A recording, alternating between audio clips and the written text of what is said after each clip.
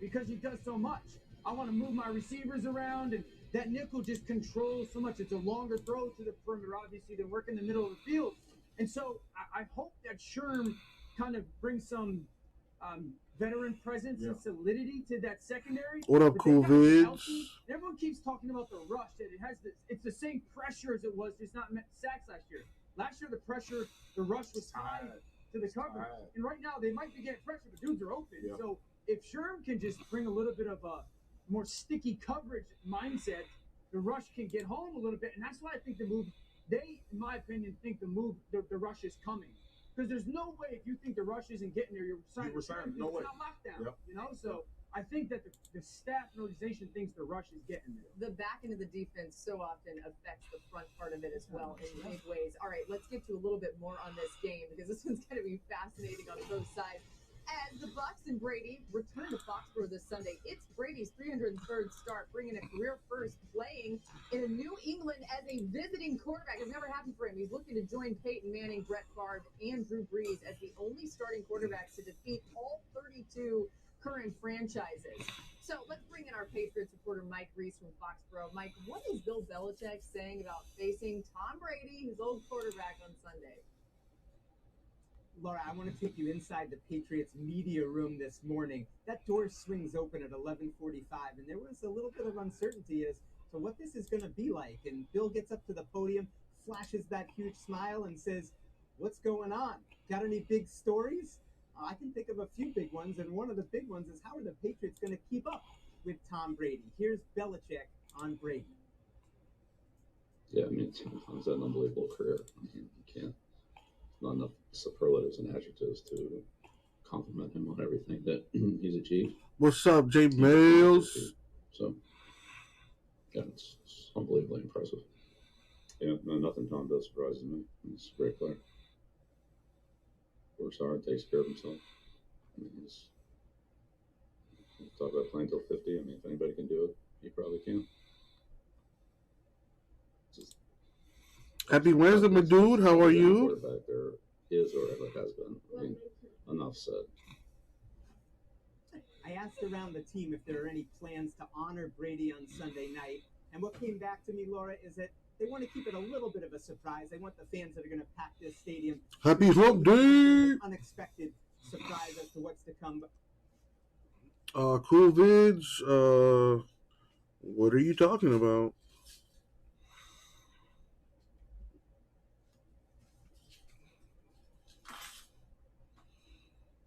How's the stuff looking, J-Mass?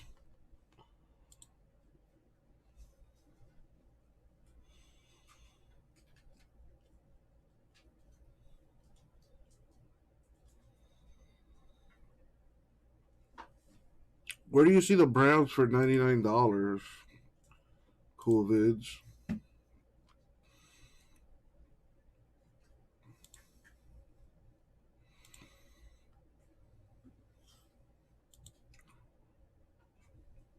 Well, the Broncos have a pretty good rookie, Javonte Williams.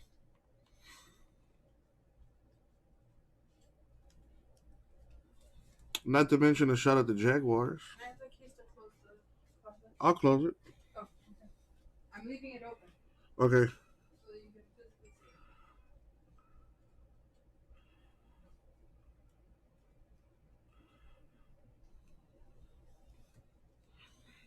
Need them glasses. Yeah, it's funny. Everyone thinks that their team should be cheaper. I wonder why.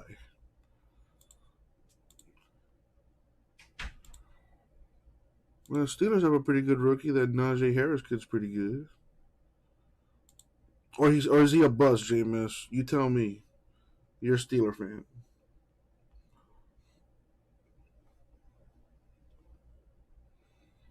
Dolphins $19.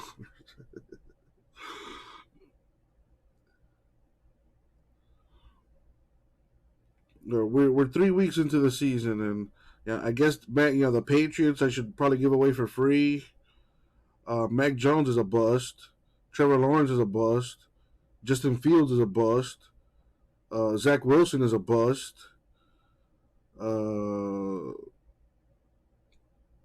that Sam Darnold guy's playing pretty well though. Teddy Bridgewater's playing pretty well though. They're not rookies, but Jalen Hurts had a crappy game on Monday. That guy's a bust.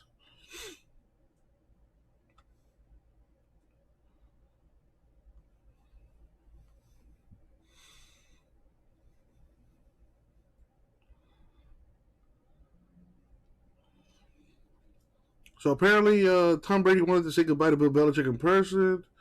Belichick said he was not available and requested a phone call instead. Wow, that's pretty crappy on Belichick's half.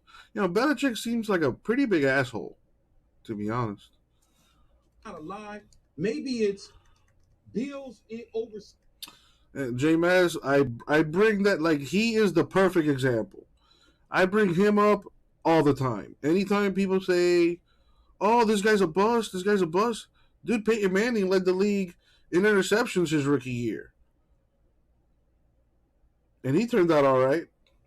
Tom Brady was passed up on by every team in the NFL at least 5 times. And that's the greatest quarterback of all time. So, I think people just need to chill. But easier said than done.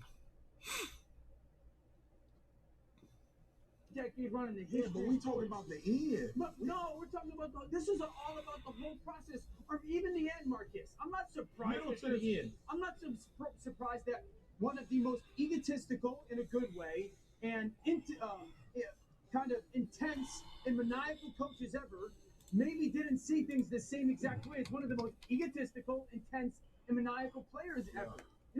I'm not surprised that it makes me honestly, it makes me admire what they accomplished more, because they were able to take all those differences or seeing things maybe a little differently and accomplish the goal. And I ain't saying you got to be on a honeymoon and love each other, but based on what I comprised from what was being explained, is that the man wouldn't take a meeting with the quarterback. Well, that's a different conversation. That's what I'm talking about.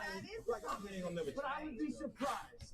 I would be surprised if at the end Bill Belichick said, I don't want to meet with him. I'll only do it over the phone forever. And I would be surprised. I gotta take his word for it, because that's what he said. Okay, well, here's what we'll see on Sunday, what those two are like at midfield, etc., and who wins the game. We got a whole lot more coming your way on NFL Live. Hey, how about this? Lamar's weapons have been officially activated. What does this mean for Lamar Jackson? Will this change the offensive approach? Keyshawn is saying Lamar doesn't need the weapons. You'll find out why next. I know, he's got a good one there. But coming up, the first month of their NFL careers in the books. Which rookie quarterback has shined? Which still needs a little bit of work? It's all coming your way next on the show. NFL Live is brought to you by Walt Disney World Resort. The 50th anniversary celebration begins October 1st.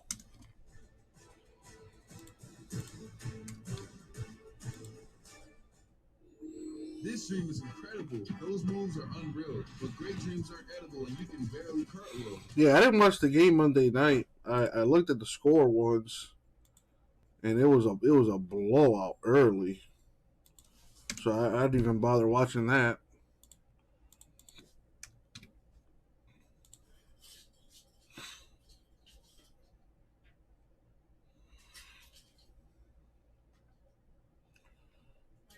Later. Are you going to come back? I'm going to go down to the car, grab whatever I have there. Let me lock this up now while you're here. We're going to go to the Apple Store and pick up that deal.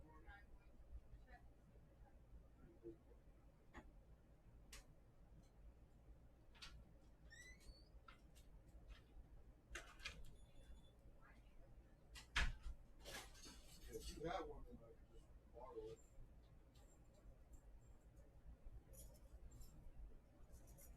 Which one does he prefer one?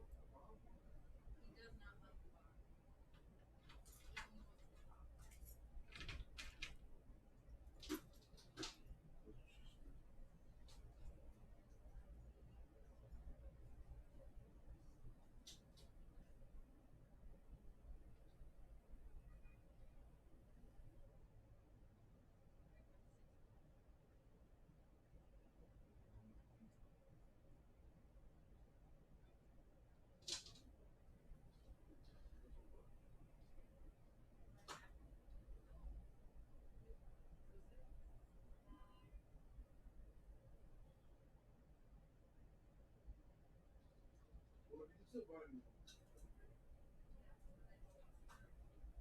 I got you. Oh yeah, you're gonna come back up anyway right now. Yeah. I got you.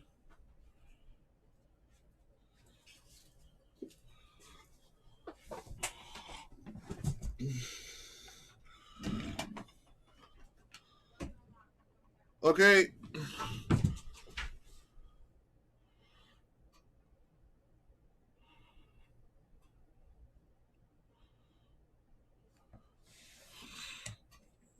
Rams, Raiders, Cowboys, Chargers, most impressive teams.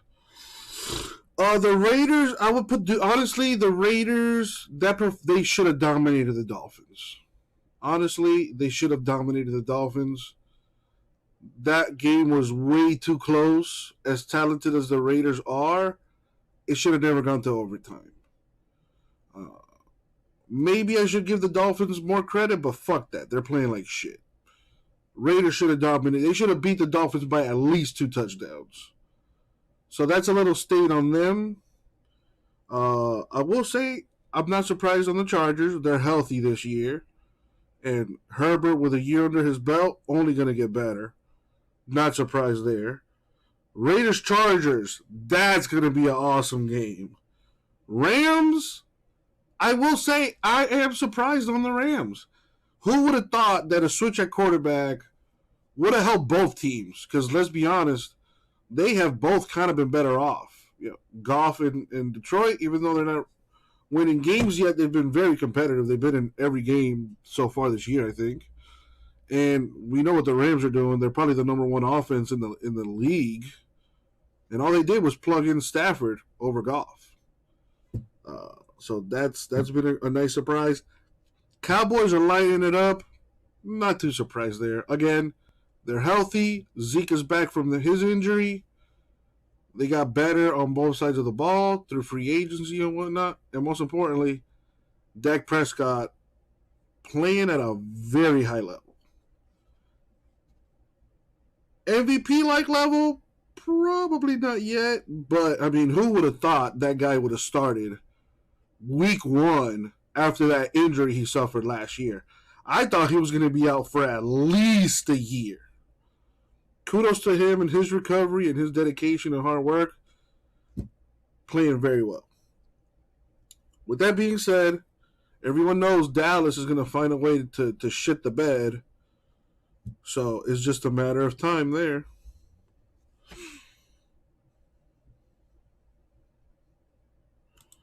Yeah, AFC West, really good division.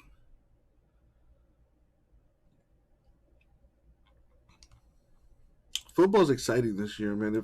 Honestly, it's up for grabs. The Rams laid the smackdown on the Bucks. But maybe Tom Brady was like, you know what? Let's take it easy on these Rams because we might see these guys again in the playoffs. So he was planting a little seed there, letting the Rams win big, only to break their hearts in the playoffs.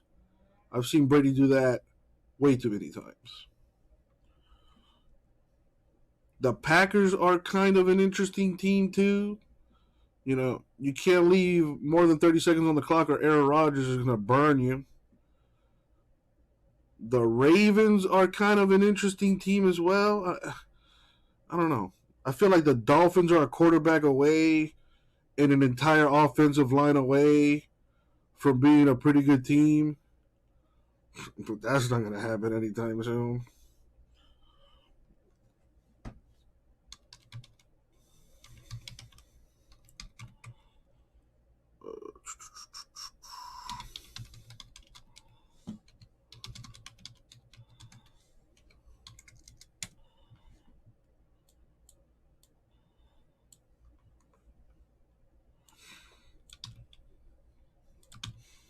How's everyone's week going so far? You guys doing all right? Any stories you wanna share with your Uncle Jesse? How are the eBay sales going? How is everyone doing?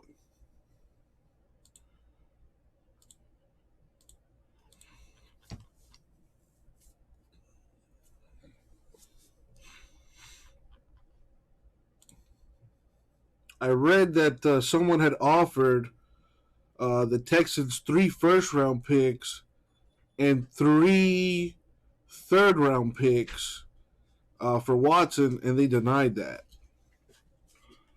Oh shit! He care about it, but at the end, I think So there's different.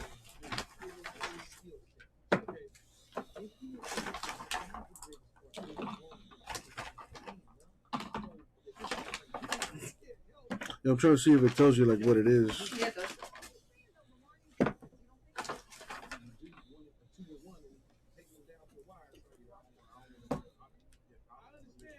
That's more dominant indica.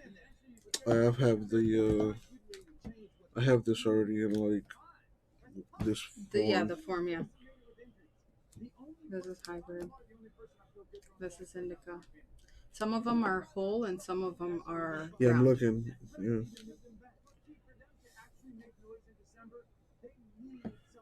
That's What whole. the hell is that? Animal Larry.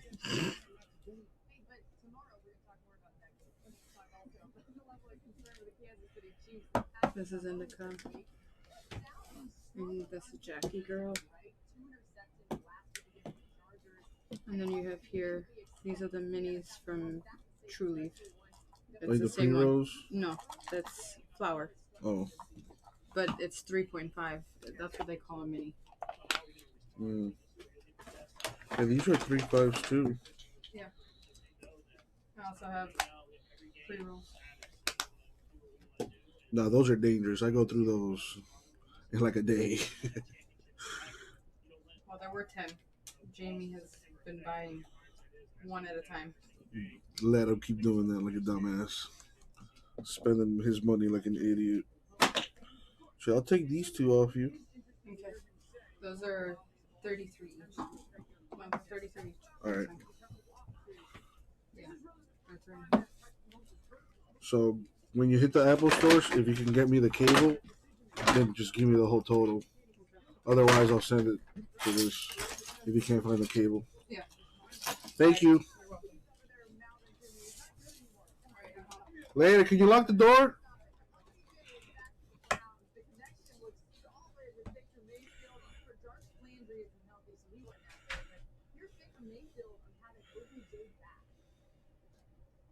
I think, just those game reps. I think exactly how it is to be prepared throughout the week. Trade's conditional that Watson gets through his legal issues. Yeah, exactly. Think Texas should just wait for legal process to end and his name is cleared and then try trading. For sure, 100%. I agree. Yeah.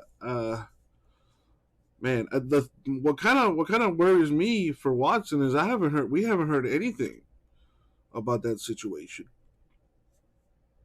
At least I haven't.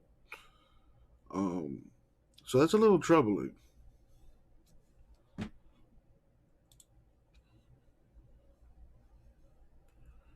And I don't think he's come out and had like put out a statement like, hey, I'm innocent. This is all BS. Et cetera, et cetera. Or I might have missed that. I don't know. What's up, Raul?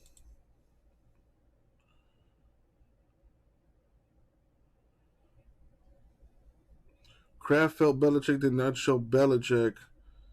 No, Kraft felt Belichick did not show him the respect he deserves.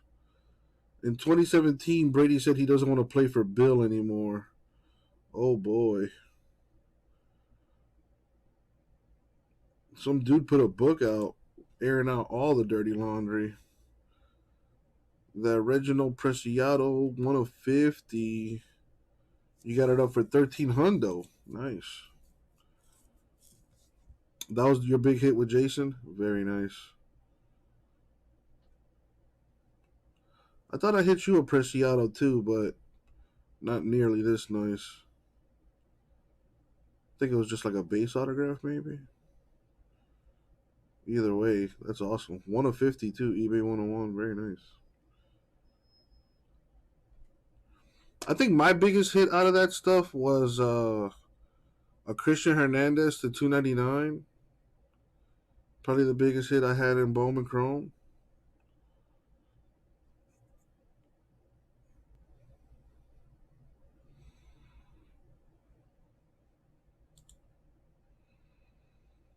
Yeah, you did well at Bowman Chrome with me. I think you did. I think you did well anyway.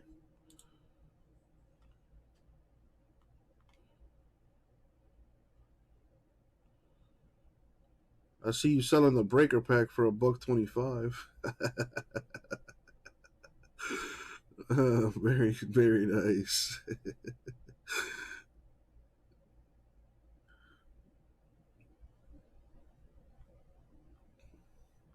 I hit an atomic Luis Rodriguez. I remember that. I definitely hit an atomic Acosta. I think I hit a gold Acosta too, actually.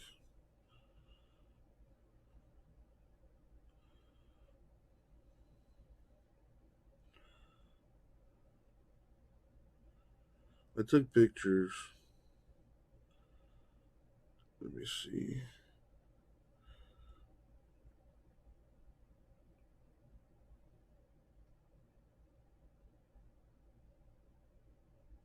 Yeah, I had an Acosta cracked ice to 100. I had a green Acosta to 99, the green shimmer non-auto. The nicest Colmenares I hit a Colmenares to 499. I couldn't get a picture of the Luis Rodriguez atomic, but I know I hit that.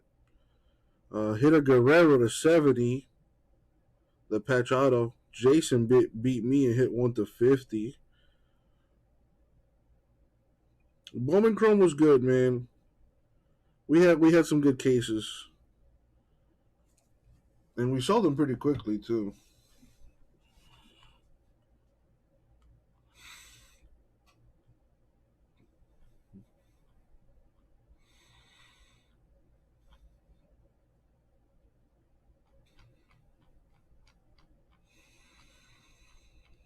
Nice. Yeah, so you never know. Somebody might come on and be like, "Hey, man, I'll give you 1,500 sold."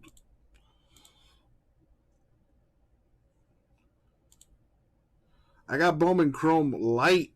If anyone's interested in that, I have. What are you talking about? It took me 1 week, Raul. 1 week. The week it came out, sold it. What are you talking about? That's a record for me. Anyways, I do have Bowman Chrome Light. You know, about a week late, but I got some. I got some loose boxes today. I already sold 2, so I have 3 left. $200 a pop. If anyone's interested, it is in the store. They don't have autographs. I mean, they do have autographs, but it's not like 1 per box kind of deal. What they do offer are the exclusive black and white mini diamond parallels that are not numbered, but they are exclusive to Bowman Chrome Light. You get 50 cards in a box, and you get about 2 black and white mini diamond refractor parallels per box. What's up, Chris? How are you?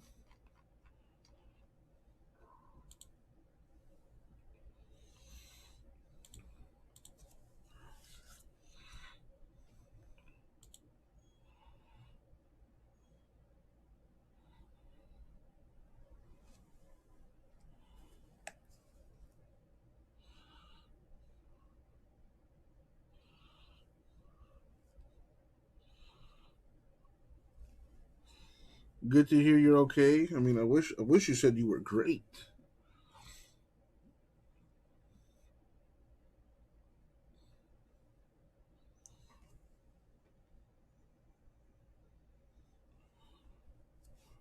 Brian Greasy right there. You got. So, I mean, I got 10 cards, so no, we were always code worded, man. Oh, well, give us a code word. Nah, I can't play anymore. No, I can't give. Dan, are you starting on Sunday? Like, For now, team might go. Oh God, that team really in trouble. Matt, that team. That team. Yeah. That team gonna be in trouble. No. I'm checking out. You know what? We would do Alcatraz. What does that mean? On an island? Jailbreak screen. Got it. All right. Anyway, let's get to Mac Jones and see what Pull Audible the screen down. Pull the screen down. He threw 3 interceptions. Mac Jones did against the Saints in a loss at home Sunday. According to Next Gen Stats, the Yeah, I disappeared for a bit. I just wanted to It's easy to be a rookie quarterback, change right? things up there a little It's bit.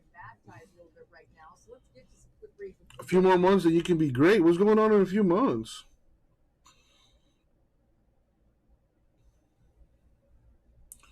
Well, Raul, we did all of our shipping. We finished all of it earlier today. So check your email for tracking. If you don't have tracking, then let me know so I can email that to you.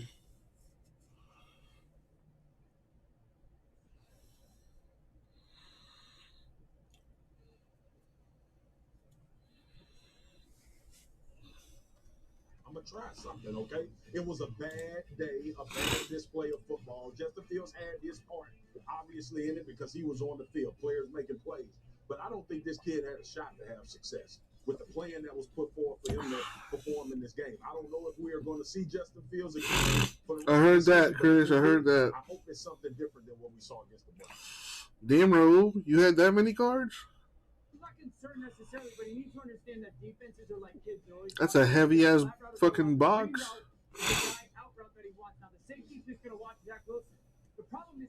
He had a bunch of Bowman though. He had a bunch of stuff.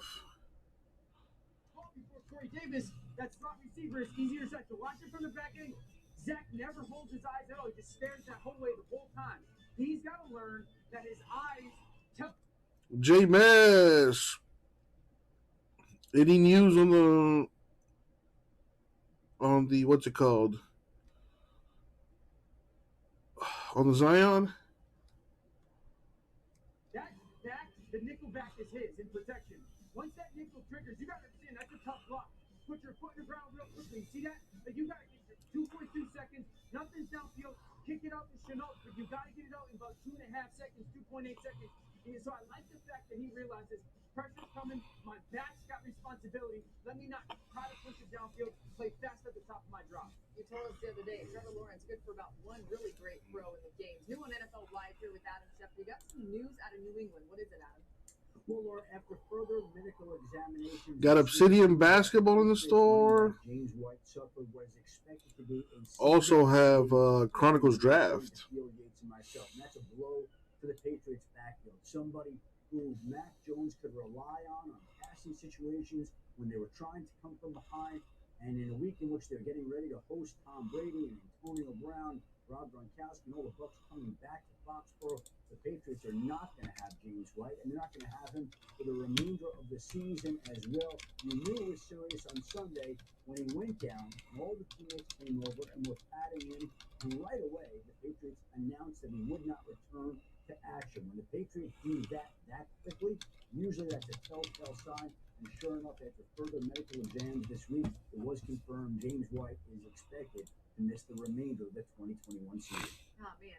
Adam, as you're reporting that news, just a collective groan from everyone here on the desk. I'll let you go first, Marcus. How does this affect the way that you look at this Patriots? Well, I mean, she just came off talking about the dink and dunk game with Mac Jones and the outlet. And James White was that for Tom Brady as well. So you lose that part of your offense. If you think back all the way to the New England Patriots, this is what Kevin Falk was in that offense, that they had a lot of success. The guy you could dump the ball off to, get 8 or 9, and at times break it for long runs. Anytime you're taking away comfortability from a rookie quarterback, you have your concerns, along with the fact that you're trying to find weapons as the season goes along. It's crazy because Michelle just left a couple weeks ago. Wait. And that's gone now. But somebody just, I couldn't think of. That's who it is, right? Somebody's available. Correct, from Indy. Yeah, that's what it is. What my mind just went through because James White was really a receiver that just played tailback for them. You know what I'm saying? And so they got to get a guy that really is that pass-catching threat out of the backfield. Marlon Mack from Indianapolis could be a guy. Yeah, keep your eye on him. How about Teddy Bridgewater, guys? He's on fire for the Broncos, who have the easiest strength of schedule, by the way, played thus far. They're favored in most of their upcoming matchups. So much has had to do, though, with Bridgewater's composure and what you've seen out of him on the field. It's one thing to play well, right, when things are going smoothly, but what do you do when under duress? Well, this is where Teddy Bridgewater's actually been at his best. He's been pressured at the highest rate in the NFL this season, but leads the league in completion percentage under pressure and third in QBR. third in the NFL in QBR right now is Teddy Bridgewater. Those numbers are eye-popping. Are you surprised with Bridgewater's early success? No, I'm really not. I go all the way back to Minnesota, and I look at him when he was a Pro Bowler in Minnesota prior to his ACL. And I can go even further back to Louisville when he dominated college football. What I would say, because we got to make up time here, you go back and you look at the 5 games in New Orleans when he balled out, and you look at the 5 games when Drew Brees came back afterwards, the numbers are glaring similar. 70% completion percentage for Teddy Bridgewater, 74% completion percentage for Drew Brees. Drew Brees' longest completion was 30 yards traveling in the air, with Teddy Bridgewater was 39. The run game, they ran the ball the same yardage, same attempt, same everything identical. But there's a narrative as Teddy Bridgewater is just a bounce around quarterback who can't get it done and all this sort of stuff. It's all about system and coaching. And we see in Denver now, same thing we saw in Minnesota I'll earlier. push back on that. I think he's become a playmaker at quarterback. I definitely think he has upped his game. His most touchdown passes in a season has been 14. So he's always been a guy that managed games, ball distributor, but never physically talented. And I think he's definitely grown in that regard. I love the Broncos. I love them. I think they lost their Tyreek Hill though. I think they lost their Henry Ruggs and KJ Hamler. This offense is really built around the skill position guys. That's why we love this team in the offseason, quarterback-wise. And they had so much diversity with the offense. They lost their juice downfield now. Jerry Jeudy's been out as well. So when does Jerry Jeudy get back? Because he's the route runner, the intermediate guy, the kind of ball possession receiver for them. And then now with KJ Hamler being out with the speed, that has me paused on the Broncos. Jerry Jeudy's out, as you see on the screen, for at least 2 more games, Marcus. Vic Fangio got exactly what he thought he was getting with Teddy Bridgewater. A guy that's going to take care of the football, get us into the fourth quarter, and I'm going to lean on my defense. And hopefully you make plays down the stretch. I do have the same concern with you, Dio, with the weapons being gone.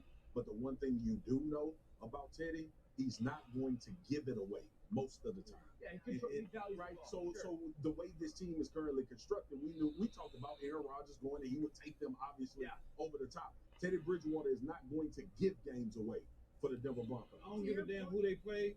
You are who your record say you are. Oh, there you go. All All I right. don't give a damn who they play. To Marcus's point, Adam, that you just heard there, there were some rumors about Aaron Rodgers maybe going to Denver, but what more can you tell us about how Denver is feeling about the quarterback that they actually have? Listen, the Broncos' quarterback position in recent years has been inefficient and unproductive, and they brought in somebody who is respected not only on the field but off the field, and he's provided a stabilizing force for this team that's been evident in the way it's played, winning the first 3 games of the season. Vic Fangio hadn't won a game in September, and now they're 3-0 for one of the remaining unbeaten teams, and a lot of that is because Teddy Bridgewater hasn't turned over the football, been smart, hasn't put the Broncos defense in bad field position situations that they were in other years. He's helped all the way around. And Denver's so used to seeing inefficient, unproductive quarterback play since Peyton Manning retired. They've been through a bevy of quarterbacks, the Broncos have. But Teddy Bridgewater has stabilized the position and brought an element of leadership to this team that it's lacked in recent years. Yeah, Adam, to your point, I was saying the Broncos are favored in their next 3 games. They are. Week 7 against the Browns is their next game as an underdog, according to FBI. We got more coming your way on NFL Live. The long-awaited reunion of Brady and Belichick this Sunday. Jeff Darlington sat down with the legend and is live to give us all the details on what he learned about Brady and his former coach. Don't miss this. It's next on NFL Live.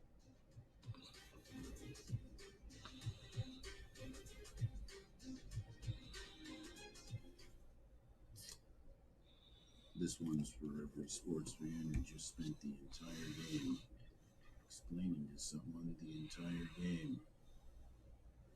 You've compromised enough. Pepsi Zero Sugar. This dream is incredible. Those moves are unreal. But great dreams are edible and you can barely cartwheel. You're on your way to eggs and bacon, so wave this dream farewell. The sooner you wake, the sooner you'll get toasted breakfast brioches. Only at Taco Bell.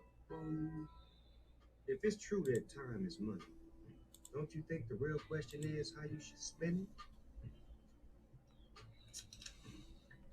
Keep the change, baby. Find the fine life.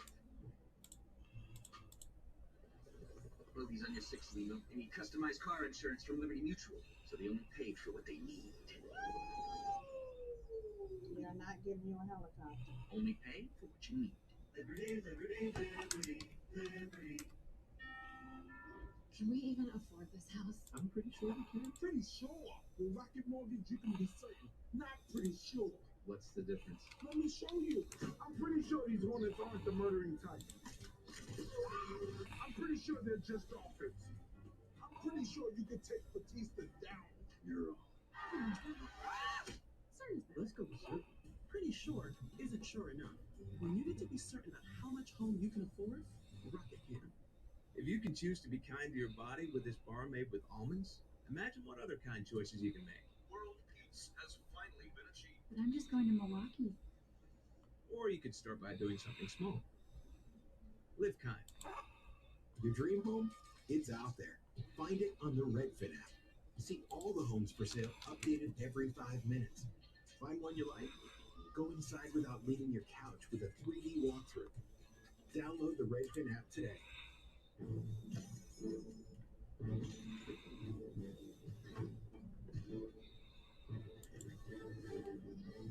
Hi, Phil Swift here. When you need maximum coverage and sealing power, take it to the max with FlexMax.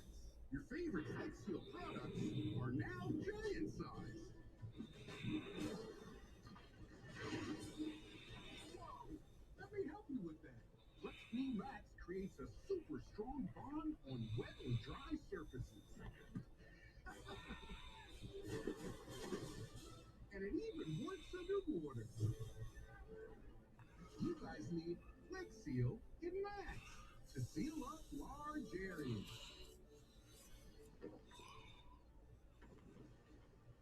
And keep the inside completely dry. Yahoo! Take it to the max with FlexMax.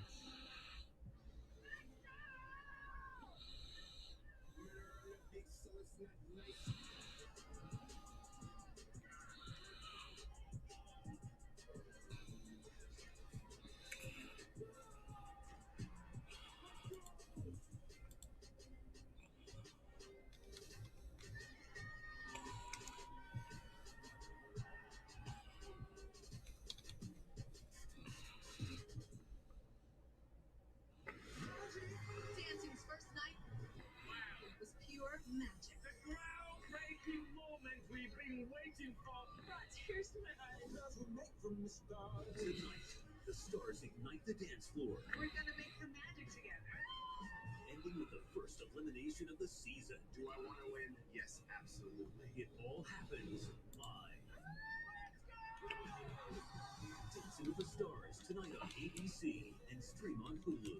This is Jess. Jess owns a 5-star bistro and the building.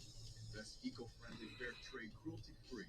She spoils things. Jess's finances are complex, so her advisors connect North with investment. Fully vested.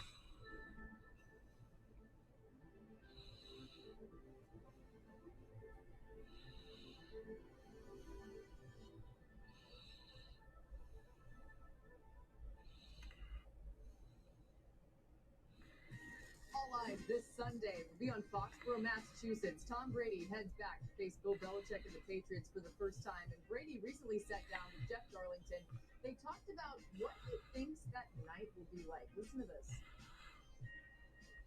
What will that be like, Tom?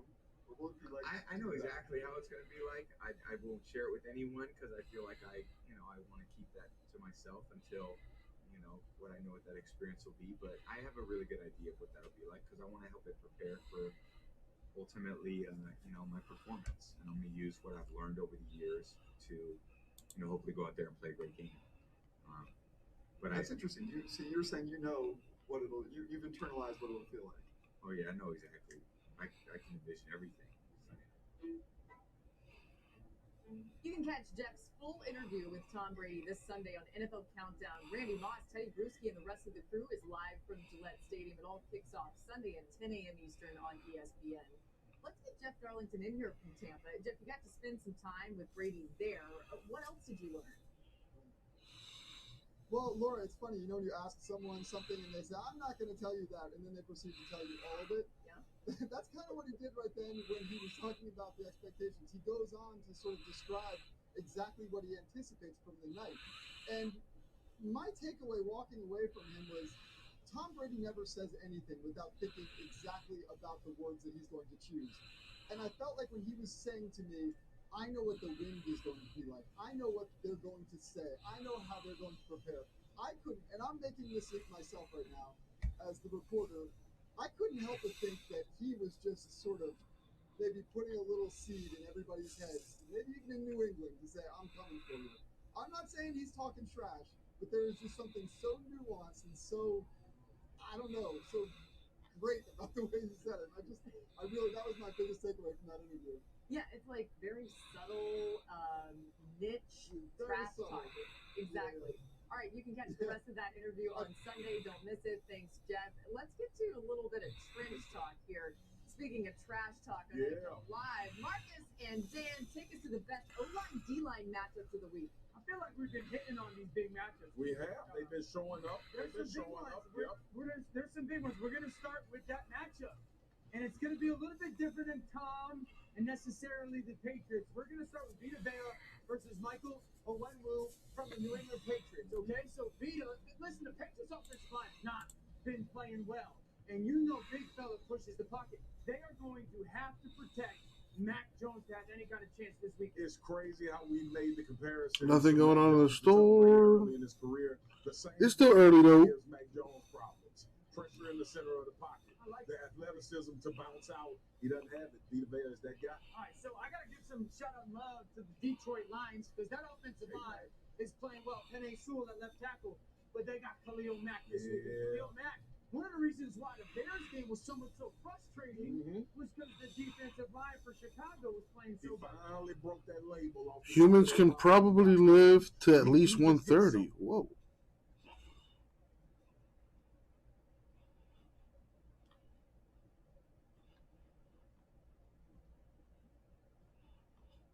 I read somewhere that aging might be considered a disease. Imagine that.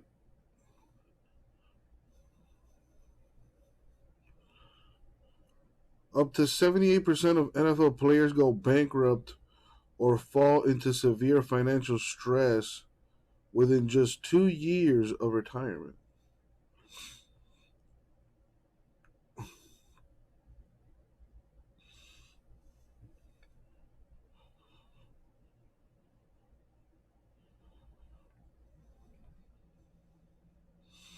Yeah, I mean, what do you want Trevor Lawrence to do, man? I mean, he's on a pretty bad team with a pretty, I should say, mediocre franchise who's not, I don't think they're really committed to winning. I don't know. Not to mention, this guy named Peyton Manning led the league in interceptions his rookie year, and I think he turned out all right.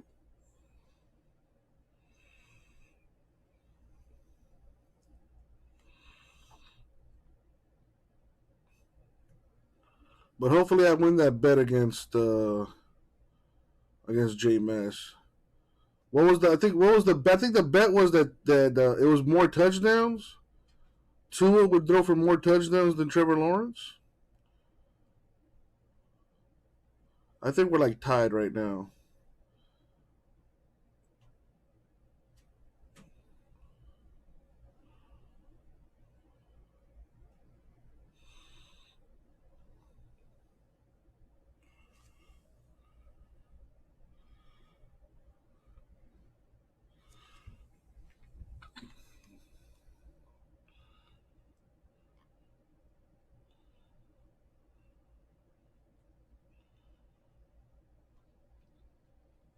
You're still taking Trevor over too. I mean, listen, it's not looking too good for Tua. I mean, it can't get any worse for Trevor.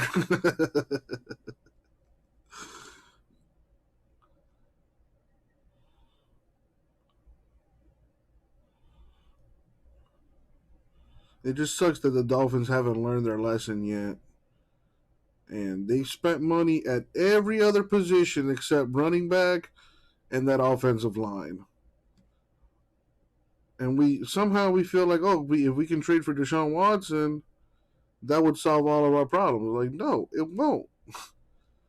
We're just going to get Deshaun Watson hurt now.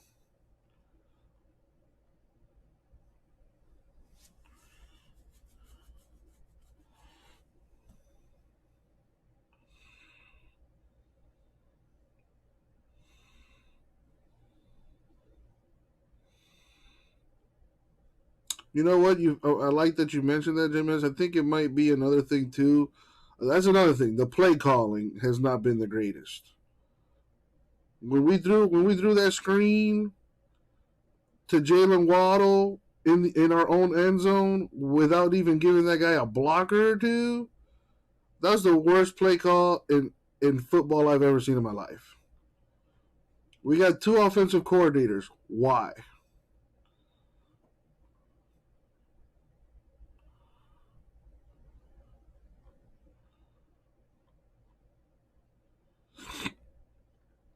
Just a shit show right now.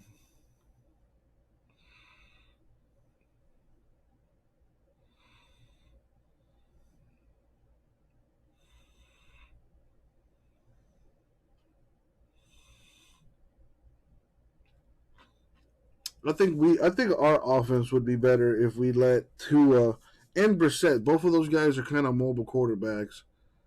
You know, let them get out of the pocket and do the thing.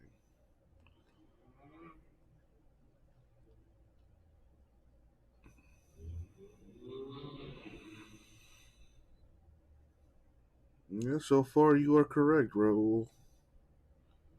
But it's not Tua's fault, I'll tell you that much. It's not his fault at all. Anybody would get hurt playing for the Dolphins. If we drafted Herbert, that guy would have got hurt. Burrow, he would have. It doesn't matter. This is what you guys don't understand. Our offensive line sucks.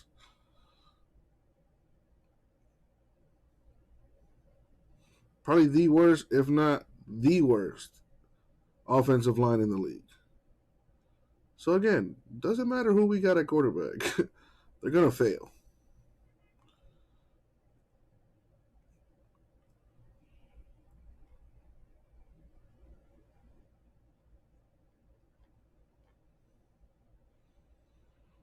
I still believe in Tua, man. I still think he's going to be good. Just got to give that guy, just got to protect him, man.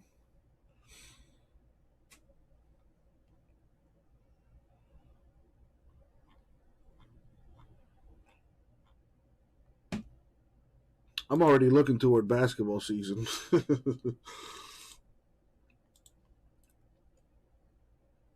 Speaking of basketball season, I got Obsidian Basketball in the store, and I also have Chronicles Draft Picks Basketball in the store. I put Chronicles Draft Picks in as a random team break because it's kind of difficult to price that out right now, considering they have not played a single minute in the NBA. And most breakers are doing random teams, so.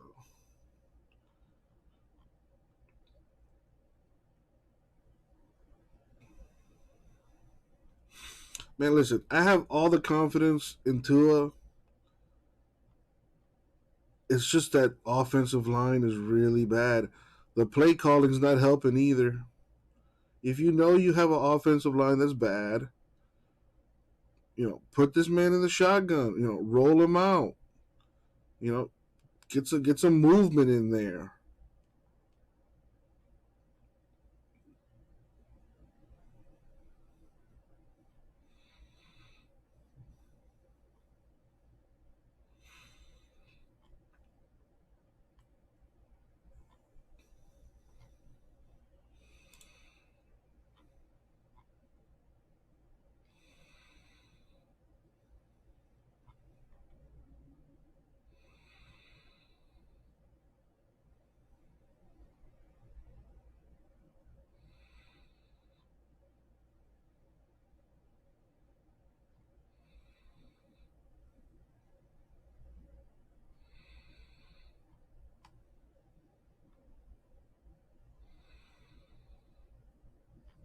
So, anyways, how's everyone doing so far?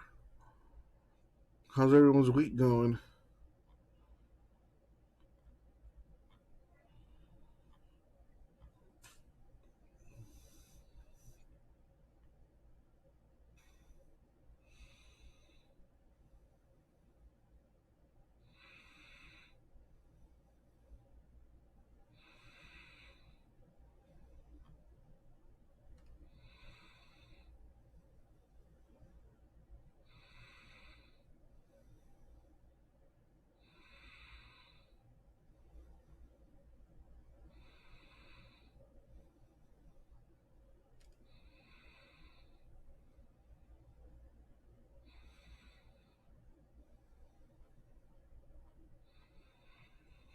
Cardinals still winning? 17 in a row? Are the playoffs starting already? Isn't the season over?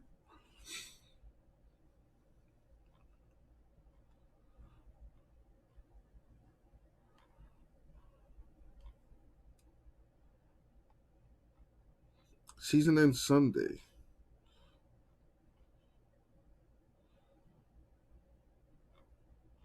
Almost there.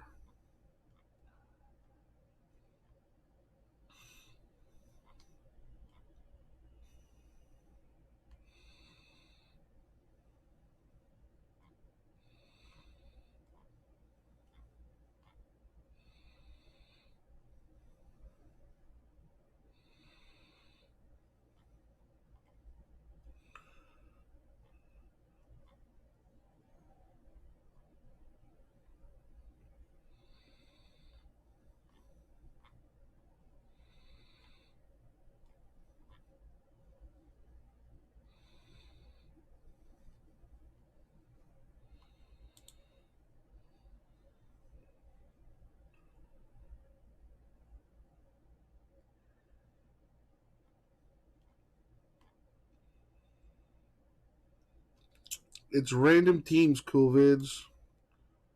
4-box random teams.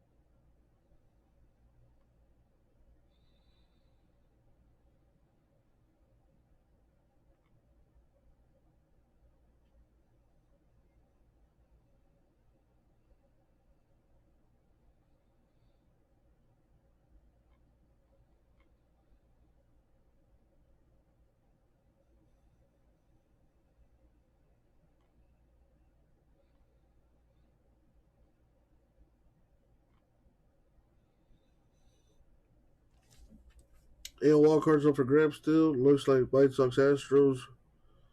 Wild card winner versus Rays. Who do you think is going to make it to the World Series, JMS?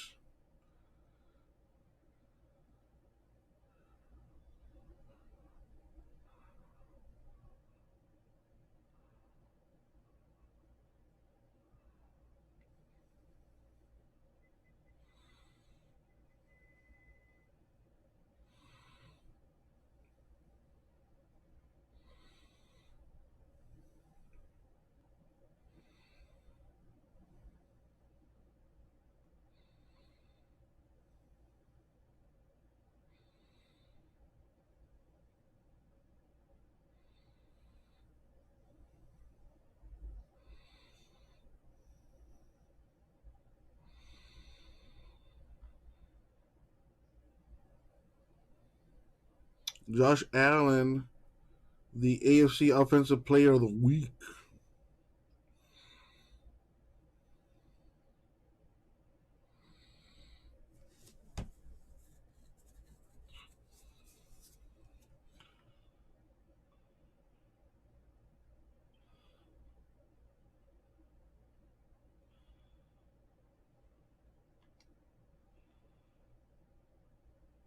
The Panthers currently have top-ranked passing defense and rushing defense.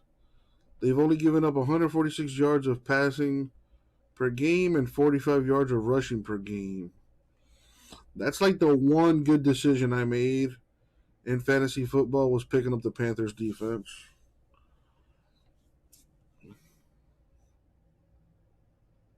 Got to be, Raul. You got to be, man. But then at some point,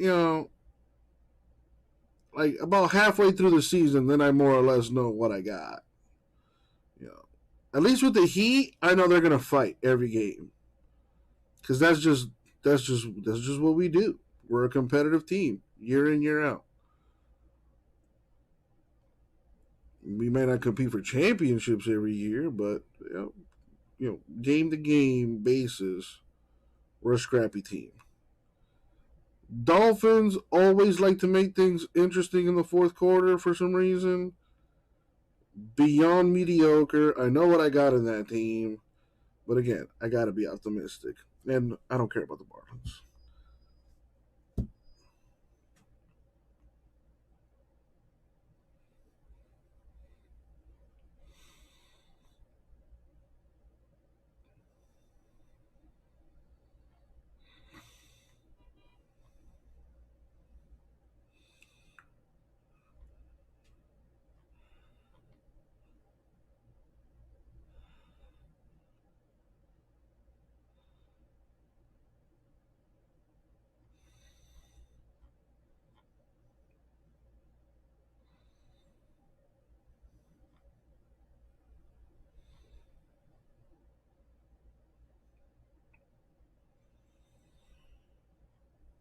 And listen, you got to be positive about your team, man,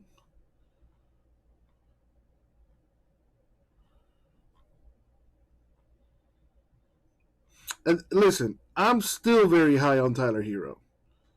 Still very high on Tyler Hero.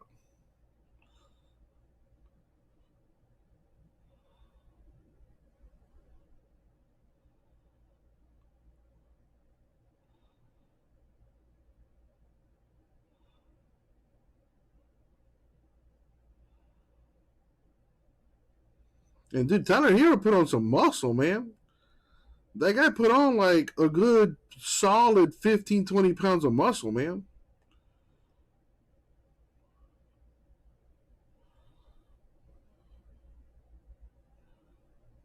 So he might be having a big year this year. He could be the missing piece that we didn't know we had already. We got better at point guard. We got better at every position except maybe center. I think Markieff Morris is probably going to play a lot of center this year, so that Bam can get some rest. And then we got Dwayne Dedmon too, who can also play center and give us good minutes there. But dude, Tyler Hero, I think is still a bucket. I read an interview on him not too long ago. It wasn't an interview. It was an article where he said he wasn't happy last year. He wasn't happy, coming into work or whatever for whatever. I don't know why. Maybe I don't know. Could be going through a lot of shit. But now he's a father, number one. He's got a kid, and those of you guys with children know how that changes you, for better or worse. I think this is going to be a good thing for Tyler. I think he's going to get his priorities in order now, focus more on his career, and his family. And hopefully he can be another Miami Heat great. I would love if he could spend the rest of his career in Miami. You know, he's a good dude. But you know, it's those guys. That rookie class had a really weird introduction to the NBA. You start your NBA career normal, then you go through a pandemic, and then you restart you cancel the season. You're off for like 2 or 3 months, and then you restart the season isolated for a few months. You go on this spectacular run that nobody saw coming. You make it all the way to the NBA Finals. If it wasn't for some injuries, that series could have been a little closer. Who knows? Ultimately, I still think the Lakers would have won that series, but it could have gone 7 games as opposed to 5 or 6 or whatever it was. And then you go from that to just back to normal. Like I don't know, it's weird. Everyone had the Heat as a top team last year, and they gave us their best shot night in, night out. Nobody was sleeping on the Heat anymore. So I don't know. Gonna be an interesting season. Heat at 35-1 to win the NBA championship. I'll put money down on that. I'll put a solid $100-200 on that. I'm willing to lose $100-200 on my belief. So if I bet $200 that the Heat win the championship, does that mean I win $7,000?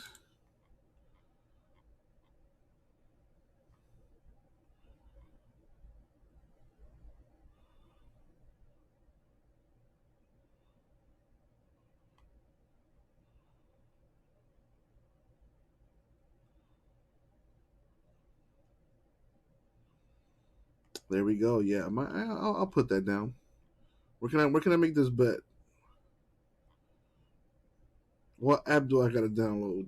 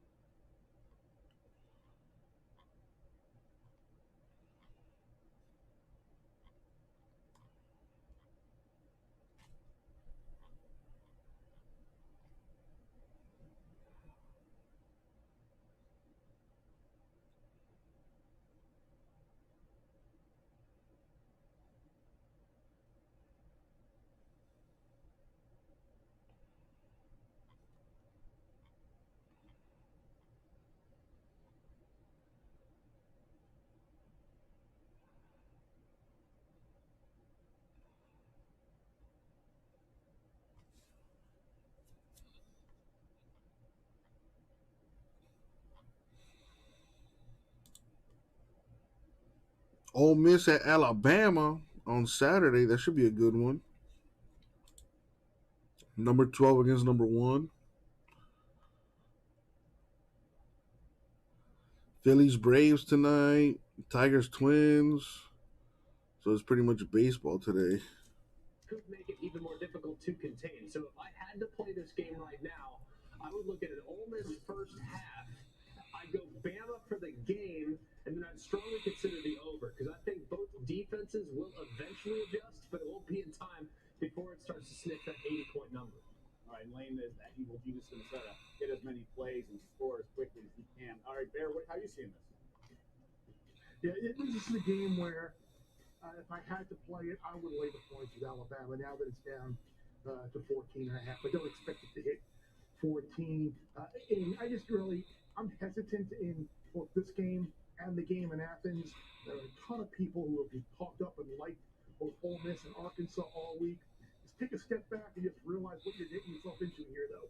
You are taking an underdog, a big underdog, on their first true road game of the year against the 2 best teams in college football. So as long as you're good with that, then you go ahead and take the dog. But I just think Alabama, with preparation here, hearing about Lane Kiffin and that offense, Greg, I think Nick has these guys tweaked to the gills this week, and hearing about all that rat poison and negativity, and I think Alabama 7.5, by the way, in case you were wondering. Greg, let's talk about that other top 15 SEC showdown. Arkansas at Georgia. So a lot of hype with these. Nothing going on in the store right now. Well, it's still early. So the interesting part to me is actually the total in this game. I'm leaning. Let's order some food. I want some brisket.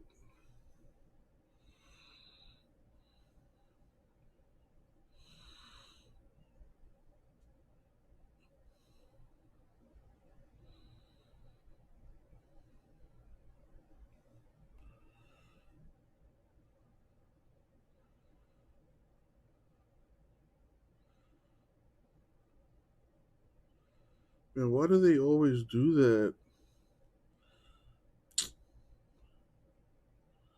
They took the brisket off the menu. That's like your best shit, man. Idiots.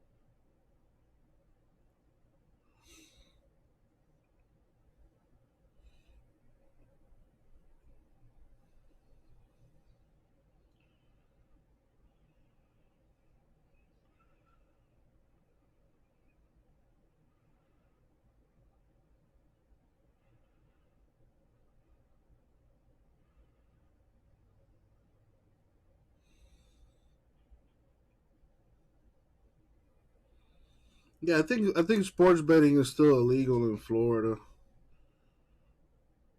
which is funny because we got casinos and shit. So like, I don't understand that.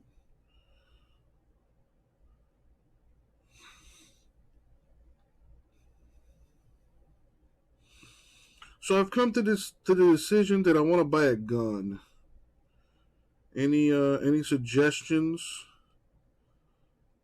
I was thinking about getting like just like a standard Glock or like a Beretta. I've shot them before, and they're pretty good.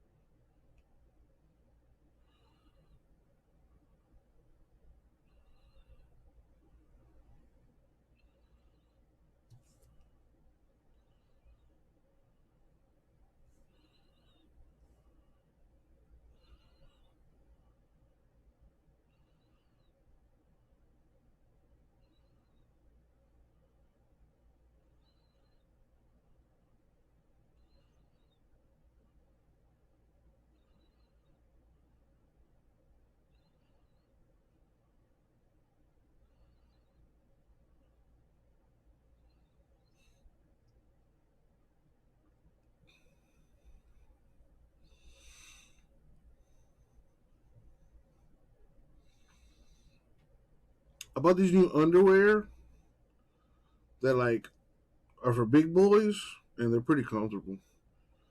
Pretty excited about that. I bought one just to try them out, and I really like it. So then I ordered some more, and they should get here Friday. So pretty excited about that. Also got some new socks. That's cool. I took my mom and dad out to dinner on Monday, and then I also took them shopping. I bought them each a pair of shoes, and and I also treated them to dinner. Took them to a Colombian restaurant. Yeah, it felt good to do that, man. It felt good to see my mom and pops happy and whatnot.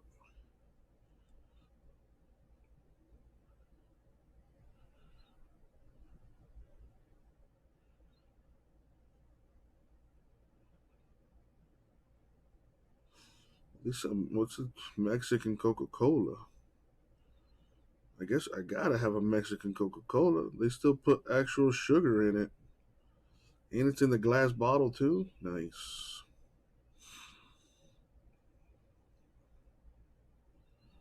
Yeah, I haven't had a burrito in a minute.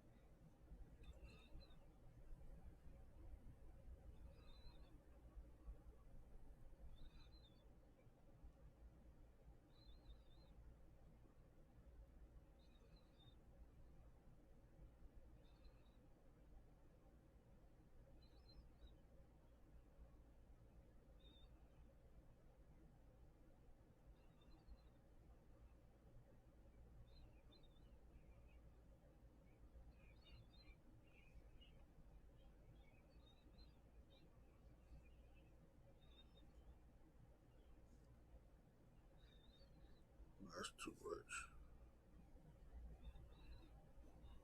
$20-something for a burrito? Hell no. I can't justify that. That purchase.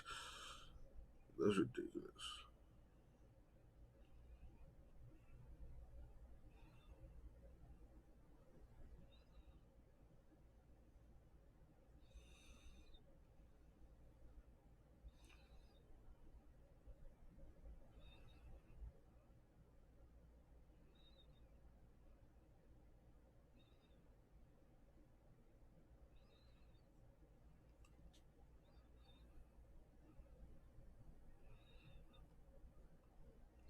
Slippery Pete. You don't have to pay anything to be verbally abused, actually. I'm in the business of verbally abusing people for free.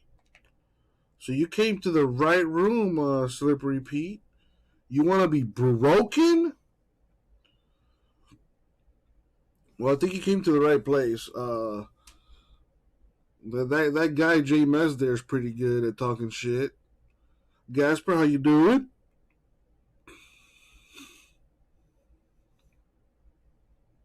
Do you like to be spit in the face and all that good stuff too, Slippery Pete?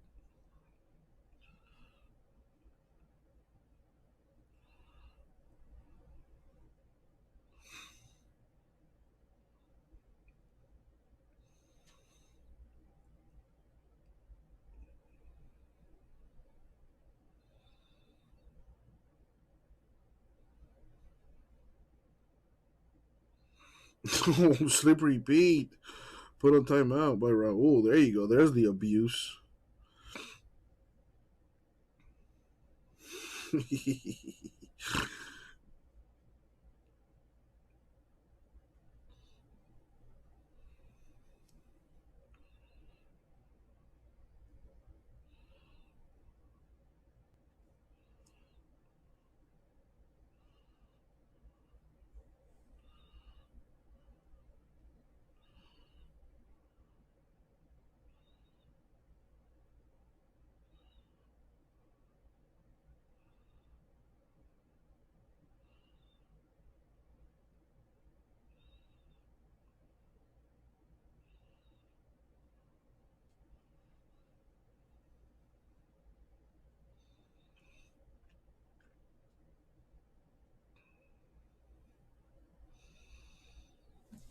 Americans, what's up, freak? Americans can start seeing slowdowns in mail delivery across the country as early as Friday. Why is that? Well, Gasper, now that you're here, I can also break that Bowman for you. I haven't had too much interest in the basketball so far today, but it's early. My West Coast people who like basketball hopefully will come in soon and take some spots.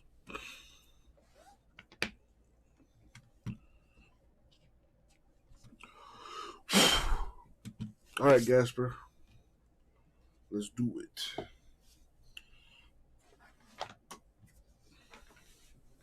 Gasper, how you doing today?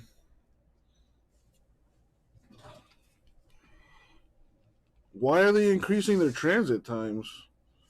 Do they not have delivery drivers or something?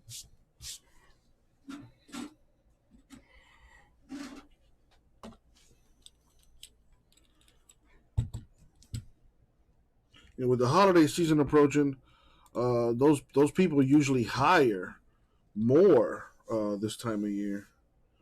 Why does this happen? I want to know.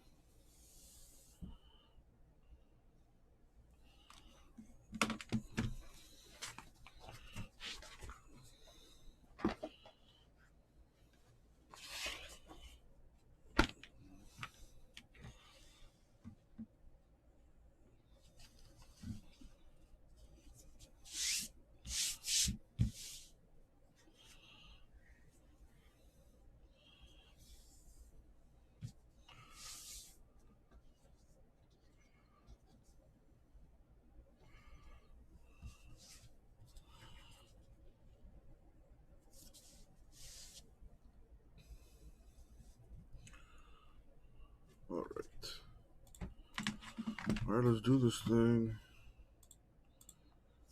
Yo, what up, everybody? It's your boy, Uncle Jesse, and we're here to do a little personal break. 2021 Bowman Chrome Baseball Light.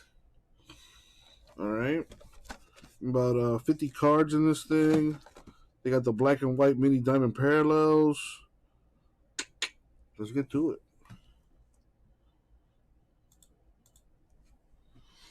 All right, Gasper, good luck to you, my dude. Let's see what we got. And don't just hear from me. Good luck, Gasper. Thank you, Isaac. Okay, putting a little extra protection on there. All right, let's see what we got.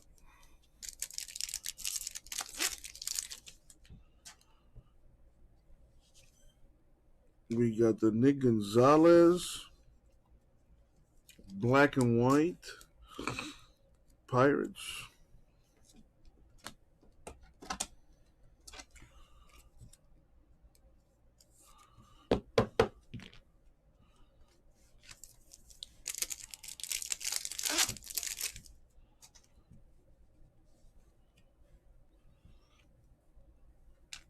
Nice Christian Hernandez.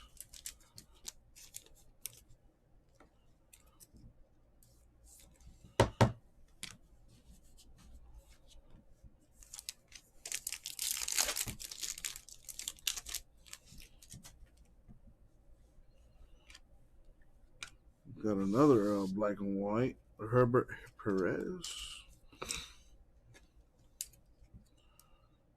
Or Hedbert.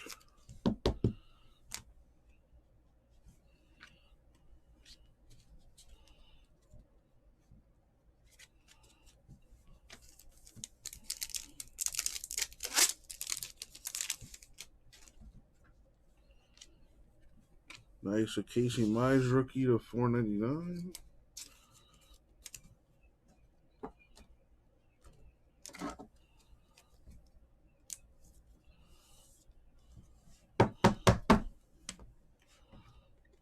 First, Bowman Carlos Colmenares.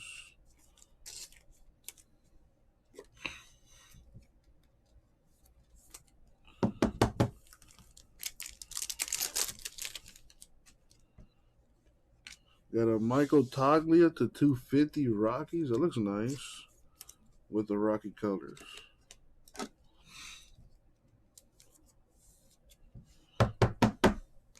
Another black and white. Reed Detmers, Angels.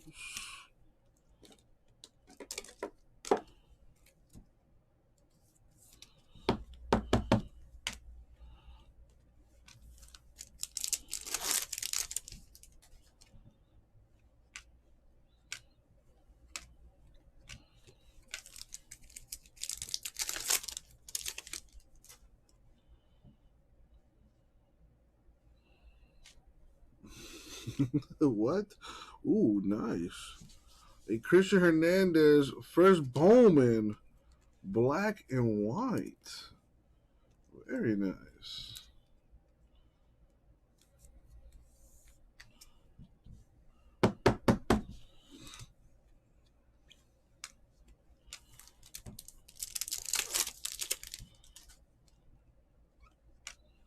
If I can do it, Slippery Pete, you can too, man. Now, tell my story. We have Jeremy De La Rosa to 150 Nationals.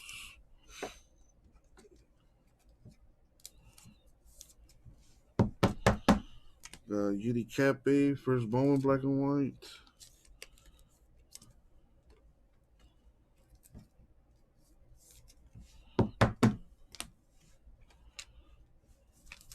And the last pack.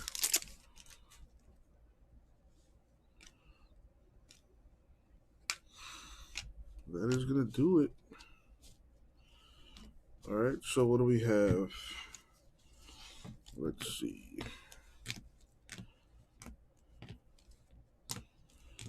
All right, starting off with these. Got a Hernandez and a Colmenares chrome base card. The black and whites got a Gonzalez, Perez, Detmers, Christian Hernandez. That might be a big one. Yidi Cape there as well. And the number cards. Casey Mize to 499, Michael Toglia to 250, Jeremy De La Rosa to 150. And that's going to do it. Thank you, Gasper. I'll get it out to you, man. Gasper, how'd you do on that?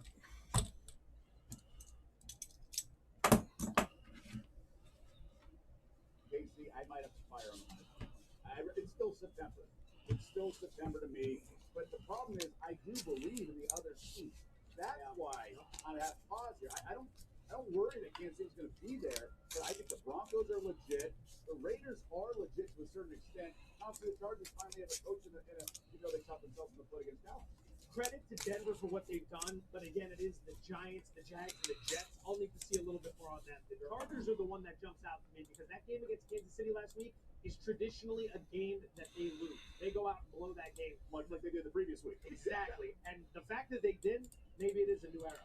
Yeah, you see the Denver schedule there, and with their recipe of defense that can dominate, and the fact that Teddy Bridgewater is not going to hurt that offense, and they have drafted well, they have weapons. Even with Judy hurt and Hamler now out, there's still Cortland Sutton, there's still those two tight ends, there's still the two running backs they have. On the other side, the Chargers, same thing. Brandon Staley brings. All right, so I just checked the store. Bowman Chrome Light is at $190 a box on Blowout. So, Gasper, I'm going to give you the difference in break credit. Yeah, I always go off Blowout's pricing, for better or worse, but y'all knew that. So, Gasper, $10 in your account. And I had someone else buy a box. So, let me hook him up real quick.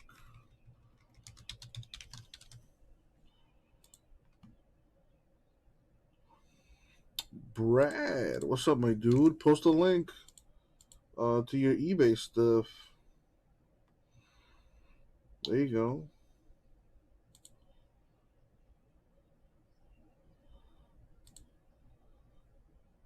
Let me change the price to $190. Boom and boom. Done deal.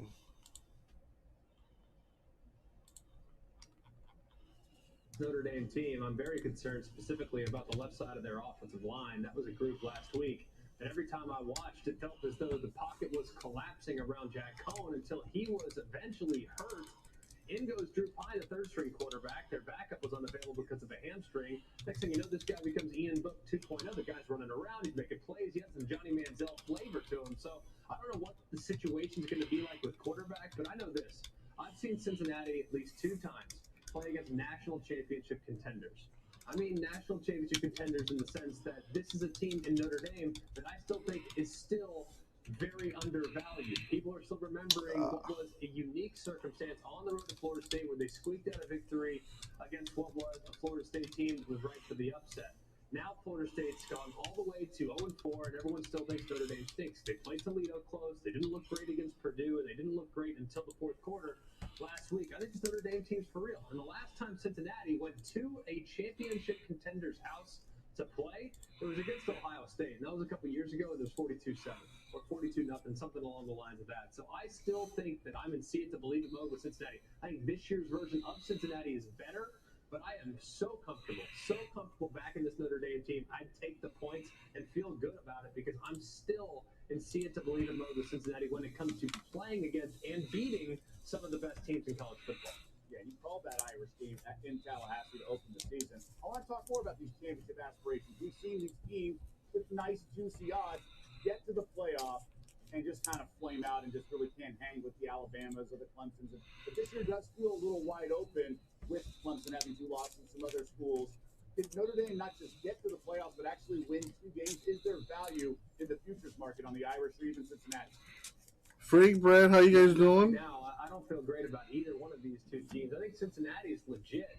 Just whether or not when they got there, being there for the first time, would they be able to knock down the door? I have a difficult time thinking. I think Alabama and Georgia have separated themselves so much. The odds are so skewed in their favor. I would not play either one of those 2 because I don't feel like the value is there. If I'm taking the flyer, I'm taking it on the Oregon Ducks. It's a team that's in prime position to win the Pac-12 and prime position to get to the college football playoff with a veteran quarterback and an offensive system that can sometimes neutralize the talent gap. So I wouldn't be willing to back either one of these 2 teams, but if I had to take a flyer, it's a long shot. Give me the Ducks plus 1,200 or so. And it's in both recruiting, the Oregon can kind of hang with those schools, so maybe on the field it would translate over. All right, good stuff. We'll see you later in Triple Option. Let's hit the links for the first time. The PGA Tour resumes this week. Jackson, Mississippi. Sanderson Farms Championship. Sergio Garcia won this event last year and is returning in part of the field as he tries to defend it. The hell? Yeah. Grad school. You might not even have been in high school. Let's move to Shohei Ohtani's future with the Angels. Earlier this week, the team's star pitcher and slugger was asked whether he likes playing for Anaheim, and he says, yeah, but added, quote, but more than that, I want to win. That's the biggest thing for me, so I'll leave it at that. Close quote. Angels manager Joe Madden weighed in, quote, if anybody misconstrues that as though he wants to leave, that's trying to connect some dots that were not at all what he said. Close quote. Tony, you with Madden? Be right back with this way. So I think we have to establish, first of all, that Shohei Ohtani says these things in Japanese, not in English, right. And they are translated for us. Yes. And it is very possible that a lot of nuance and a lot of context gets lost in translation. That's very possible. What I heard him say, well, not what I heard, what I was told he said, was I want to win. The implication to me with a team that's under 500 and not in the playoffs is that he could look elsewhere at some point. Joe Madden's job is to put a happy face on this and to say to people, hey, we all want to win, and Shohei loves it here. And that makes everybody happy. So I don't know if it's misconstrued. I'll give this analogy. Doc Rivers has tried to walk himself out of the corner that he walked himself into by answering a question saying that he wasn't sure that Ben Simmons was a championship guard. And Doc Rivers said, no, that's being misconstrued. I'm not sure that's being misconstrued, so I'm not sure Ohtani is being misconstrued. Apparently what was read to me today in a Japanese interview that was then translated for a Japanese outlet, he said they haven't done anything since the trade deadline. You know, we're a weak team. If those words are true, it sounds more like he would entertain leaving. Yeah, it's more of an indictment. We're not at the point where, look, the two sports where it seems easiest to force your way out are basketball, the NBA, and baseball, MLB. You can raise a ruckus. You can just say, I don't want to be here. Yes, the salaries are guaranteed. They're big salaries. It's big money.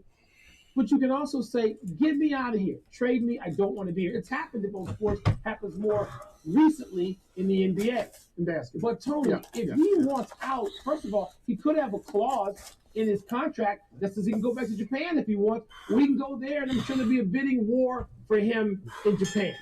But the Angels don't ever win. Not the last, what has it been, 20 years almost since the... Mac Jones, nice. To 35. Breaking the 100% feedback.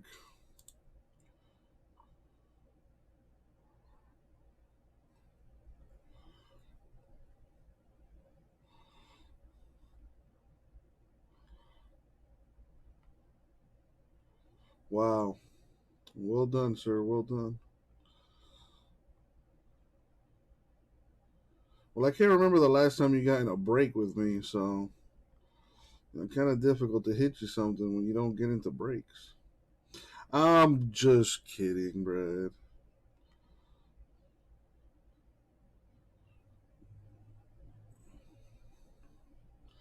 Yeah, I see what you did there.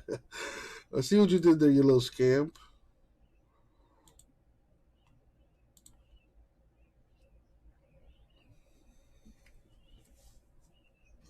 Who went? Tom Brady returns to New England on Sunday night. His first time back since signing with Tampa Bay. Seth Wickersham of ESPN has a book coming out entitled It's Better to Be Feared. In it, Wickersham writes about the disconnect between Brady and Belichick. He cites an incident that when Brady was ready to leave the Patriots after all those years, he wanted to say goodbye to Belichick in person, and Belichick insisted they do it over the phone, something Belichick denied. You didn't like the Bowman, Brad? Well, what about what I have in the store now? I got Obsidian Basketball, Chronicles Draft Basketball. Still got Topps Chrome Baseball. Somehow. Black Football, Donruss Football.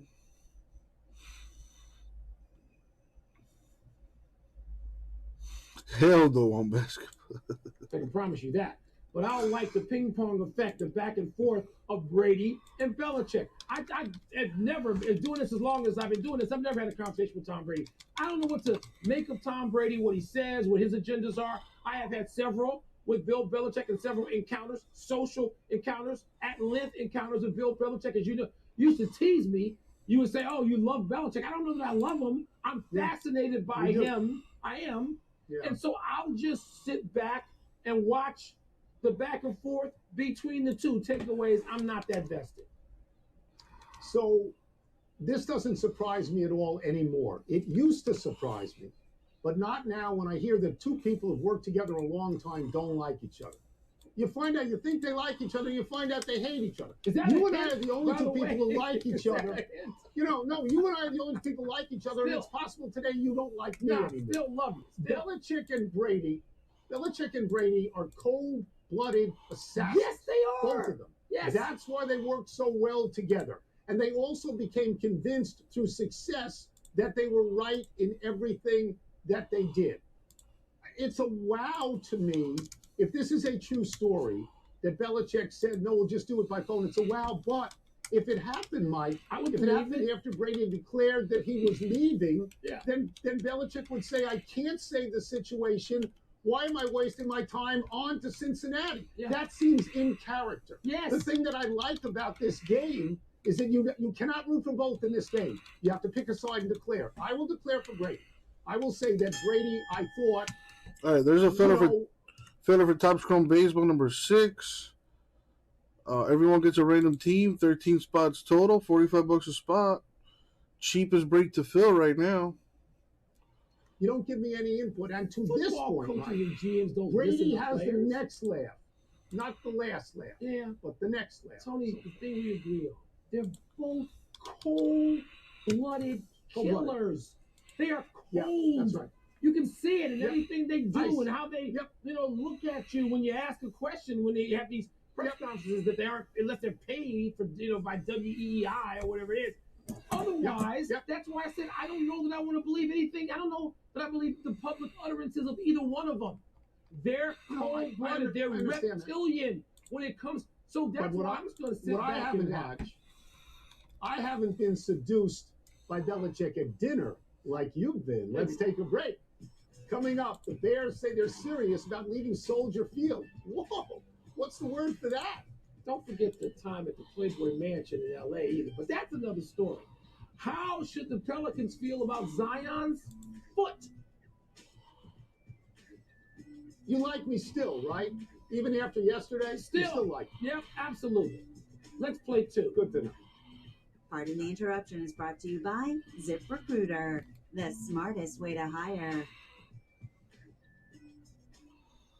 Germs invade through your nose, the body's air filter for trapping allergens, dirt, and viruses. But how do you clean your nose? It's easy with Navage. Navage uses powered suction to help flush out germs that cause congestion or worse, can make you sick. Over 2 million people use Navage to breathe better, sleep deeper, snore less, and feel healthier without drugs. Navage has over 70,000 online reviews averaging 4.7 stars because it works and it's easy to use. Navage, clean nose, healthy life. She who has rocked the bottom will now be granted 3 wishes. I wish for a new car, my dream house, and the perfect credit card. As you wish. Open sesame! I'm just messing with you. That's just a little genie humor for you. Look, just open Credit Sesame. Credit Sesame. With Credit Sesame, you get your free credit score, free credit monitoring, and tips to improve your score. You can even get a no-fee debit card through them that rewards you with cash when your score goes up. I wish for Credit Sesame. Whoa, get your free credit score today. Welcome back to the DIFY show, the show where others do it for you. Today we're going to DIFY a broken sewer line. The first step is to have HomeServe in place. HomeServe will do it for you with home repair plans starting at just $7.99 a month. The next step, we're going to roll these bocce balls towards that smaller ball. Oh, good roll. Did you feel that? That must have felt great. That's how you DIY a broken sewer line. That's our show today. Let HomeServe do it for you with plans starting at just $7.99 a month. Go to homeserve.com or call now.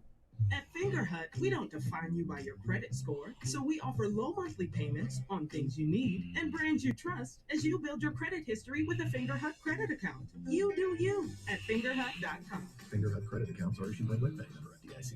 Hey, Frank, our workers' comp insurance is expired.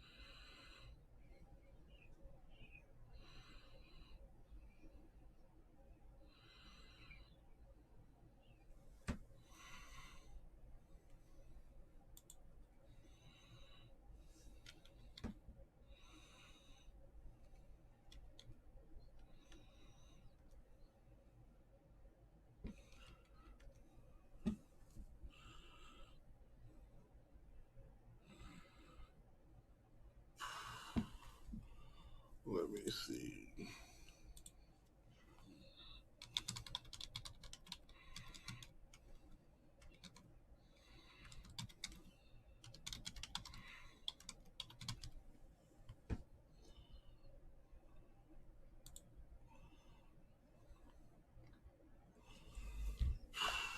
Let's see.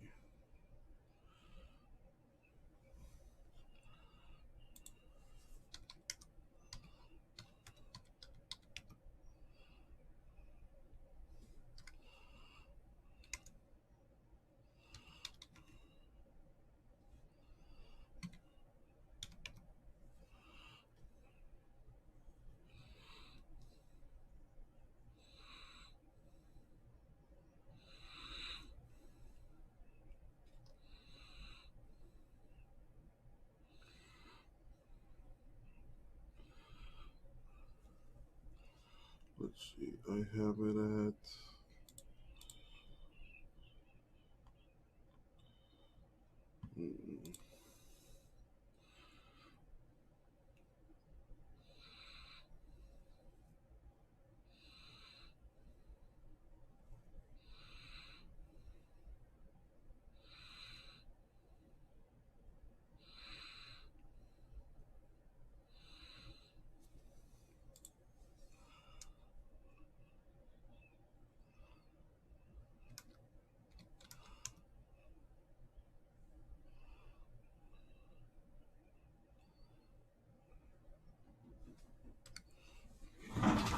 We're back.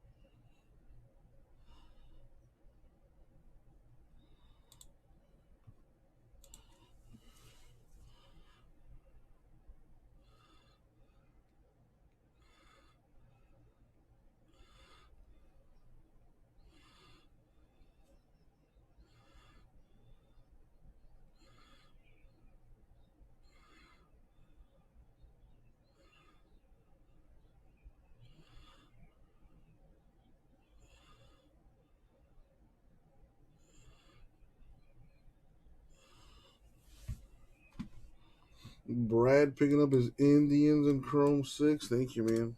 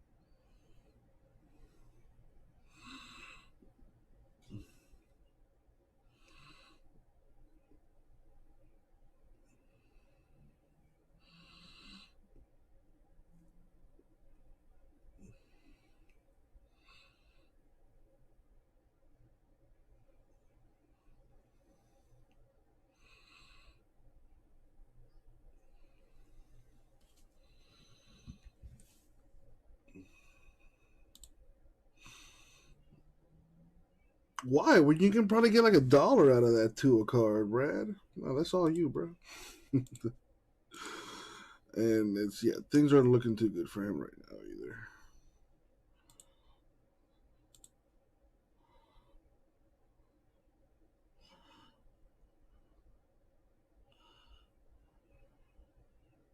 What's up, Cheeto?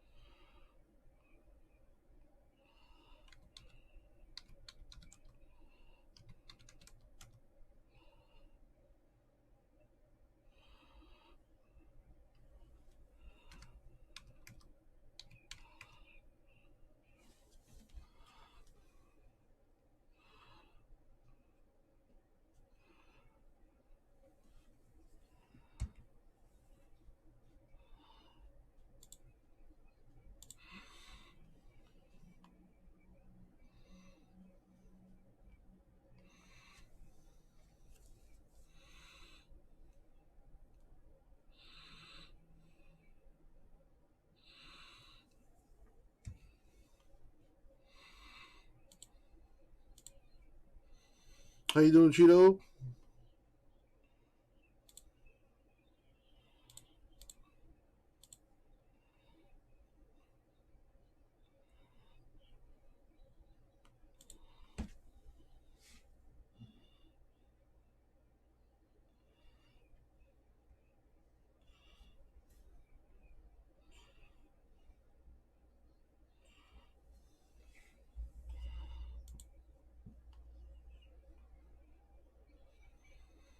And Gasper making a major deal, filling Chronicles #1,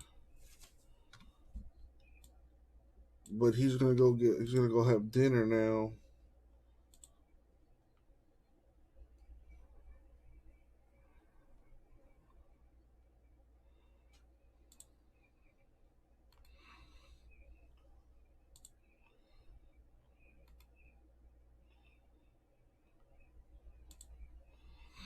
Gotcha, Cheeto. Do you want me to mail that to you?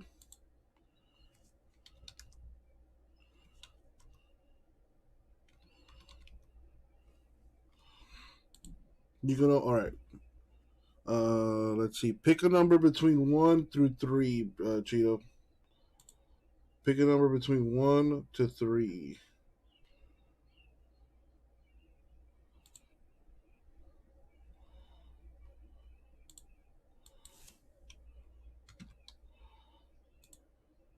The number 2. All right, you got it.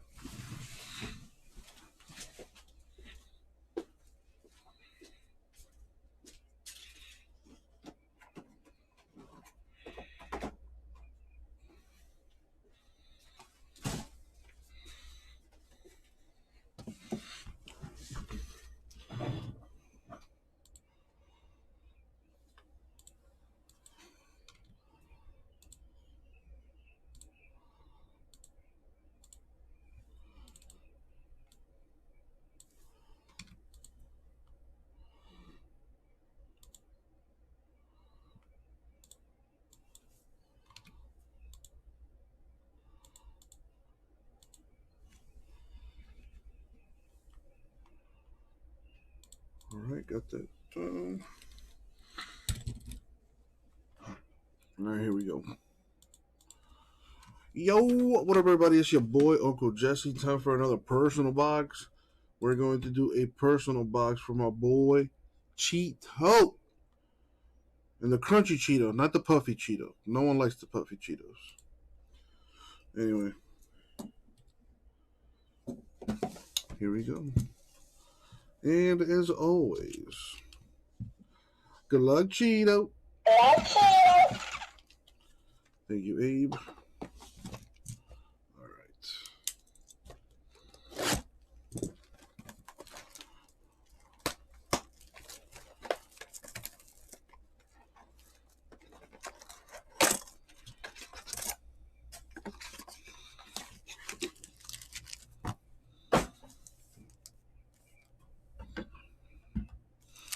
Good luck, Cheeto.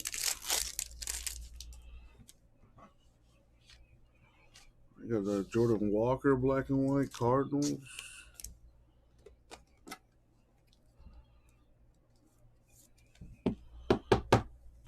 The Celestino first Bowman.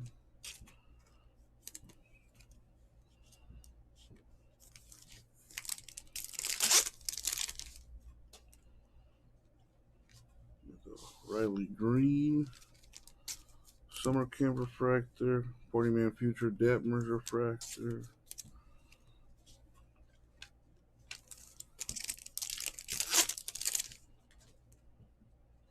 Devin Carlson Rookie Base.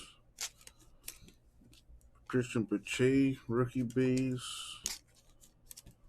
The Robert Hercel Black and White Diamond.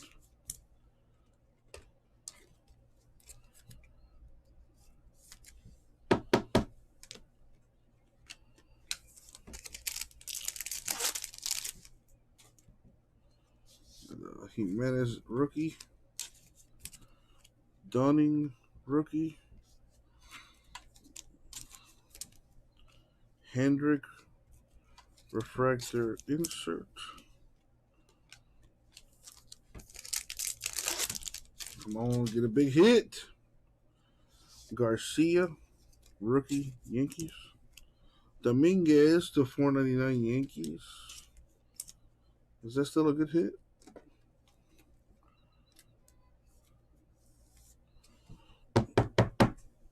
Yeah, Max Meyer, Marlins, black and white diamond.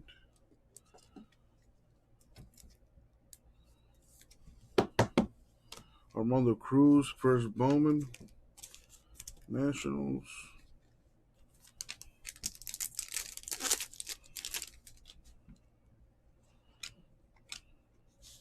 Judge, 499.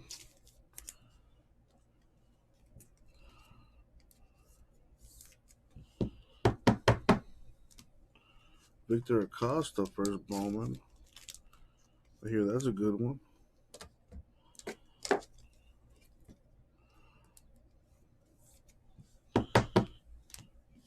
Alexander Ramirez, first Bowman Mets.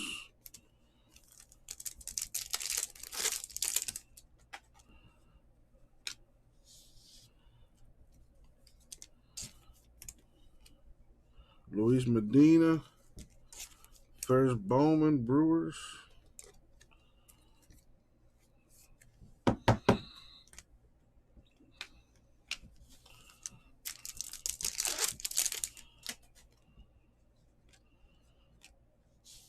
Jared Kelly, 40-man Futures Refractor.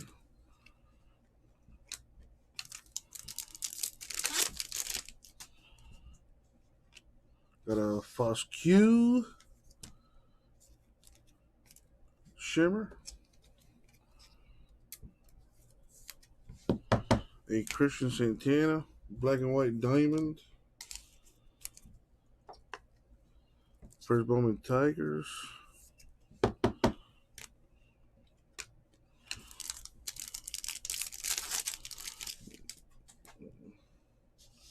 Brady Singer Royals rookie. Zach Mean Refractor Rockies. Christian Santana first Bowman, and Luis Medina first Bowman. And that is going to do it. So here's what we got as far as the black and whites. Well, we have a base Acosta first, Bowman. Awesome, thank you. Here's yours. Thank you. Later. Got the Foscue Shimmer. Got the Walker Black Diamond, Hassel, Meyer, Medina, Santana. And we got a Dominguez to $4.99 and a Judge to $4.99. A Yankee box, I guess. Thank you, Cheeto. Hopefully that other box you got the stupid hot fire. Thank you, my dude.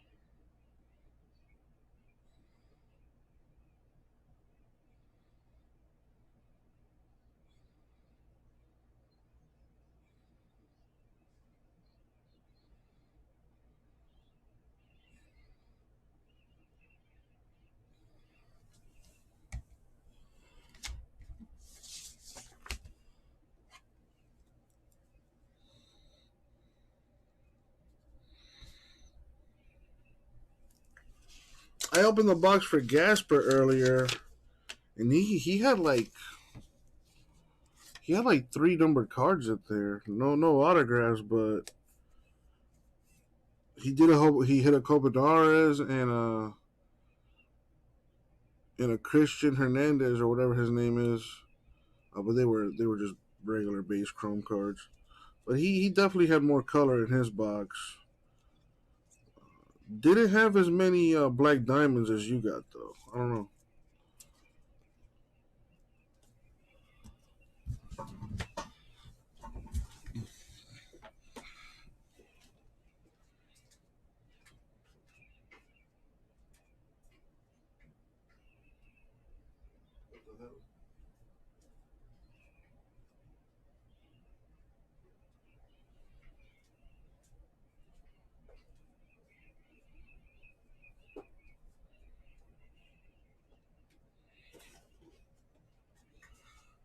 Put all this away.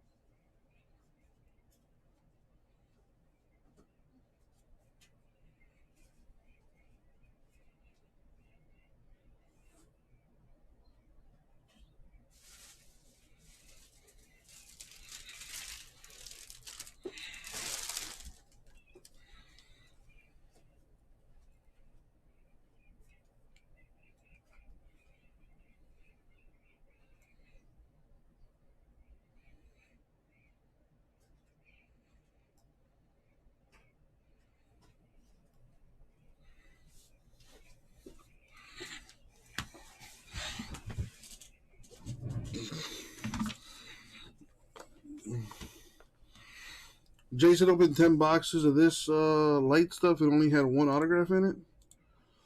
I think it's a $20 case, so that means it would be about 2 autographs per case then.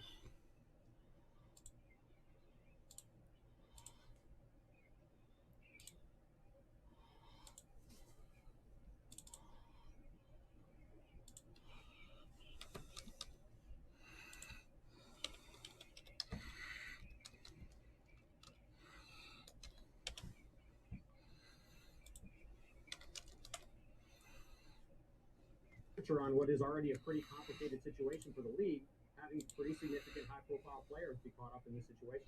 Certainly something we'll keep a close eye on. Thanks, Tim. Appreciate you. All right, I'm gonna get my grub on real quick.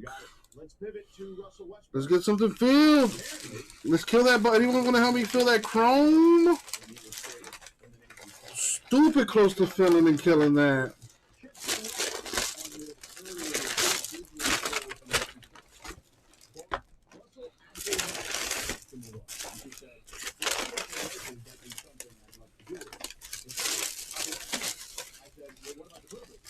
He said, hell no.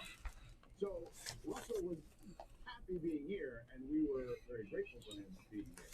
So, Kirk, what's your reaction to hearing that Russ didn't want to play for the Clippers with him in the house? Hell no.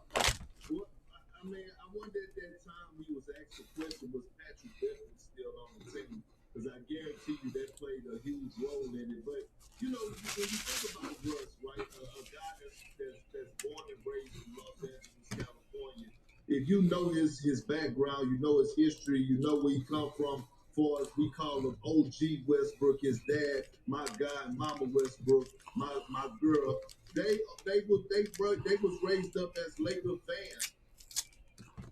Third straight year and fourth time in his career. Behind him, Vlad Guerrero at first, Marcus Semien at second, Bo Bichette, shortstop, Santiago Espinal at third, Corey Dickerson's at left, Springer is back in center field. He's been there for the last 5 games. Teoscar Hernandez in right. DJ LeMahieu steps in, and we are underway. That's right down the middle, 94. Gabe Morales has the pleasure of the plate tonight, strike one. Right, tight strike zone for Gabe Morales, but we got 2 pitchers tonight who throw a lot of strikes. LeMahieu made a living going the other way. He got jammed there on another fastball, 0-2.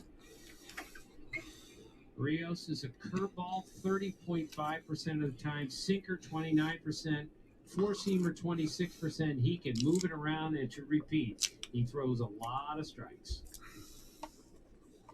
Longtime member of the Twins took a period of time to adjust to his new home. And the 0-2 got him curveball nasty, and 3 pitches and 3 strikes. LeMahieu back to the bench.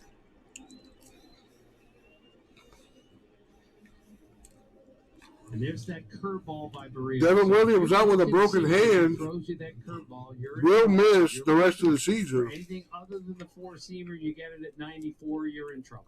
For the most part, a 4-pitch pitcher. Rare nowadays. Curveball, sinker, 4-seam fastball, and a changeup that he throws about 13% of the time. Now Anthony Rizzo, the first baseman, comes in 251, 20 homers, 59 runs batted in. That one misses down and away. Ball 1. Reese McGuire is the catcher. Small sample size. The numbers for Barrios on the mound better when Reese McGuire is behind the plate.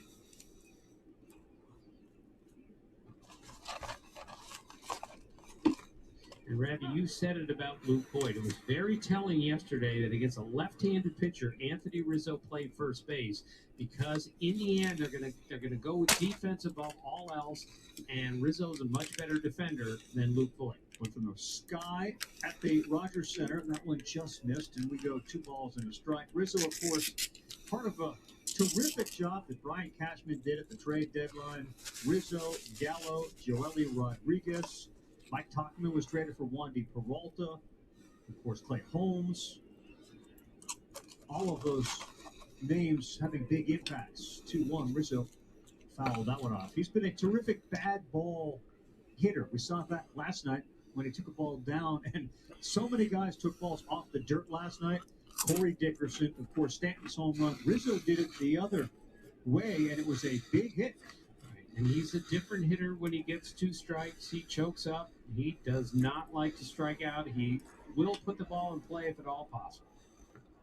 He fouls that off. You look around the infield right now, and it is 3 on the right side of the infield. Only Bichette is on that shortstop side.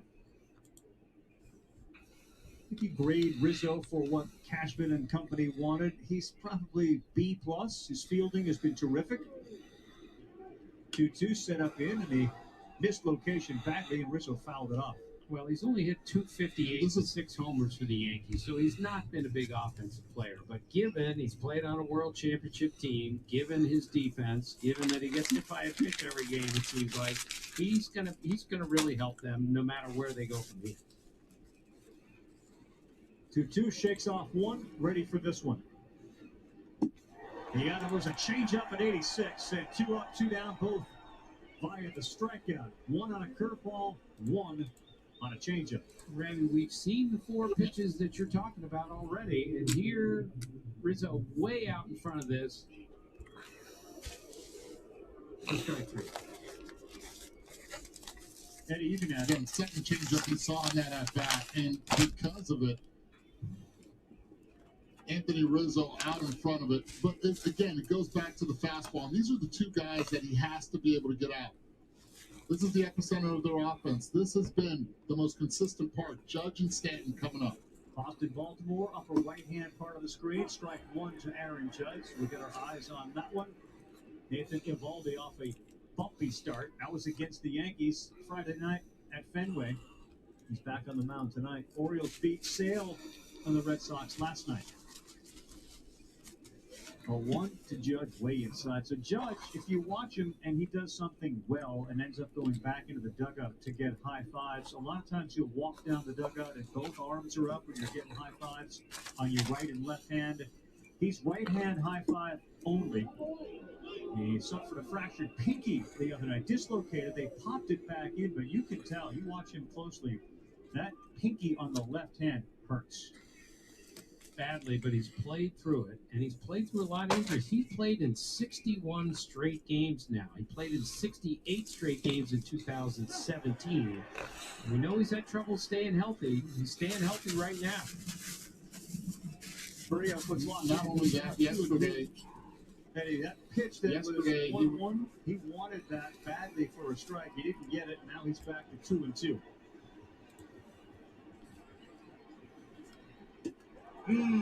Jose Barrios brought his A game of the first inning.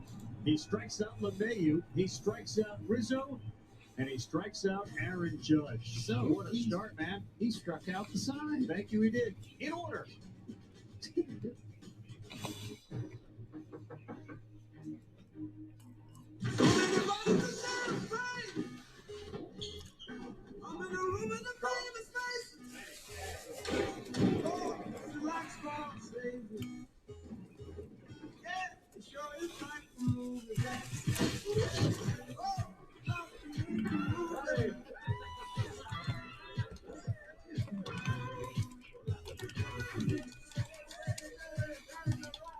Some like you to think they still build the best trucks. But according to just about anybody who's handing out a trophy, Ram currently builds the best trucks. So if you're shopping for a truck today, here it is.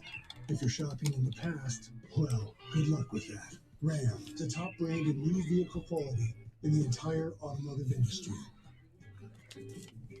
Get 0% financing for 72 months on select Ram 1500 models or $3,550 in total values on Ram 1500 Bighorn.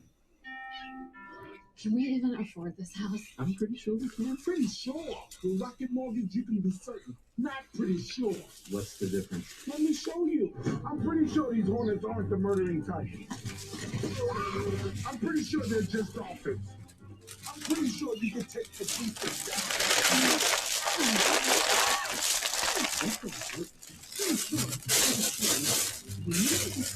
How much home you can afford? Rocket can. The best thing to order is when you are sitting at soccer practice, order it through your phone while you're sitting there, and then you go and pick it up. But you're much more of a planner than me. I am. And that's what I love about you. Yes. You know, I'm not that prepared. It's more seat in my pants. Awfully impressive as we welcome you back. Jose Barrios and now Garrett Cole. 30th start, 16-8, ERA just over 3, a whip of 104. You see the innings and the strikeouts, third most strikeouts in a single season in Yankee history. Chance to end the season number 1. Right. If he strikes out 12 tonight, he'll pass Ron Guidry with 249 strikes, the most ever in a season by a Yankee. And Cole, of course, also pitching for the Cy Young tonight. If he's really good, it's going to help his case immeasurably. About face, Springer laces one over the head of Joey Gallo. George Springer That is his 17th double, and he jumped on the first pitch on Garrett Cole. And that's an important one right there for Springer. Jumping on the first pitch, getting it going. He's been struggling as of late to be able to put himself at second base in scoring position already with one pitch against Garrett Cole, who struggled against them last time he faced them. And the Jays are the best team in the league at putting the ball in play with success on the first pitch. And here they're hitting 390 when they put the first ball in play. Here comes Marcus Semien, and he swings and misses at that first one and fouls it straight back. Another thing to keep an eye on, fellas, base stealing against Garrett Cole. Base stealers are 9 for 9. This is an aggressive team when it comes to stealing bases. Bichette last night, Springer last night. Jet safety Marcus May to miss 3 or 4 weeks. 901. Ouch. Gets the call, 0-2. He's had a terrific September. 11 homers, 22 RBIs this month. Lifetime against Cole, 4 for 26 with 2 homers, and now down 0-2. He's just trying to get the guy to third here. 4 balls, 2 strikes. Springer led off with a double. The curveball misses. Those numbers are updated. 5 for 28, 3 home runs Semien has against Cole. And there are the impressive numbers on a team that have Guerrero and Bichette and Hernandez and Gurriel. First in games, first in extra base hits. Trying to get one to the right side, while all 3 infielders are on the left side with the exception of Rizzo. So a shift is on. Cole now 2-2. So, I mean, we talk about the MVP all the time with Vlad Guerrero Jr. This guy's in the top maybe 3 in the American League. Yep. Springer's double was 112 miles per hour off his bat.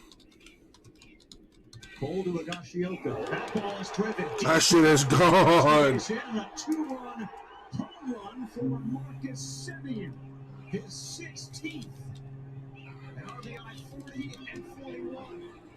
And home run number 44. So now he has more home runs than any primary second baseman in any season in Major League history. He's tied with Davey Johnson. That's number 44. RBI's 100 and 101 for Marcus Semien. Springer and Semien jump over Cole. Another one off the bat, over 100 miles an hour. And the incredible September for Semien, now 12. That was a shot.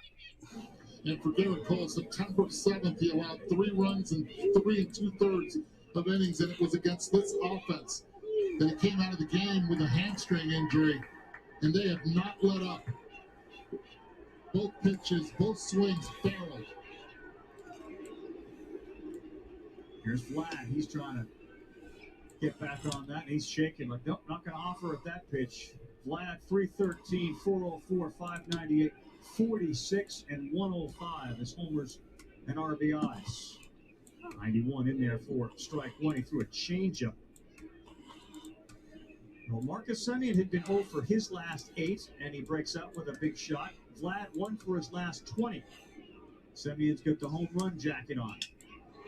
Vlad, that one jammed him. Gallo's going to have to come charging in, and he's there for the first out of this first inning.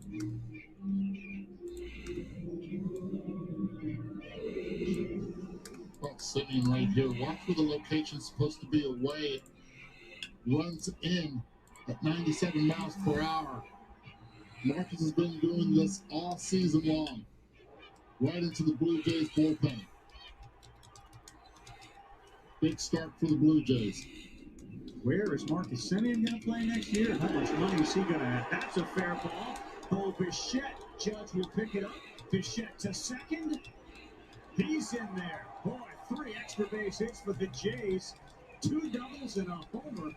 Oh, Bichette. Double number 27 on the year. And another first pitch swing here. Why wait around with Garrett Cole? You get behind in the count, you're in a lot of trouble. This ball is a little bit away from him, 98 miles an hour, and takes it down the right field line. Carl, this reminds me a lot of the Blue Jay team at the beginning of September, the first 18 games. They were averaging around 7.5 runs per game. No let up to this offense. They've struggled since, but in this inning, seems like Garrett Cole brought them back those memories. Berrios really set the tone by striking out the side in the first, and Cole, already in a 2-0 hole, faces Teoscar Hernandez, who's having another monster September on this team. 9 home runs in the month. And a 1.083 OPS. This whole team has crushed it in September. Oh my God, why did I do that?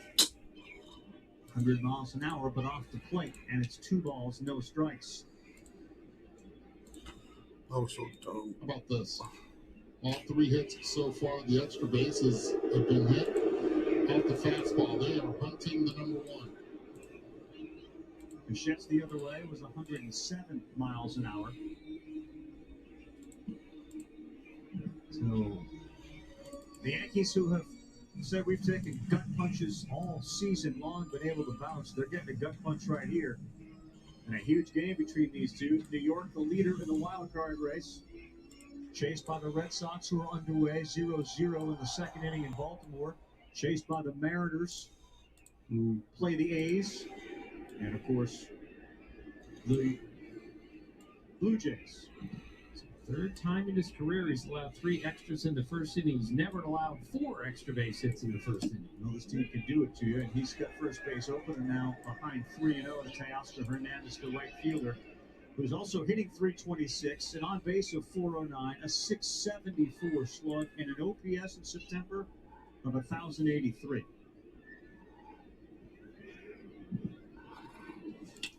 Rio gave him the green light. Ground ball right to the second baseman, Gleyber Torres. And there are 2 down. 3-0 green light, Eddie. I like it, but I don't like where the pitch was in the swing. You're going to go swing at a 3-0 pitch. You want it to be middle to middle end. That pitch was perfectly executed by Cole just in case he was given the green light. Yes, he moves the runner over, but now there are 2 outs. With no outs, that's great. Teoscar Hernandez got a little greedy right there and swung into an out. With the seesaws of the wild card race, Kevin Connors will get us an update. The Red Sox have jumped on top of the Orioles early. We'll show you how in a moment. Lourdes Gurriel, top of the zone, strike 1 from Garrett Cole. And Gurriel has 30 RBIs this month. That's the most in Major League Baseball. And 378 this season with runners in scoring position. That best in the American League. Real close, but it's off. 1 ball, 1 strike. That's a tight zone by Gabe Morales. We should get used to that. Yeah, he's giving some though off the plate, at least out of the K zone early to both pitchers.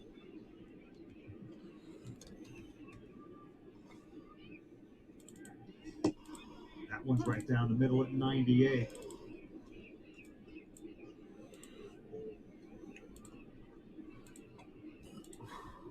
Lourdes Gurriel, the DH, at 283, 326, and 477 with 21 homers, 84 runs batted in. 1-2 pitch to him, will not chase. Again, Ravi, this is a dynamic offensive team. This is no surprise. They're first in the major leagues in slugging, home runs, and OPS.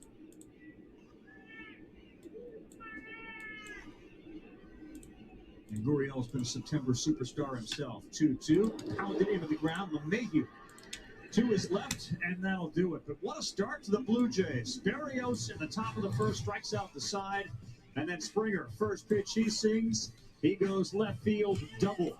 And a big home run for Marcus Semien. Now over 100 RBIs. Get yourself a homer jacket.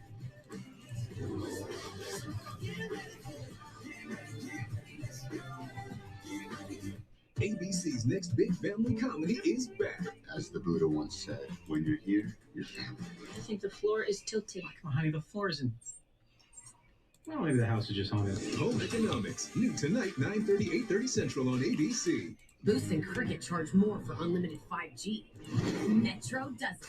Introducing the big 5G upgrade. Just $25 a month gets you unlimited 5G and a free 5G smartphone. That's half the price for 1 line of unlimited 5G smartphone data. Plus a free Samsung Galaxy 5G when you switch and trade in. All with the power of the T-Mobile 5G network. Rule your day with 5G Imagine a world where potty training is fun, fast, and easy.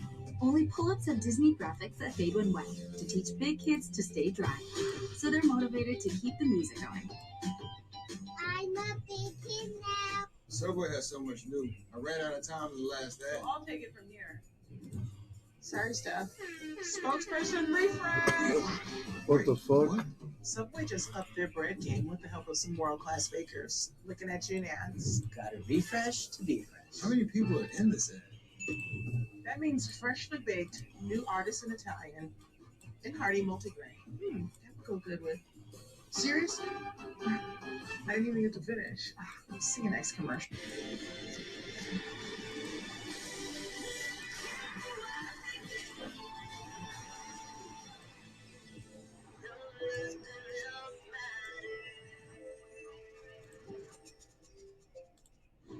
Kevin Connors in studio. Boston started the night, a game up on Toronto for the second wild card, half game up on Seattle. That's J.D. Martinez. His 28th home run, 97th rib. Baru in the place to be. How are you, my dude? Haven't seen that name in a while.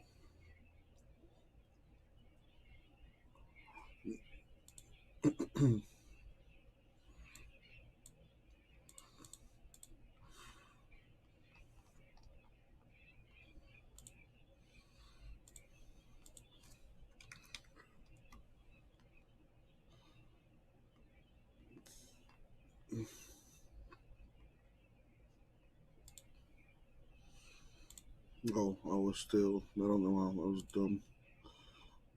Anyway.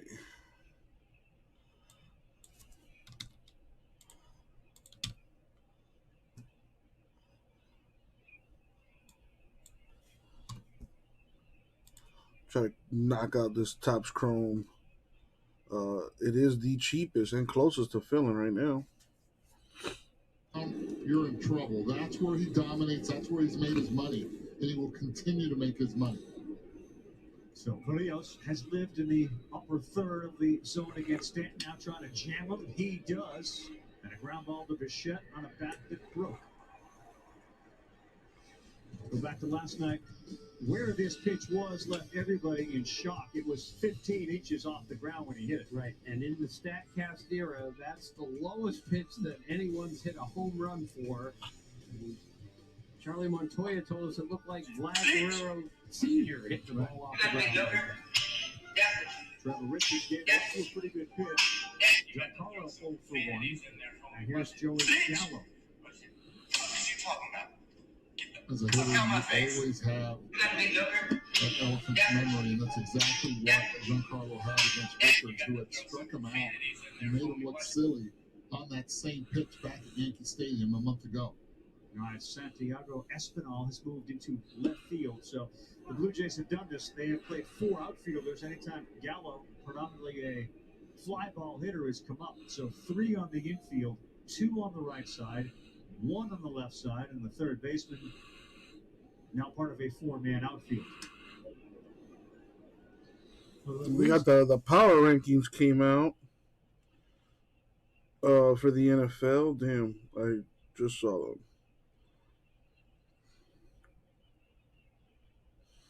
I think the number 1 team was the Rams. Feet on the dirt is Vlad Guerrero.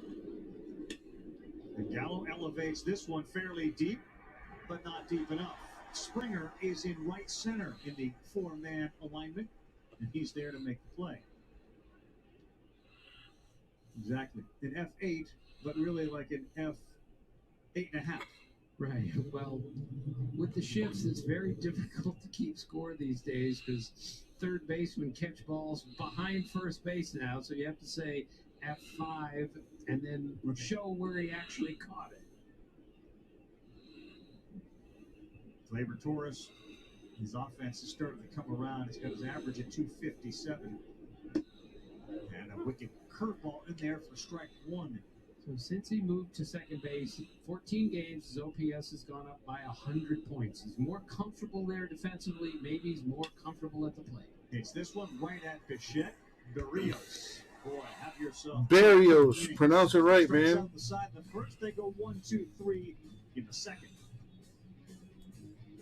So what came first, the grilled cheese or the burger? So you know the burger had to come first.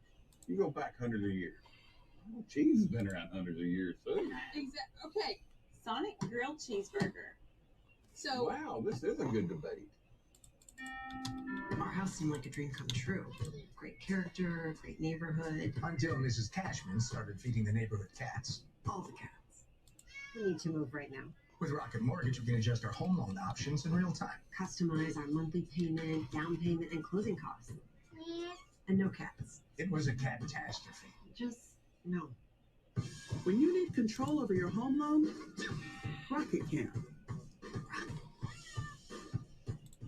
Oh, sister of mine, I got you this. The new iPhone 13 Pro. It's on Verizon 5G. I can't believe you got me this. Yes, Verizon is giving one to everyone with a trade in their older damaged phone. Oh, so like every sister can get this.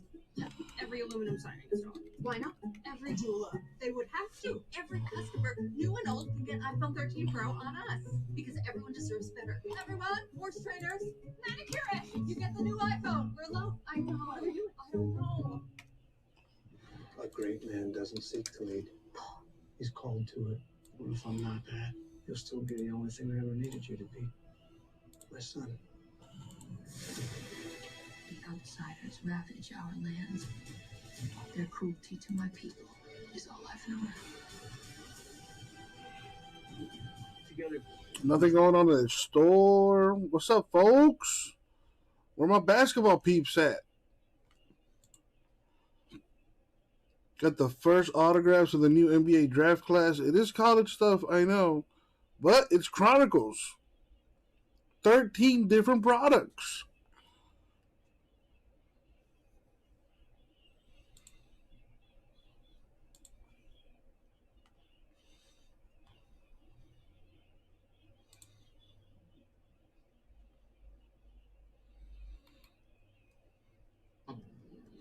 Against the Yankees in the first two halves of the game.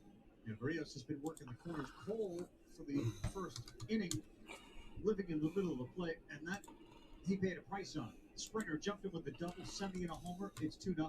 7, 8, 9 due up. First pitch, they hack again, and the ball you see right there in the middle of that strike zone, Eddie. How about Jose Barrios right here? Look at this breaking ball against DJ LeMahieu. 83, then the change up down and away. And the horizontal break on that sinker at 96, nasty, 21.6 inches. That Garrett Cole, different story. Right in the middle of the quadrant. All three pitches, 2 doubles, a home run. Toronto up by 2. Where they are hunting fastballs, aren't they? They are. Just another reminder, even though our hitters are mostly overmatched against great stuff when it's located, you miss location with these guys today. It's not a line drive single to the left. It goes 20 rows up. Randall Grichuk, for the most part, has seen his regular playing time diminished. So Corey Dickerson is in left field with the return of Springer in center. That just missed off the plate.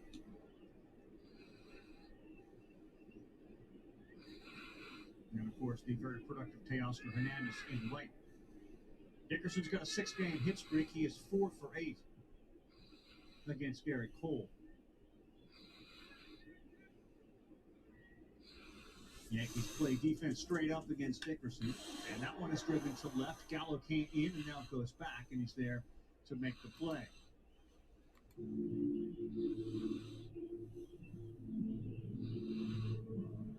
So it's interesting, you know, the Yankees, if you want to talk about them, they have the Blue Jays, who they're battling with, and then they have the Rays, who are now more comfortable in the fact they're going to win the American League, and they're going to finish with the best record in the league.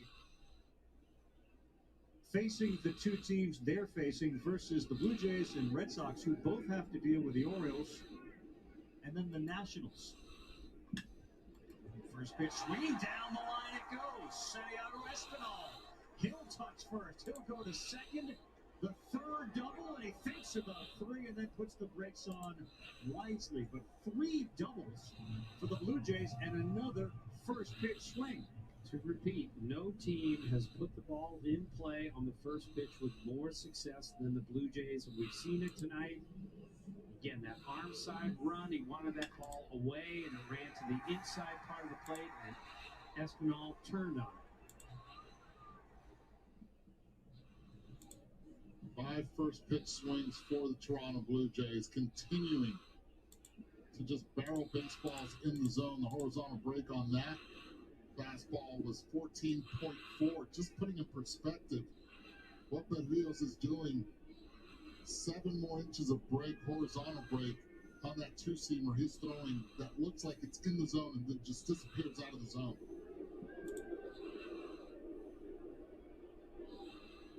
Reese McGuire bats 9th for the Blue Jays. He's the catcher, 256 hitter.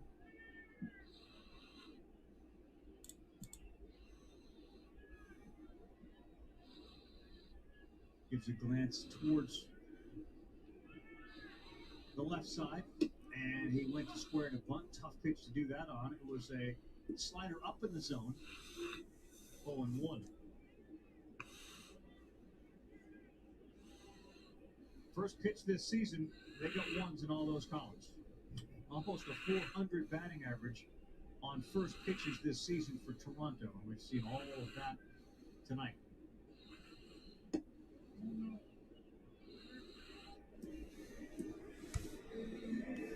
That's classic. So McGuire said, let's appeal to third. He said, let's appeal to third. What would have happened if Brian Knight said strike? I mean, maybe as a catcher, you're just used to doing that. I think so. Well, we used to see Adrian Beltre do it all the time, and also Cabrera, Miguel Cabrera does it with a smile on his face.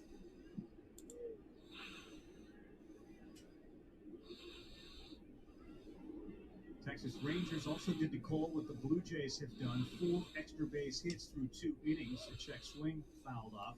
The 4 extra base hits through 2 is tied for the most in a game of his career. This is a big start for Garrett Cole. As you said on SportsCenter, maybe the biggest regular season start of his career. For the Yankees. Yeah. If he wins tonight, it puts them in a very good position. Not to mention he's pitching for the Cy Young tonight also. 2-2. Therese McGuire. Espinal off second. Smokes him with 100. Garrett Cole.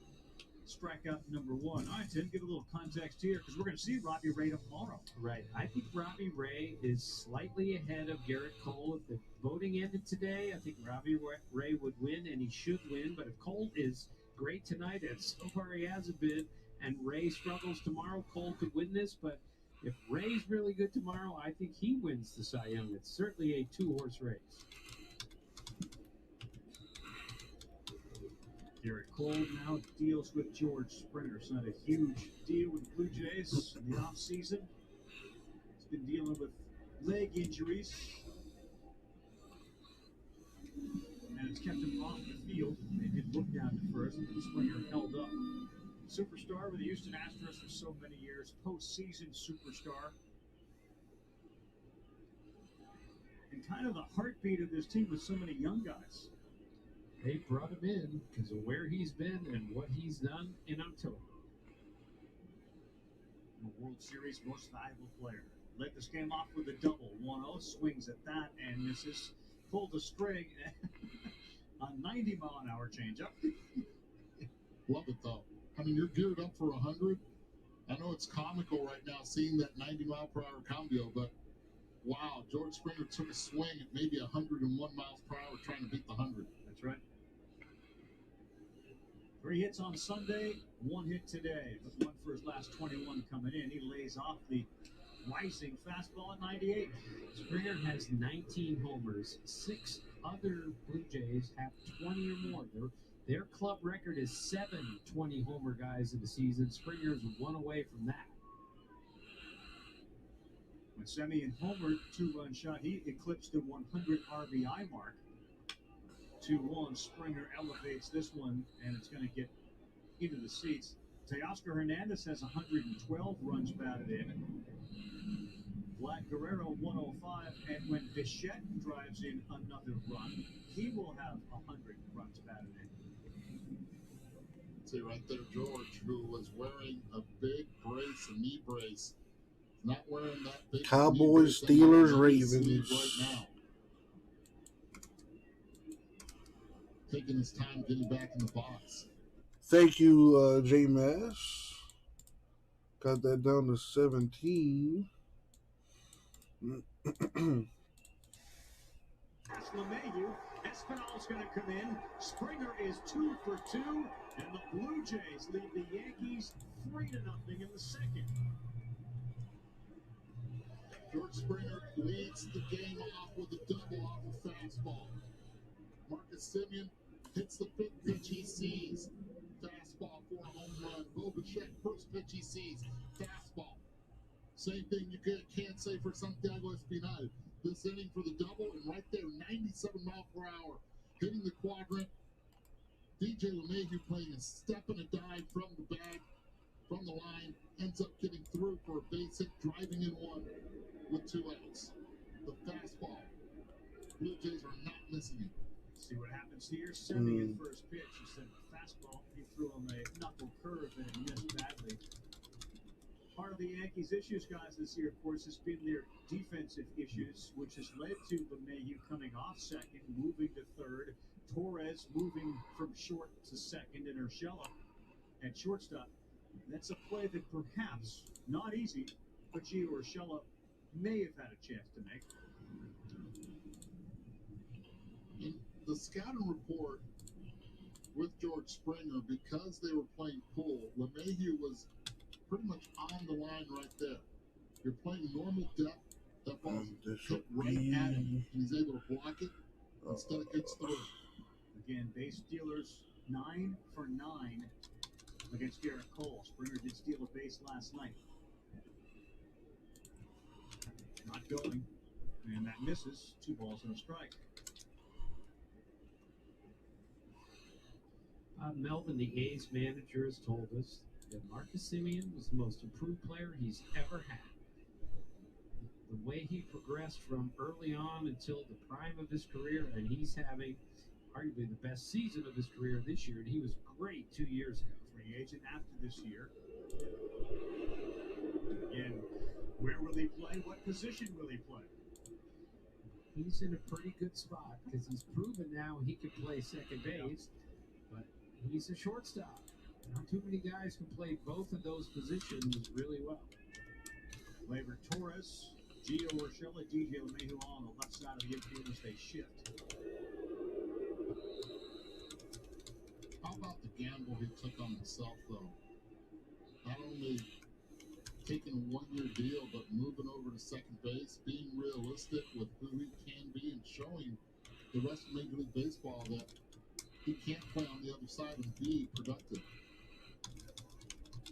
Calculated risk that's going to see the bottom line multiply in a big way for Marcus Semien.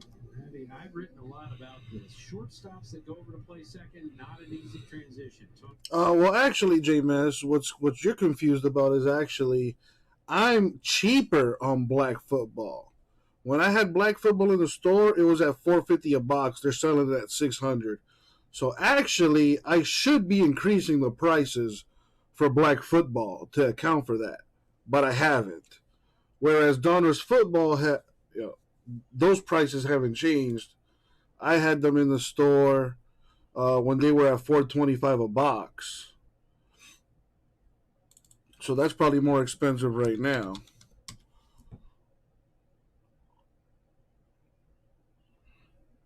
Donruss football's at $4.75, so I'm cheaper on Donruss football. I had Donruss football in at $4.25, so I'm cheaper than retail on that, and I'm at $4.50 a box on black, cheaper on retail on that too. Yeah, Donruss still has the case hits; those haven't come out yet. The Marvel, but the case hit is the Downtown. That's still in there. I think what's keeping black from filling was that the first half was kind of good. I do believe the case hit came out of the first half. So that's probably why people are hesitant of buying into the second one.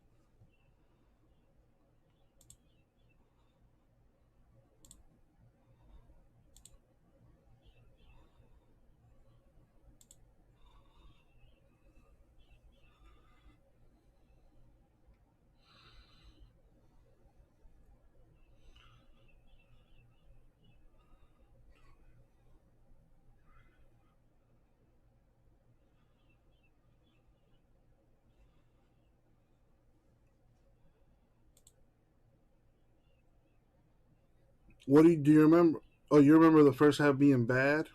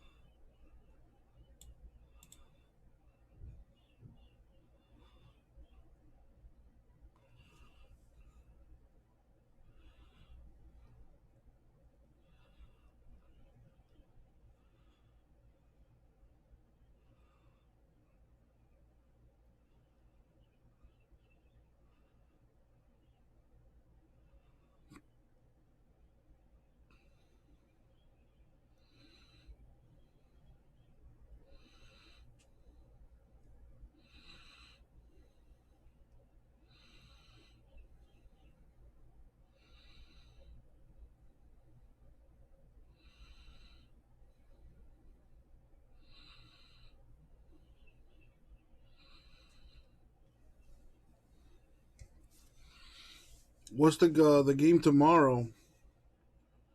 Trevor against who?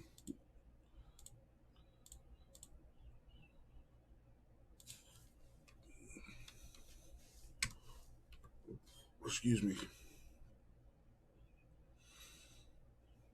Oh, there's the Hurricanes play tomorrow too. Hurricanes play against Virginia. ACC play. Both teams are 2-2. 7:30 ESPN. I will be watching that. I'm probably going to be watching both games. Watch the Hurricane game. Actually, I probably won't be watching the Jags at Bengals. I don't care about that game. Miami, the Heat, start their preseason on Monday. 7:30 NBA TV against the Hawks.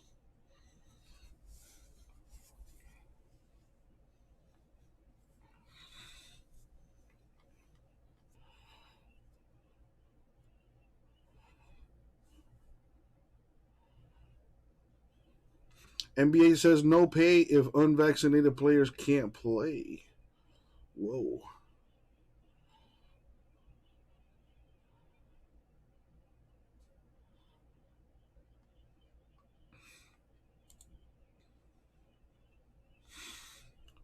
The Blue Jays are a game behind the AL wild card. Number one being the Yankees. Yankees are in first in the AL wild card. I think that's how that works, right? But how does that work when the Yankees have 3 more wins than the Blue Jays?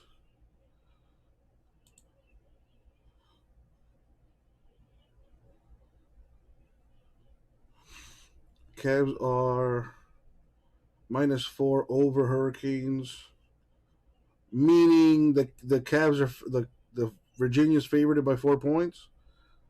Total over under 62. I'll take the under on that. I mean, I'm not a betting man, but just saying. Edgar picking up the last 2 boxes of Bowman Chrome Light. Where are you, sir?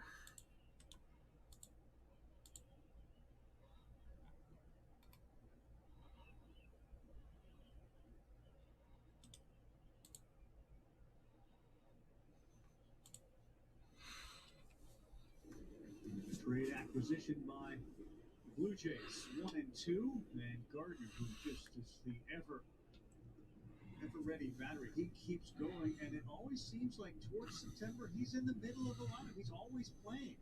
He starts out as a 4th outfielder. Miami defense very low in ranking, 65th. Yeah, I know. I know.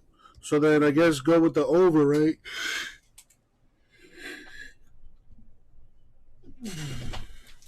I mean, you also got to think about the teams we've been playing. We played Alabama week 1, and then we played. Well, I think we won week 2, and then week 3 we got fucking embarrassed. I forget who.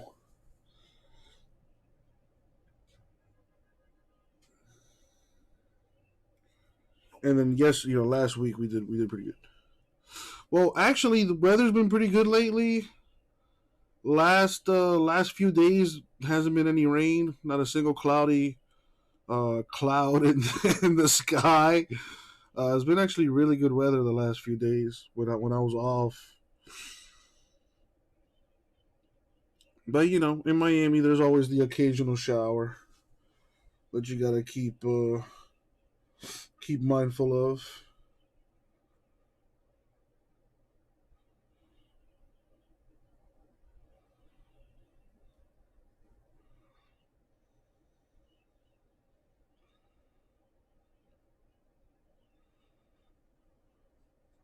So I'm waiting on Edgar to come in.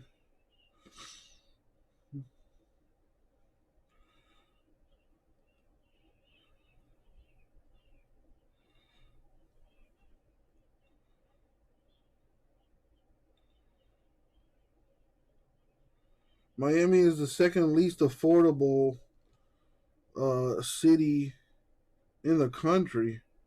Miami has passed Los Angeles as the second least affordable housing market in the country, behind only New York City. Not surprised. Not surprised.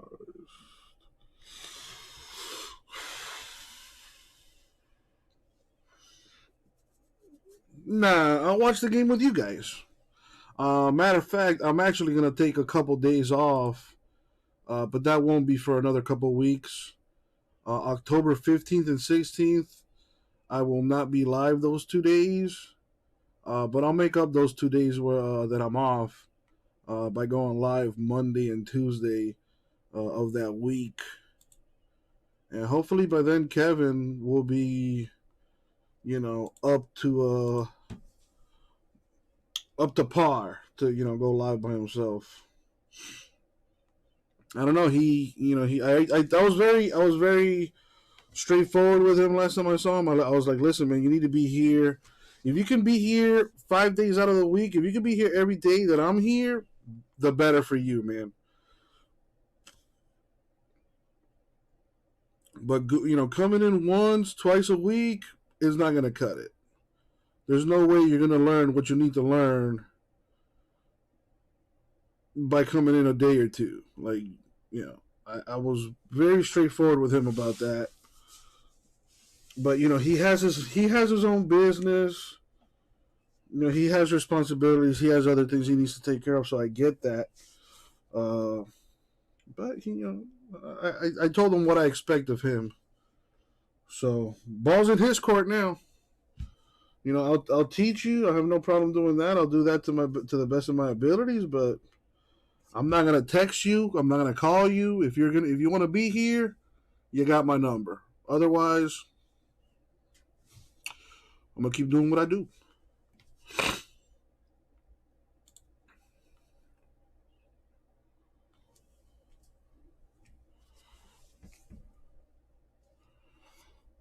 All right, so I have a couple breaks that are ready to go.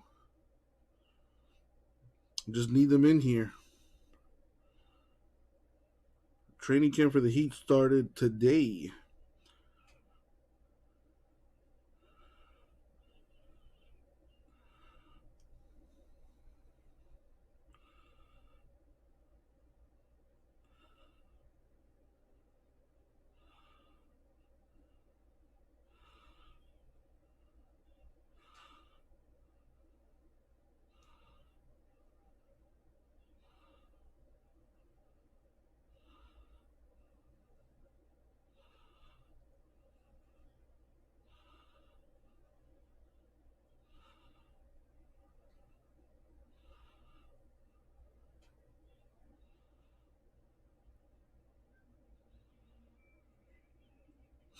Oladipo's still not ready to play.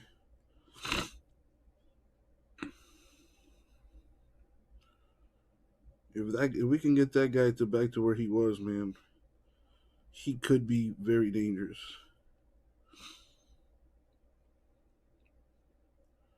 With that being said, I still think we need a big man. We need a big man that can rebound and block shots and compliment Bam Adebayo.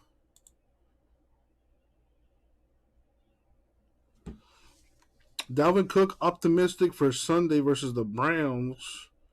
Still nursing that ankle injury. Couldn't play week 3 against the Seahawks. Trying to play against the Browns. Panthers to start Chubby Hubbard at the Cowboys. McCaffrey out several weeks with a hamstring injury. So Chubby might be having a couple big games here. Got an opportunity to do something special. Will continue to hit. So now it's all about the slugging of Shohei Ohtani and the base running ability. It's interesting. I mean, I still think it's a 3-man race between Shohei Ohtani, this man that we see right here, Vladimir Guerrero Jr., and Salvador Perez, and we cannot leave Marcus Semien too far behind. 1 ball, 2 strikes. Vlad trying to get hot again here down the stretch. He spoils one. Look, I totally understand why you shut Ohtani down for the rest of the year as a pitcher, but he might have pitched Sunday against the Mariners. You got Hubbard in your team. You picked him up. That's a good pickup. It would determine a lot. A wonderful scenario. Raiders, Gerald McCoy suspended 6 games. Wow. I missed what he was out for. I couldn't get a chance to read it in the ticker. Probably steroids related.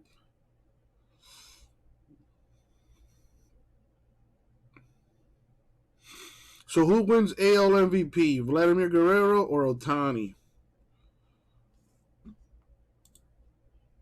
Guerrero has more homers, a better slugging percentage, better OPS. Ohtani has a better XBH, whatever that is, and has a better total WAR. No idea what the fuck that means. There's so many stats for baseball, it's ridiculous.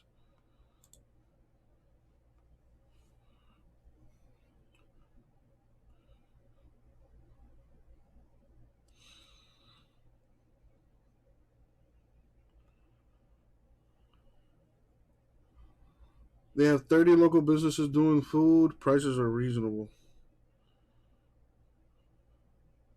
Yeah, I'm thinking about buying me like a Winnebago. I saw this guy. It's this dude on YouTube who he's actually from Miami, and he's got like a little mini Winnie, and he just goes around the country, just exploring.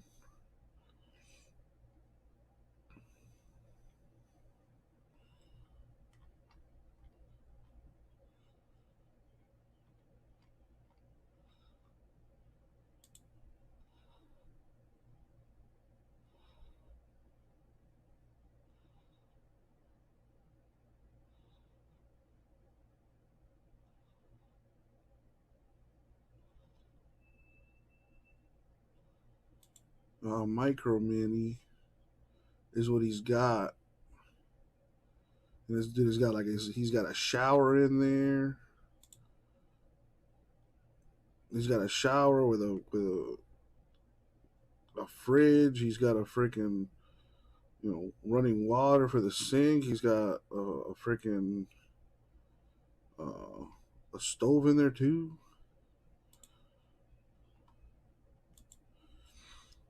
Wow, what?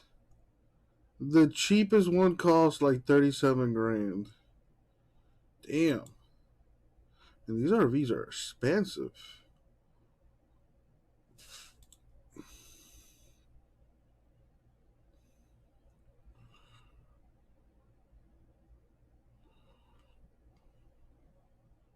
Now 30 grand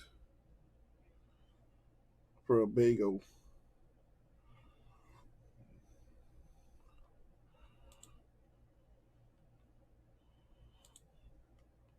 That's something to work towards. Oh my goodness. Got a bunch of teams going in Obsidian. The Nets are gone. Magic. Jazz.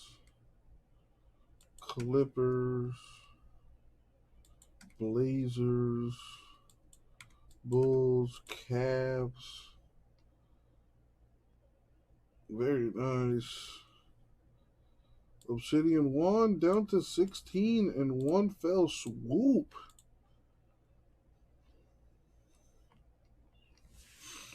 I don't even, bro. Yeah, the gas mileage. It's one of those things you hook on to your car or your pickup or whatever.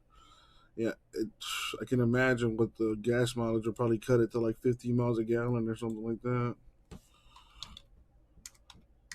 What do those things even weigh?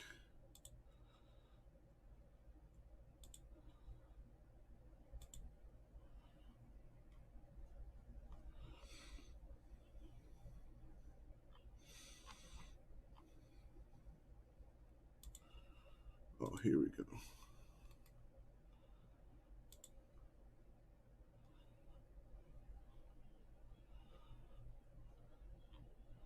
I mean, dude, I've been inside one of these, and they're very spacious. Very spacious.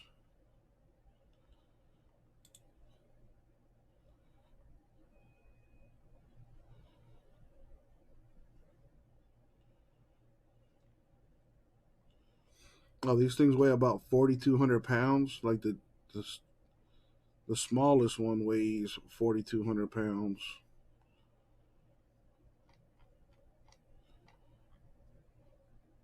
It would be cool to, because those are the ones you got to attach to your truck or whatever. But it would be cool to have like one of these that's already like built in,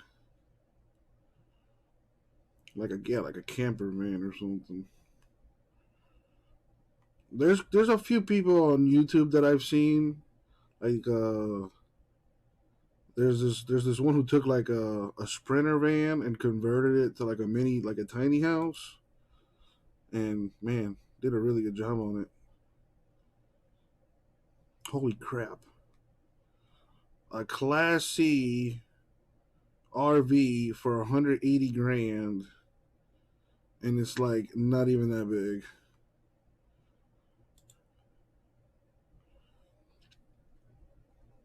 Ford Transit.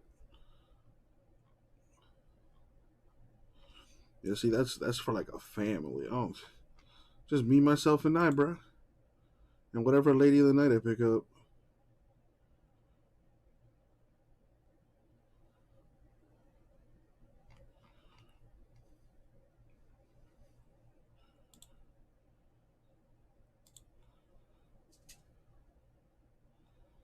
Yeah, those Class A's are huge. Those are some big ass RVs.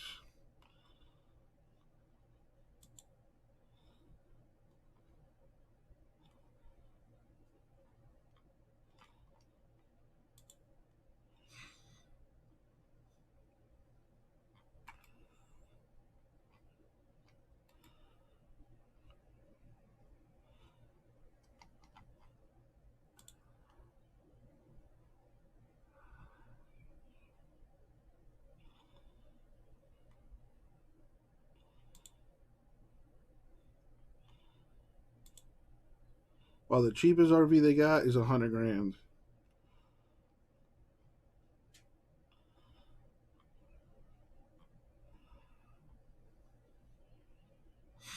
Yeah, I'm a ways from that.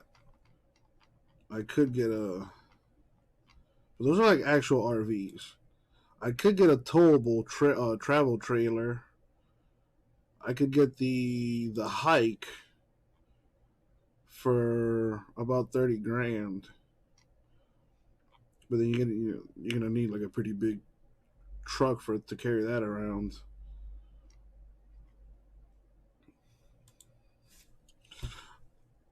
Another day. Anyway. Man, CBK went in.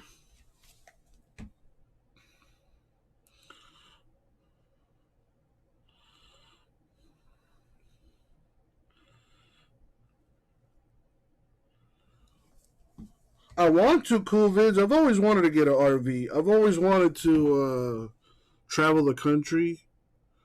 I can't drive to Hawaii, but I've always wanted to visit the 50 states in like a car or something like that. RV would be a great way to do it. But yeah, not anytime soon.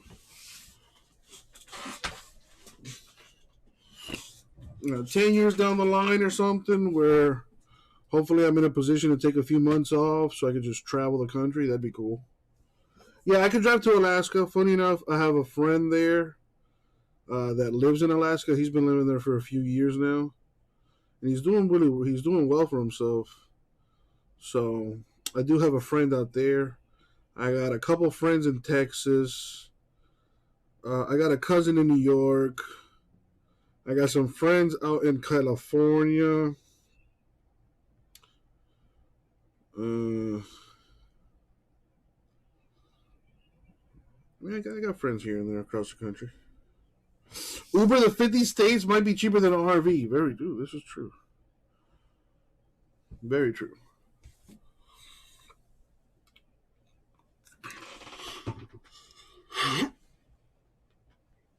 But where's the fun in that? You got friends that drive back every year to Alaska to get that oil money.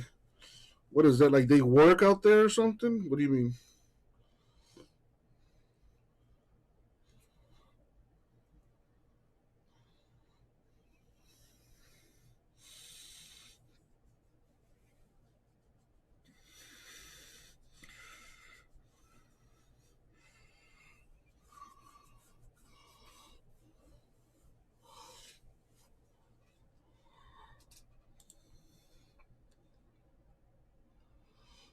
$6,000 in an Uber, 12 grand.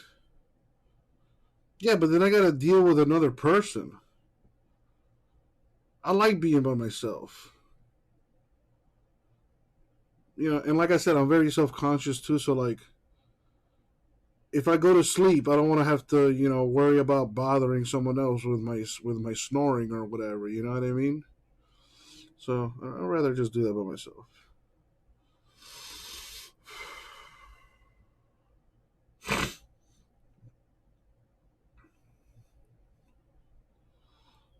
I was actually watching the dude I was telling you about. I was watching him last night, and then I dozed off to sleep. He started in Miami, and he was heading to California. It was like a 3-hour video. Very well done, though. And I got about like halfway through where he was entering New Mexico. And it was really cool to see like how like the architecture changes, like the scenery is different. It was really cool to see.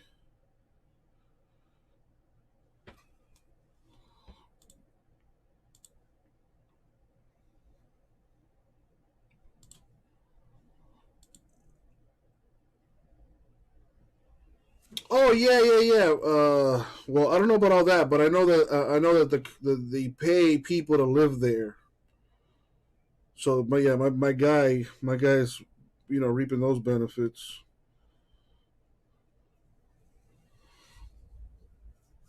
Next time, fly, be there in 6 hours. Yeah, but again, what's the fun in that?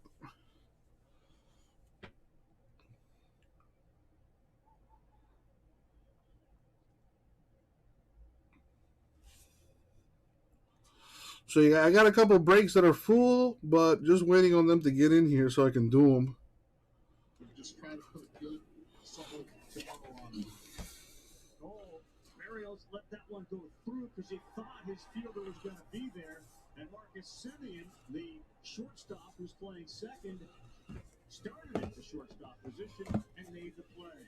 He's retired. Subway has so much meat, it has been in their last year. Like new turkey full along with bacon. They start with the new Hardy multigrain bread, then pile on the new deli style turkey, then top it off with hickory smoked bacon. Time's up again, man. That's terrible. Time's up again. Too much new to fit in one. Nothing comes between me and my music. But Subway has so much new, it didn't fit in their last ad. Subway's got so much that's brand new. They went to time and it's sad too. So now in this track, they rap about all the meat they stack. Daily stop turkey, I'm loving your sub. Cut to the new All-American Club. Whoa! I see you're loving Cricket's Unlimited plan with all these awesome extras. But it's time to stop scrolling. Nice. Everything you want, including the price. Your HR process is weighing down your employees. Policy quarterly projections. Expense report. If you're using multiple systems, re-entering data over and over, and you're using email and spreadsheets to manage information and approvals, then your HR systems are a drag on productive time. With Paycom, employees enter and manage their own HR data in a single, easy-to-use software. Visit paycom.com and schedule your demo today. Do you know this door is locked?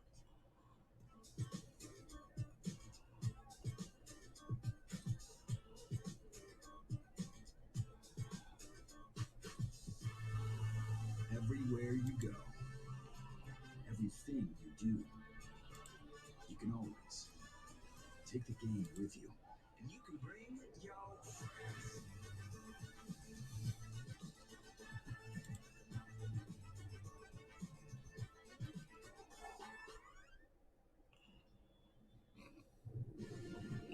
Hope you're enjoying this one. We welcome you back to Major League Baseball and ESPN telecast presented by USAA. Rogers Center in Toronto.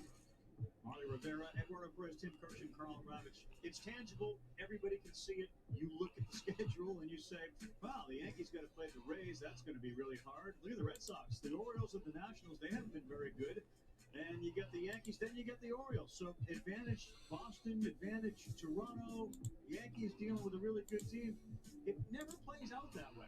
And Charlie Montoyo told us an interesting thing today. When you're playing a bad team down the stretch like this, he called it double pressure because you're supposed to win the game. So he thinks the Yankees have a slightly easier road because they're playing good There it teams. is. Interesting Yep. take.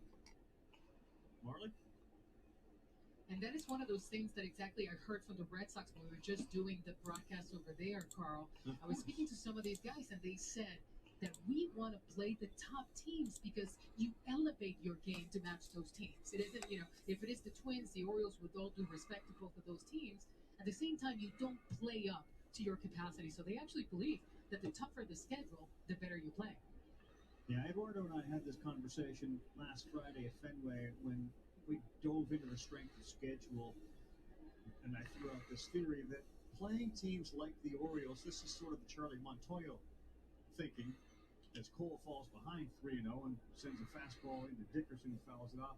When you're playing the Orioles or the Nationals, they've been playing this type of game for 4 months. They're not changing any expectation. They're like used to doing this. We're in a groove. We're not playing for anything. You take a team like the Padres, who have gotten all the way towards the finish line, the Mets, and realize we're out of this. Well, now you're playing a deflated, defeated team, and they're probably easier prey than the Red Sox dealing with the Orioles or the Blue Jays dealing with the Orioles.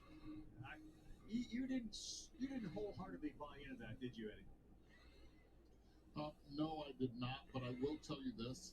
Having been on both ends of it, a team that's already eliminated for a long period of time, they've accepted that defeat, and they're just there to play to see if they can showcase themselves if they're a free agent for another team.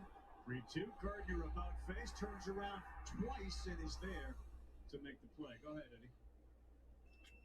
So on August 8th, Cardinals playoff chances were 1.3%. On September 28th, they clinched a playoff spot. Wow. 17 straight wins, third longest streak in the last 60 years. That's nuts.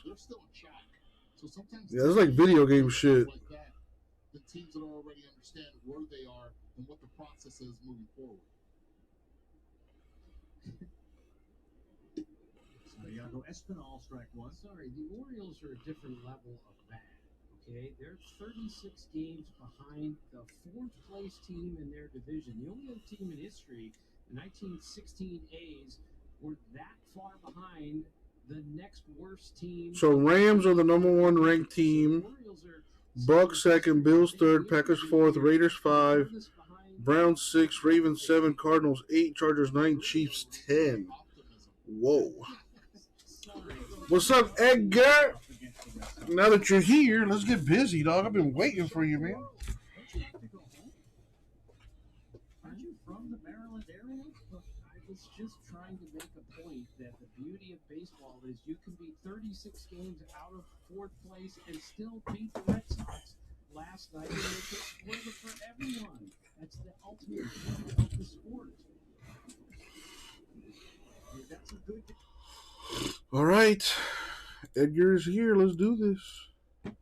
Yo, what up, everybody? It's your boy, Uncle Jesse. Time for some more personals.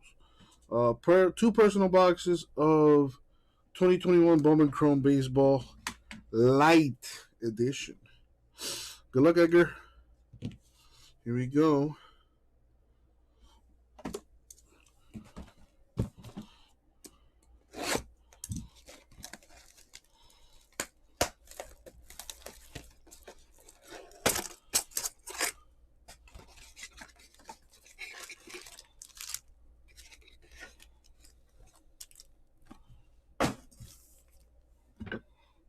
All right, here we go. Good luck, my dude.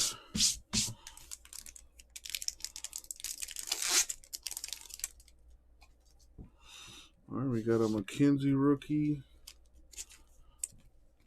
Casey Mize rookie,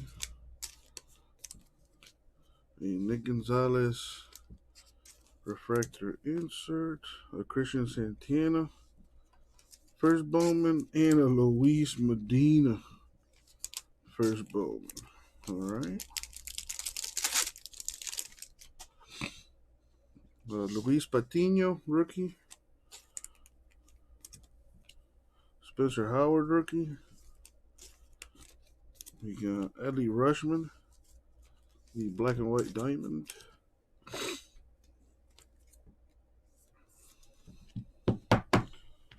We got Gilbert Celestino, first Bowman.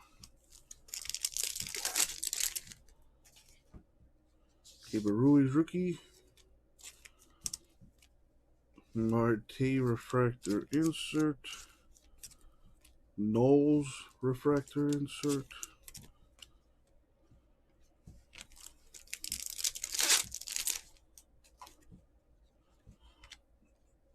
Got Hunter Green, the black and white for the Reds.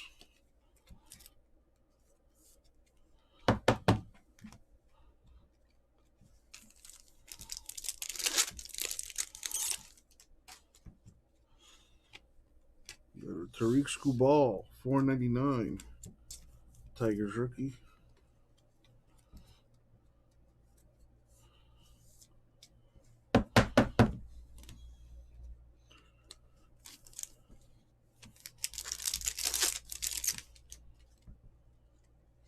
Nice. Grayson Rodriguez to $1.99. Nice color.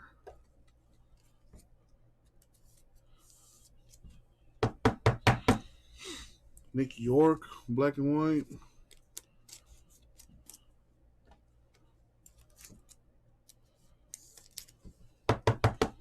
Armando Cruz, first Bowman.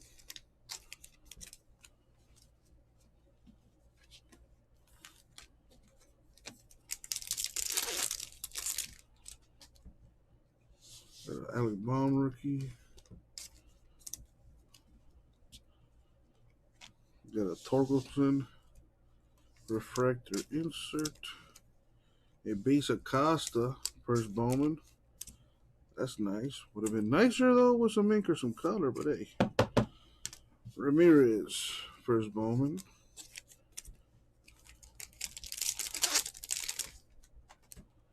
Cronenworth rookie. Libero Tor refractor insert. CJ Abrams, black and white.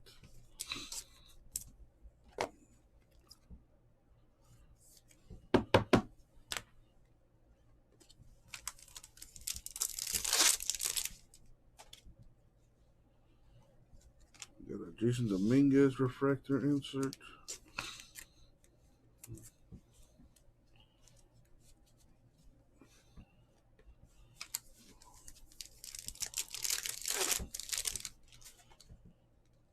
Nice, a gold. Logan Gilbert. 36/50 Mariners.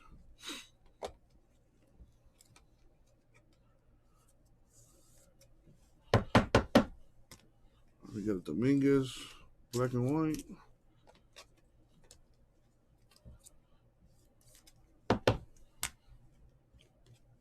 right, on to the second box.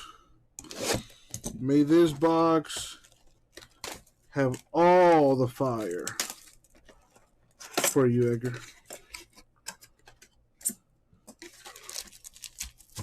All right, here we go. Rookie Sixto Sanchez, Marlins. Rookie McKenzie. A Tyler Freeman, black and white. Luis Rodriguez, come out to play.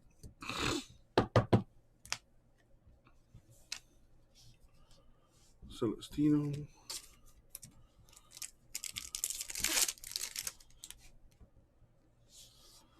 Dahlbeck. Jeter Downs. Deshaun Knowles.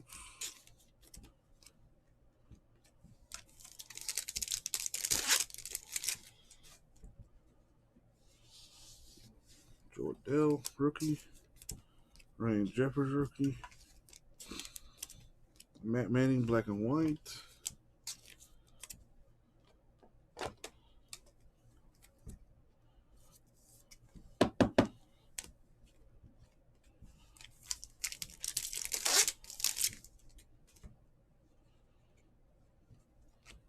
Peguero. Refractor insert.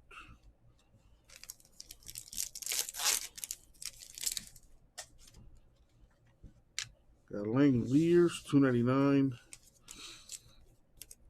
Braves.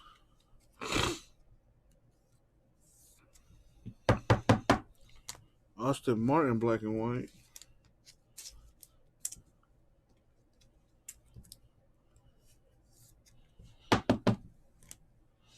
Armando Cruz, first Bowman.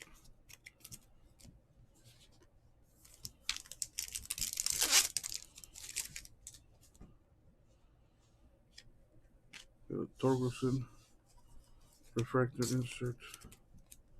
Another Acosta, first Bowman base.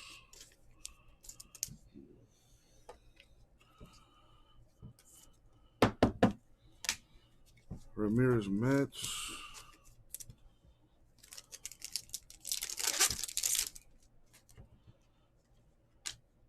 Garrett Mitchell, refractor insert.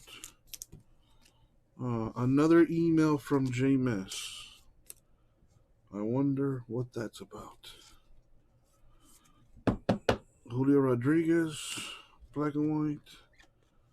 I bet it's something to do with me and my prices. Pache rookie. A Dominguez refractor.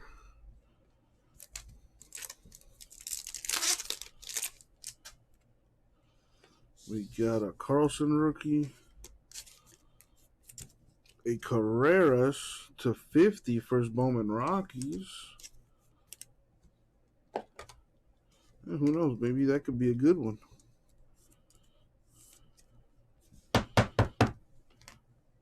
Soderstrom A's, black and white. Yeah, J-Mass, I know. I'm not looking forward to opening it because something tells me I'm not going to be happy. But thanks anyway.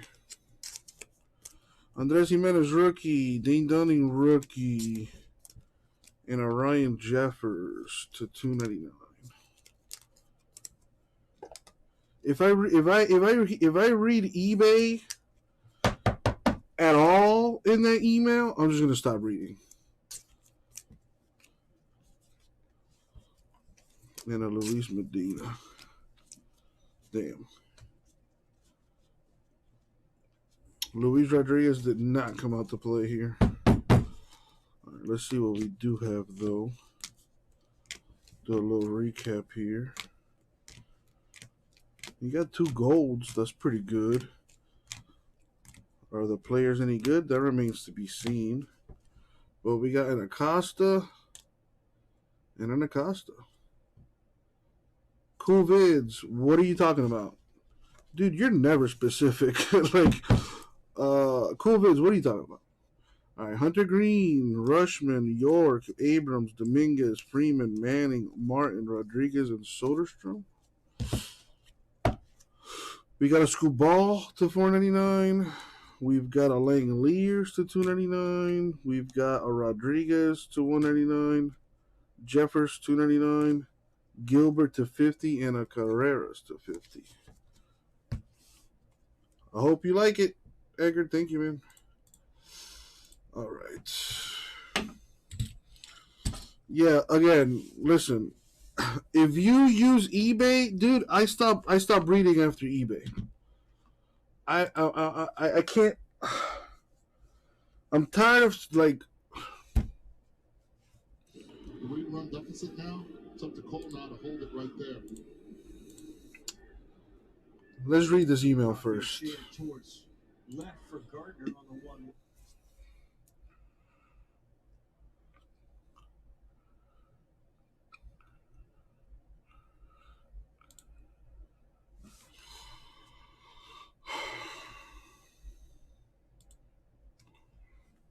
All right.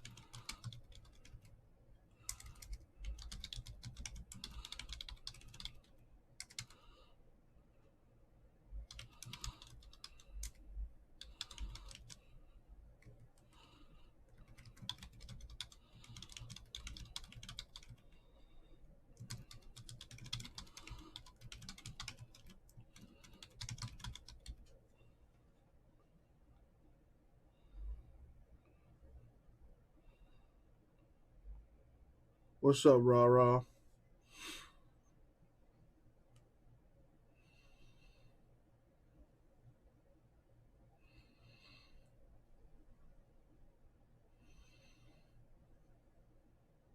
There's only 25 teams drafted. So I don't know where he hasn't answered my question yet. How do you know that only 20 teams have cards? Because Leighton sold 26 spots in his random teams. I don't know where he got 26 from. I went and I looked at the draft. Only 25 teams drafted a player in this past draft. Sixers, Bucks, Bulls, Cavs, Celtics, Clippers, Grizzlies, Hawks, Hornets, Jazz, Kings, Knicks, Magic, Nets, Nuggets, Pacers, Pelicans, Pistons, Raptors, Rockets, Spurs, Thunder, Blazers, Warriors, and the Wizards. Those are the only teams that drafted. There were only 25 teams that drafted. All right?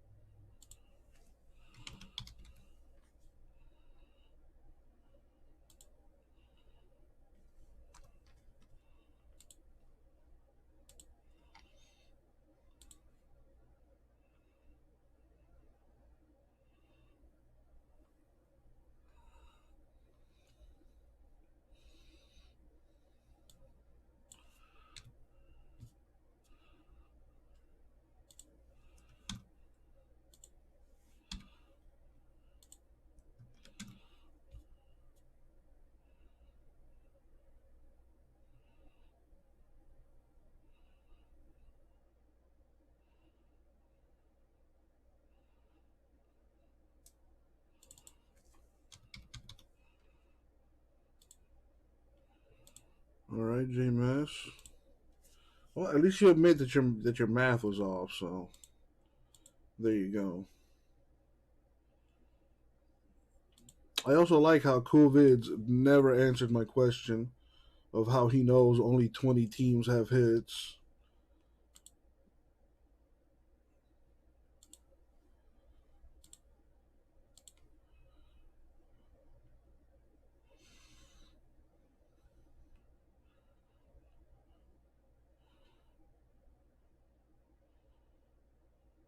Wow, I can't believe the Yankees actually let that happen.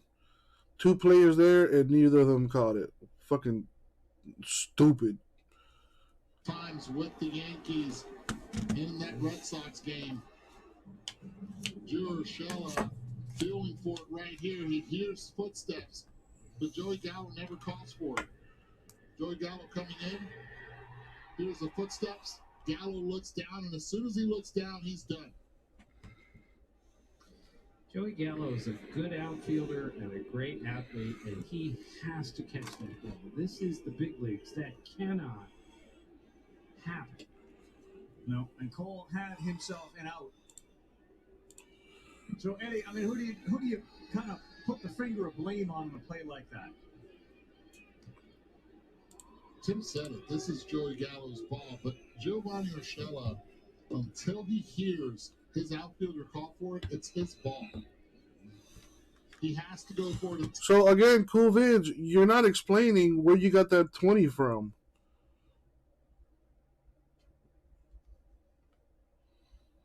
At $30 a spot, that is ridiculously cheap. Like, stupid cheap. Like, how are these guys making any money? So wait, so let me get this straight, Cool Vids. $30 a spot. 20 teams, that's $600.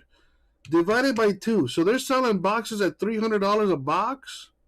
When these things are retailing for over $400? Yeah, dude, continue to buy from them because that's a ridiculously good deal.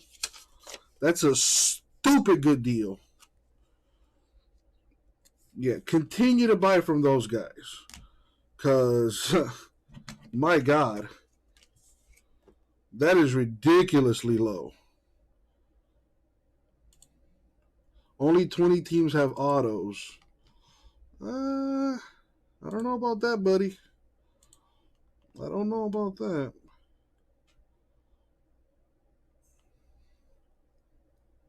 Let's see.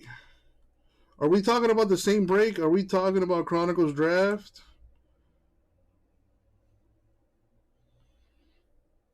Of course it is, Cool Vids.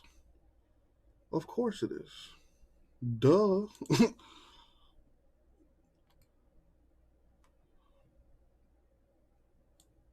So again, what are we talking about here? Chronicles Draft or Black? Not Black, Obsidian.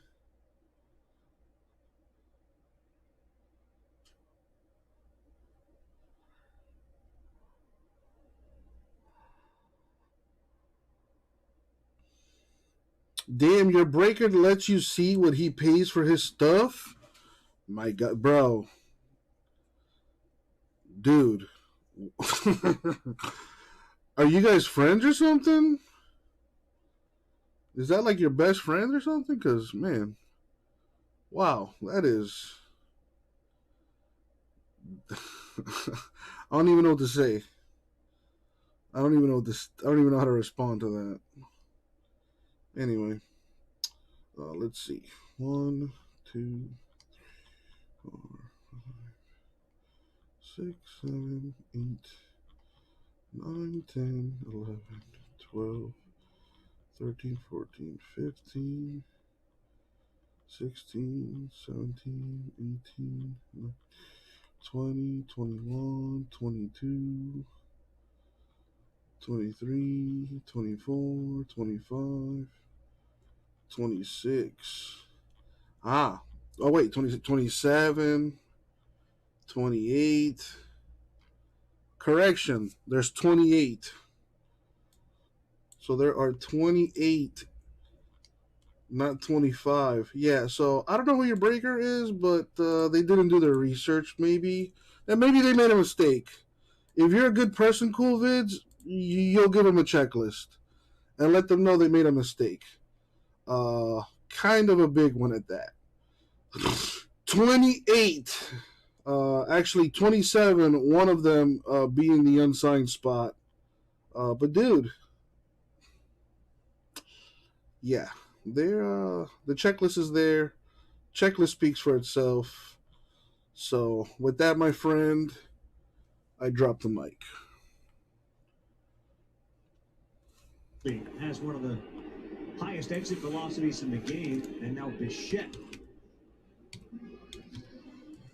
Well, that's not a double if the infield's back. Right. And it's the infield's only in because the Yankees could not catch a routine fly ball. Yep. There is the RBI list streak. It's Ah, now see, now that's a different story there. Either way, $30 a spot for 20 teams. You don't have to do all that. Again, whoever this person is giving you a ridiculously cheap, like stupid cheap.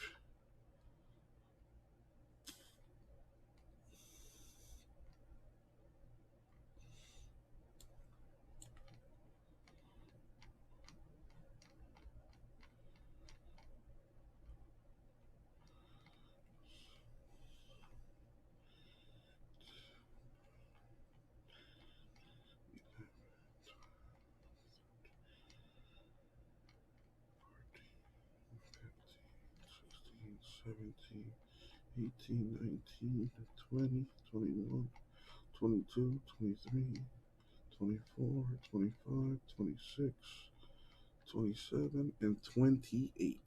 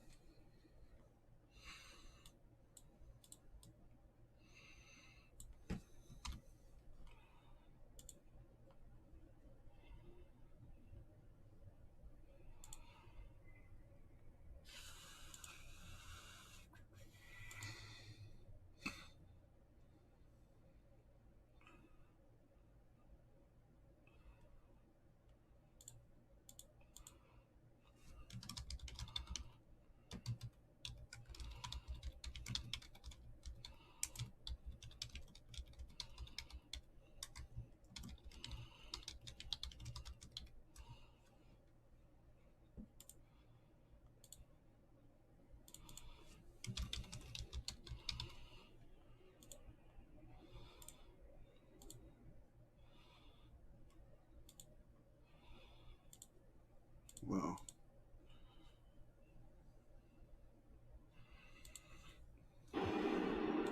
Gardner says, get out of my way. He will call that. He didn't want to see what happened earlier in the inning happen again. They were given a gift. It fell between Urshela and Gallo. Springer was on second. He didn't stay there. He comes. All right, so now, thanks to that, I appreciate you bringing that to my attention.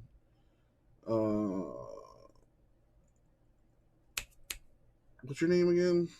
Coolvids. So it is 28 spots total, 27 teams. There's an undrafted spot too. It'll be 65 now.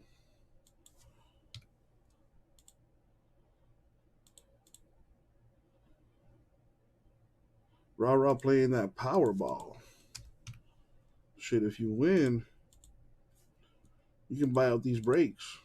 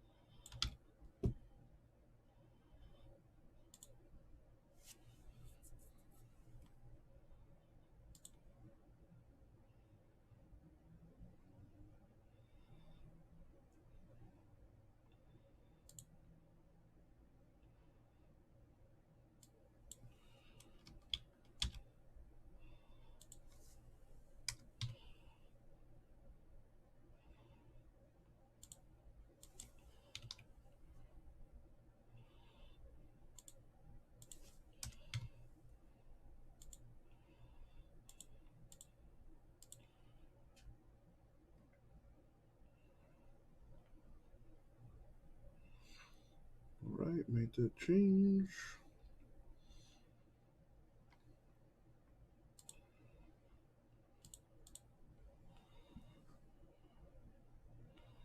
All right, so we got Sixers, we got Blazers, Bucks.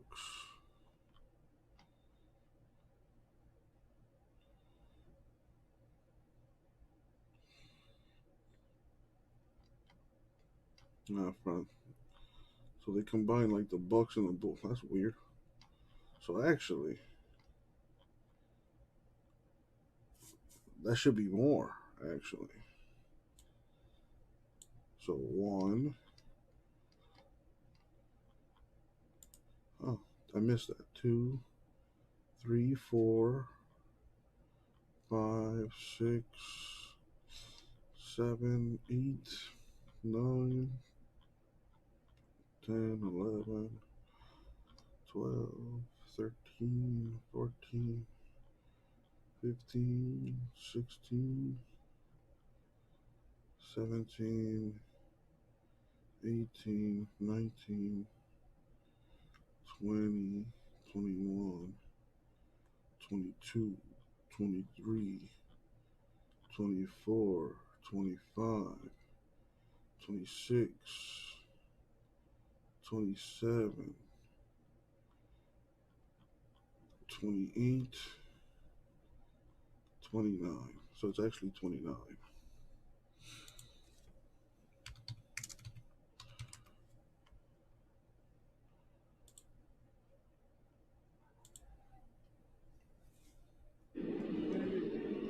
Never mind.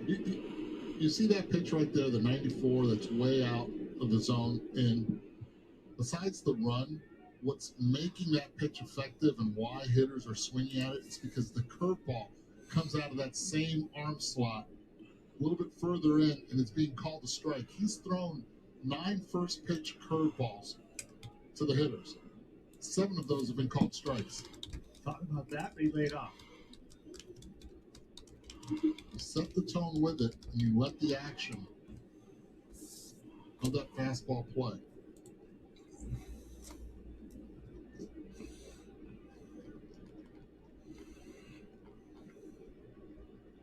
Three, 2.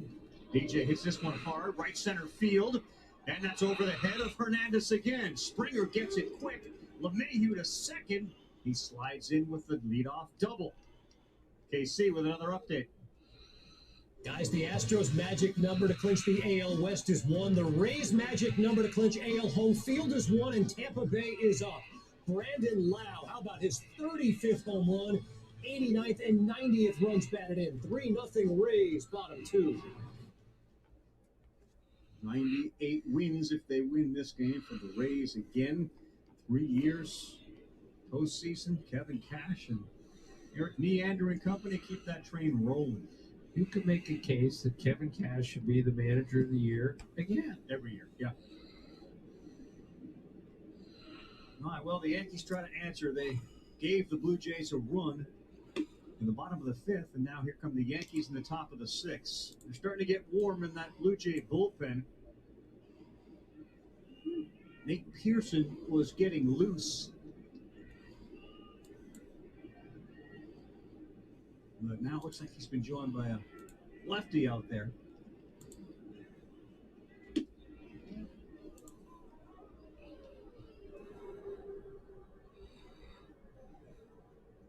So Pearson hasn't started throwing yet. Tim Mayza, the lefty, is. Maybe for Gallo down the road here. 2-0. That's off. 3 balls, no strikes. And the tying run in the on-deck circle with Judge and then Stanton due up. Amazing, wasn't it? Since the Torres double, how different Barrios has been.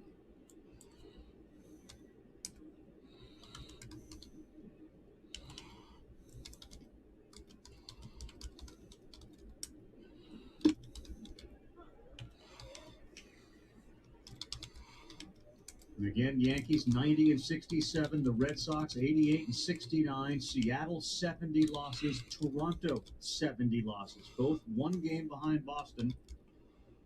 in the loss column, and it's Frankie Montas and the A's dealing with the Mariners coming up later. 3-1, 3 balls, 2 strikes. Rizzo wanted that one again, right down Broadway.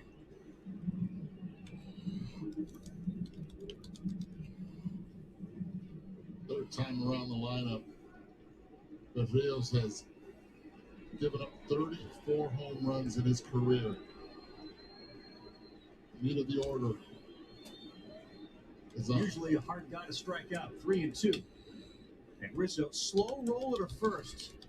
Good flip there, Roy. Flag play hot potato with it. Flipped it to Berrios for the out. That's an excellent play, an athletic play by Berrios right there. Flipping it, not even showing him the baseball. Once he receives it, he flips it, as you said, hot potato style. This is where Charlie Montoyo right now is making sure Tim Miza gets up and gets loose for. You see it right there, never shows him the baseball. As he's going towards first base, is able to continue his momentum and the focus of catching that ball and then looking towards home as DJ LeMahieu was rounding third. No panic from Berrios. No panic to find the bag. A lot of times you see pitchers fumble around, try to find the bag. Judge, this one to right. Hernandez there, tagging from third. LeMahieu. And they get the run back that they gave to the Blue Jays. RBI for Aaron Judge on the sac fly. It's 5-3. Let's go.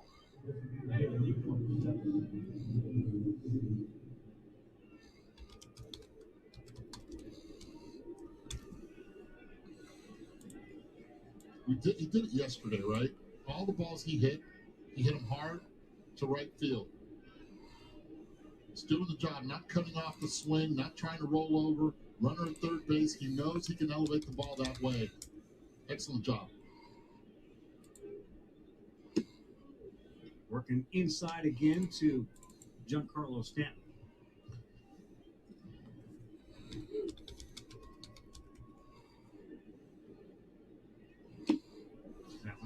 Speaking of sacrifice flies, Joey Gallo, who is up next, has 2 sacrifice flies in his career. He has 158 homers and 2 sacrifice flies. Doesn't seem possible. Inconceivable. That he made the book. Oh, he's all over the book, yeah. What is the book you guys are talking about? Never mind. Well, wait a minute. You brought up the hip, then you said never mind. Now Eddie brings up the book, and you say never mind. At some point, people at home want to know. They mind. I wrote a book called I'm Fascinated by Sacrifice Flies, and there's a whole chapter on sacrifice flies, and Joey Gallo is all over that chapter because he hit 96 homers before he hit a sacrifice fly. That's impossible. 3-2. Stanton stays alive. Berrios nodding. You can see it. He liked that curveball as he tries hard here to get through the 6th.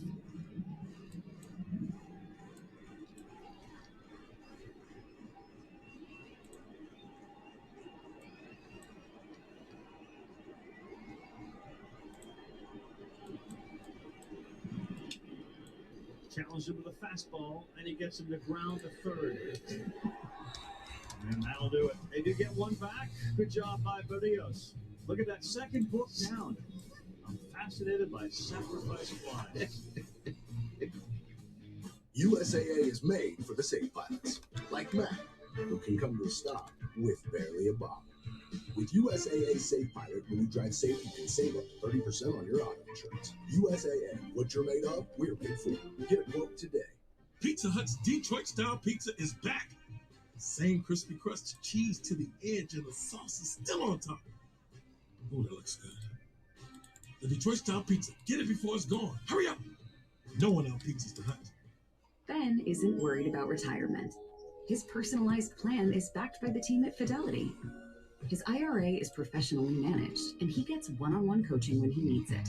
So Ben is feeling pretty zen. That's the planning effect from Fidelity.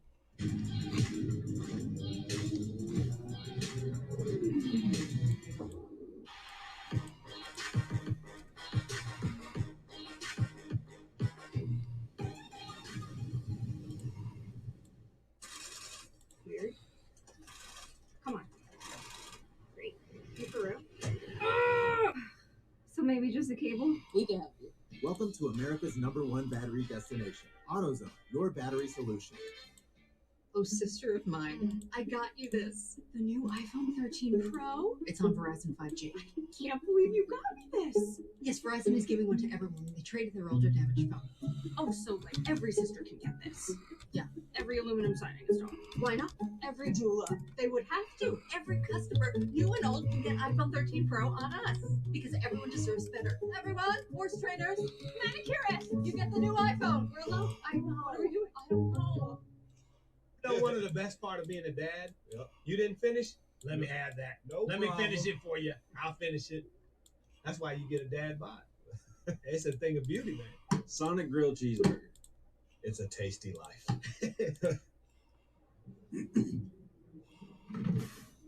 Welcome back. Just about 9 o'clock in the East as we take a look at our current standings in the hunt for October. They are brought to you by Geico. Rays currently leading the Astros 3-0, trying to clinch home field through the American League playoffs. The Astros with a win would clinch the West. There are the White Sox and turned loose in 90 and 68. Lourdes Gurriel, first pitch from Garrett Cole, down ball 1. Red Sox lead 3-0. However, the Orioles have 2 men on and only 1 out against Nathan Eovaldi in the bottom of the 6th. High strike for Gurriel.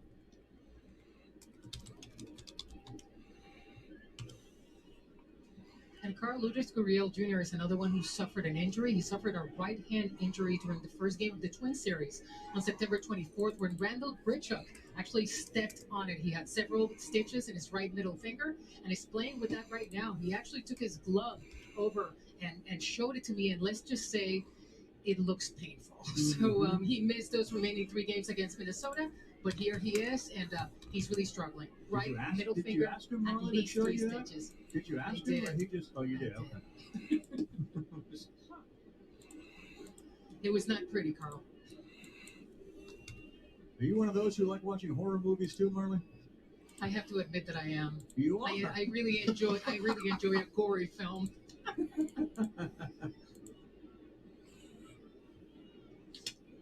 2-2, good pitch there.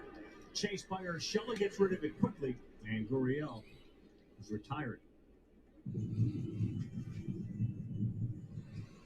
How about that play by Gio Urshela? That's Rios, which looks like he's done. Yeah.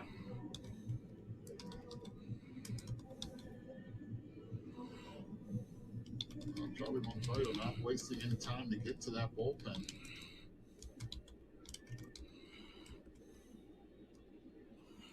No, and that bullpen has not been what the Yankees, and this is maybe a tip of the scales type aspect to a team. The Yankees bullpen is an absolute strength. Here comes Gallo, and he's there to make the play, while the Red Sox and Blue Jays currently are both struggling. Hey, Honus Wagner, Hank Aaron, finals of the MLB Top of the Pack bracket, presented by Loop. Which iconic card should finish at the top? Vote now at MLB.com/top of the pack, and you could win a Gem Mint rookie card. Restrictions apply. See rules. Honus Wagner, Hank Aaron. Honus Wagner, right? Just as cards go. He's the greatest shortstop of all time. He was the first superstar player of that century.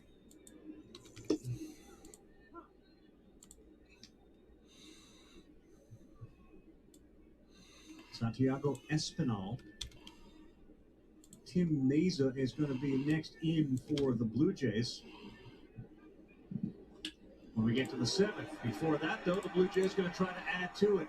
As the single from Espinal, bottom guy in the order, hitting 8th, has got 2 hits tonight with a double and a single.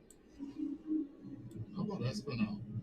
First at bat, first pitch, gets a double, strikes out a second at bat. Only saw 1 fastball out of the 5 pitches he saw. So this time, Garrett Cole throws him sliders again, thinking he can't hit it, leaves it up, and gets himself a base hit. And Cole will face the number 9 hitter, the catcher, Reese McGuire.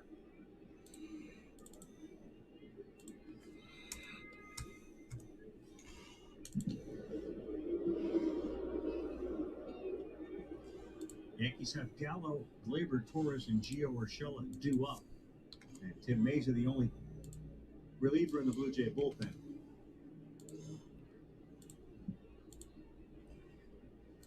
So far, 64 strikes.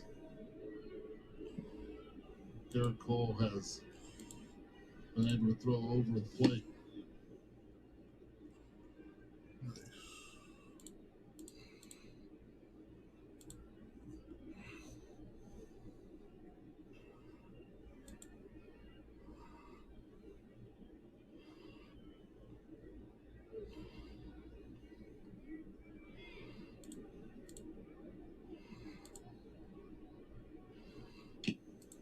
Into the mitt on a foul ball.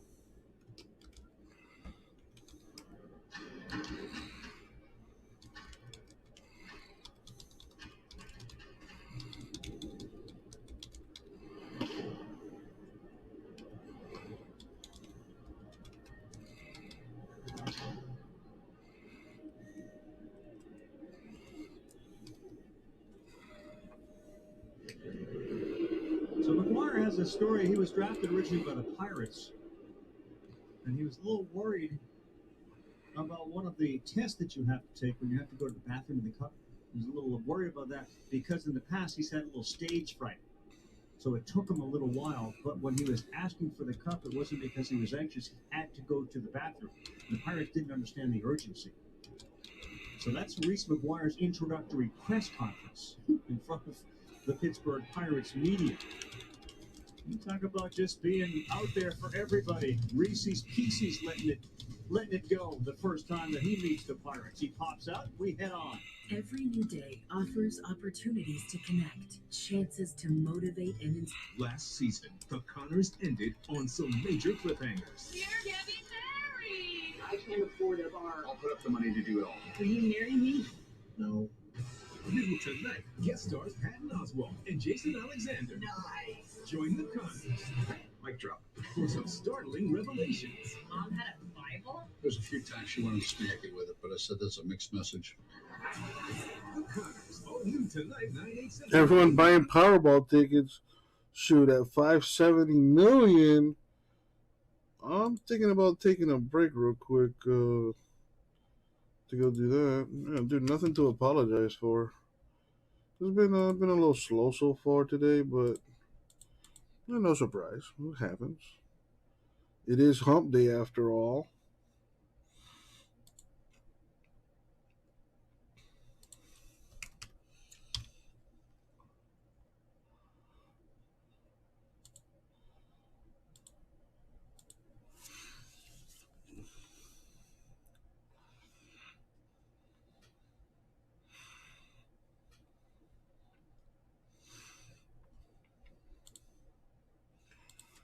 Get that out of there. Rara, how are you, man?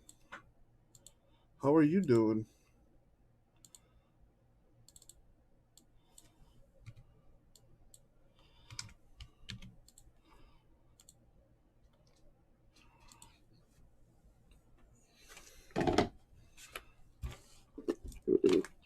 It's you're looking good. Ben isn't worried about retirement. His personalized plan is backed by the team at Fit. I'm doing okay. Good to hear.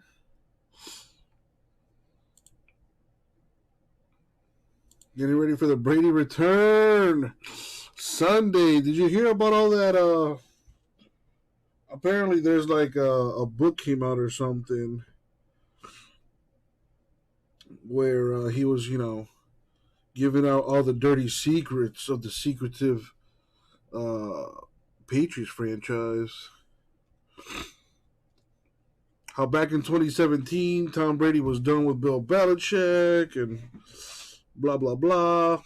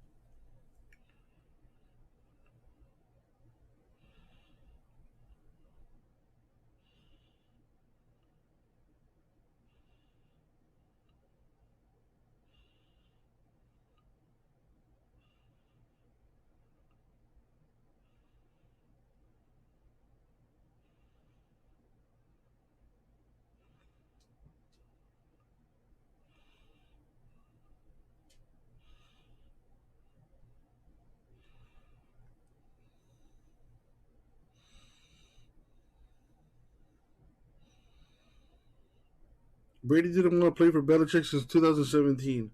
Kraft sometimes groaned to confidence that Belichick didn't show Brady the respect he deserved, but he was in no rush for life after him. Wickersham writes, Brady, though, seemed ready for it. I don't want to play for Bill anymore, he told people close to him in 2017. Tom Brady wanted to say goodbye to Bill Belichick in person, but Belichick said he wasn't available. Brady told a friend the fact that it came over the phone was telling about how badly the duo's relationship had deteriorated over the years. Wow. What is Bill?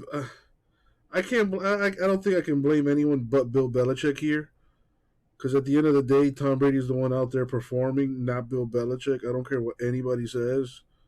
Coaching can only do so much. Players got to go out there and execute and do their thing. So Bill Belichick looks like a huge fucking asshole. He looks like an ungrateful son of a bitch, to be honest. Yeah, I'm glad you agree, Rah-Rah. Holy crap. I can't believe I'm saying this, but I have more respect for Tom Brady today than I did yesterday.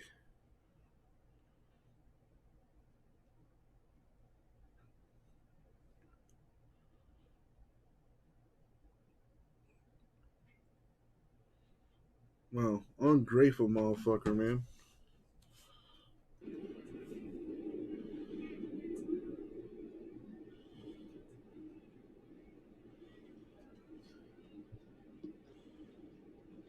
In Mesa on relief for Berrios, he hit Joey Gallo to lead off the seventh. He's ahead of Torres, looking for a ground ball. He throws the sinker 71% of the time. He'd love to put one in the grass here, or in the turf here.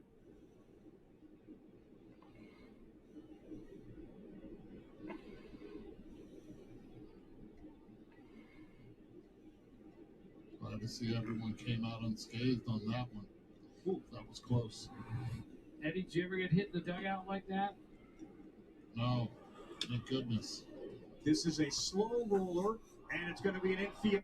You get in debates all the time between Brady and Belichick. In what sense? Like in one sense, though, like who's more responsible for the championships?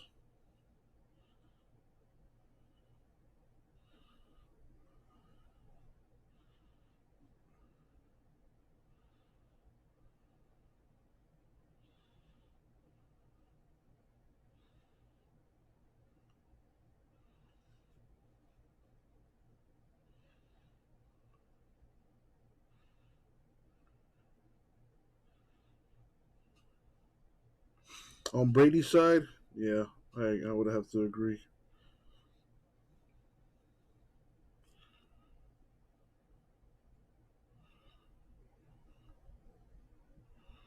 It'd be nice to see the pants stamp Brady a loss. Yeah, that's not gonna happen.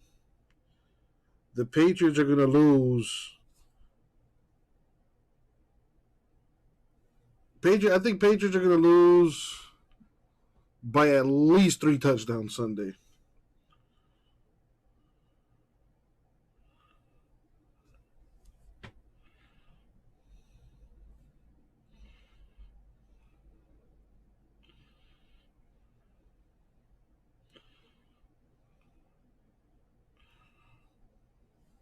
Mac Jones will crap in his diaper on prime time. Dude, what if he steps up, man?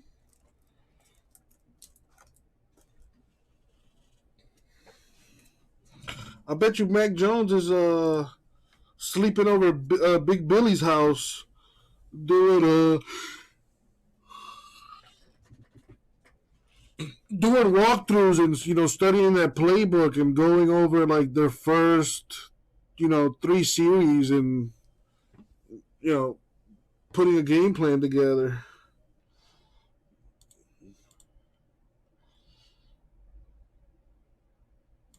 If the Patriots beat the Bucs, that would be hilarious. I don't see it happening, but if it happened, it'd be really funny. I mean, best thing, honestly, me personally, I hope they tie. I hope they tie. That'd be great for me.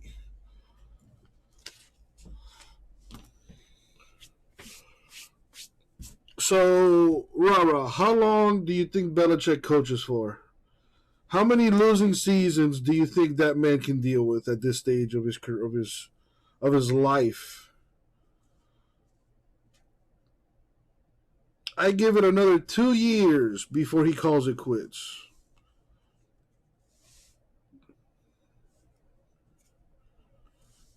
They're gonna go like 7-10 this year.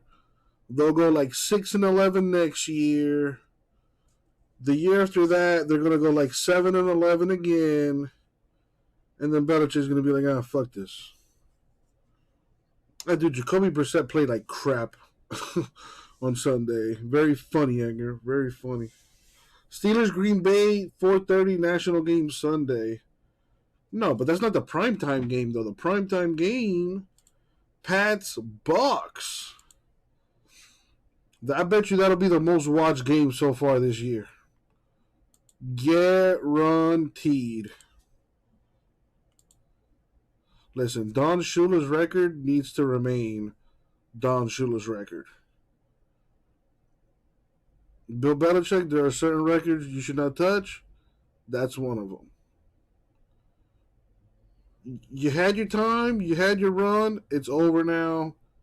Just fucking retire. Retire and be miserable doing whatever it is you do. Dude, honestly, Bill Belichick will probably die on the sideline coaching.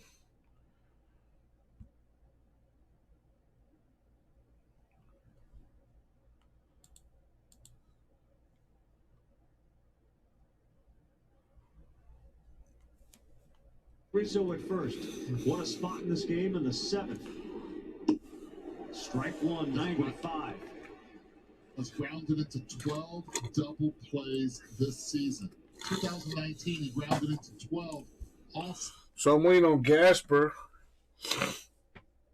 who bought 4 boxes of Chronicles Draft basketball, basically. So just waiting on him to get in here so we can get that stuff to cracking.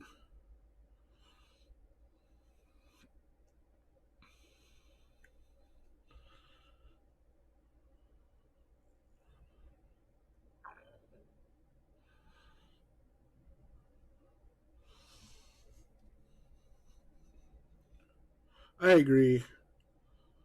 I don't think he would. I don't think he would know what to do with himself either. I mean, listen. If Kraft wants to keep paying you, keep at it. Yeah, how long is he under contract for?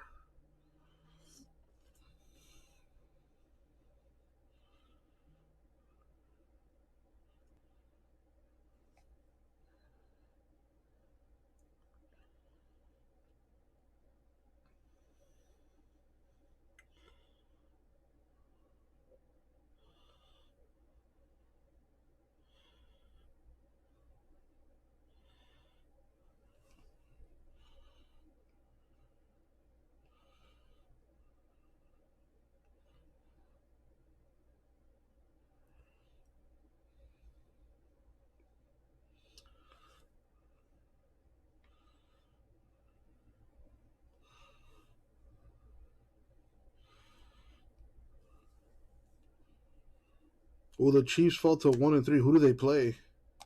Oh, they play Philly. Nah, Kansas City's winning that.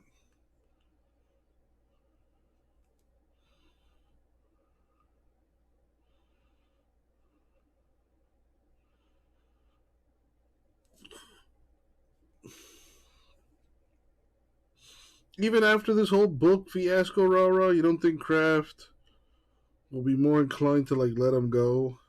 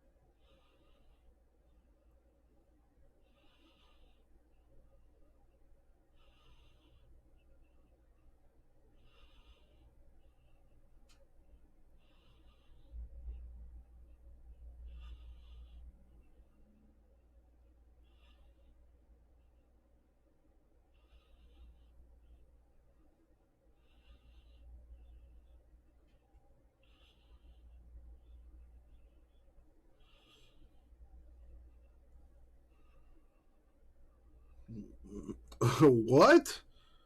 What is a matter, baby? The hell is that?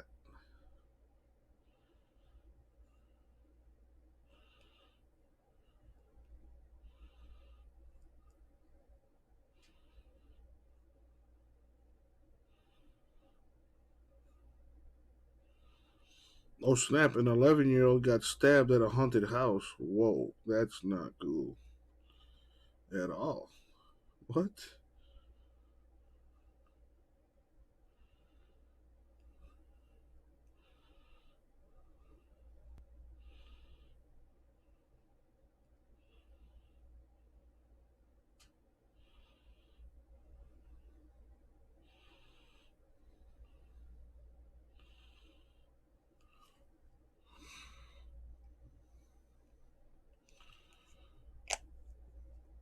A papadilla or a matter, baby? What's the matter, baby? Oh, we get it. Okay. All right.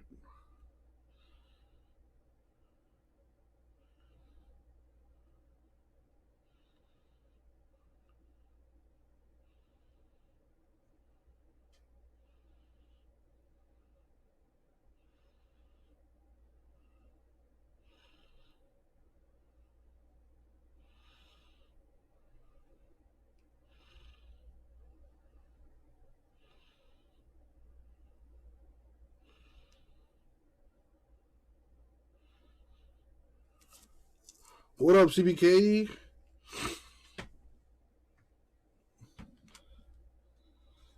All right, Gasper in the house.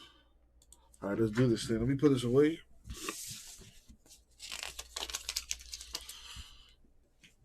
Damn it.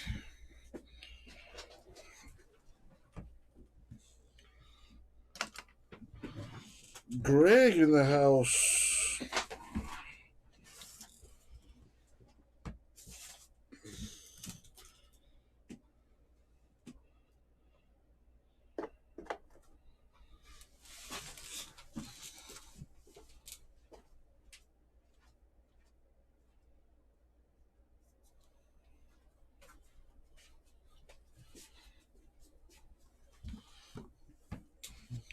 Well, funny enough, Gasper, I was going to tell you to pick the boxes to take the pressure off of me, you know?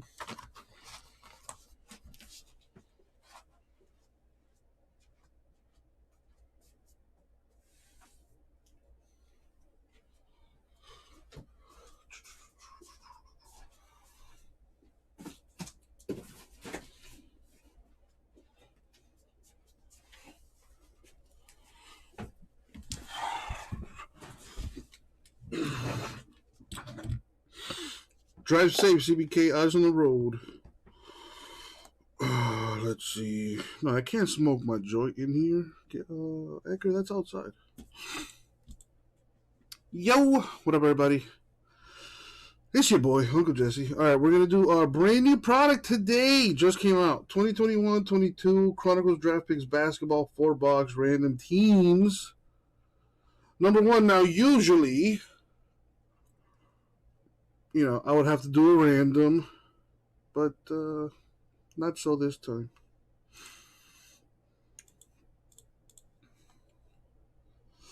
I'm only going to put this up on the screen once, and you'll see why.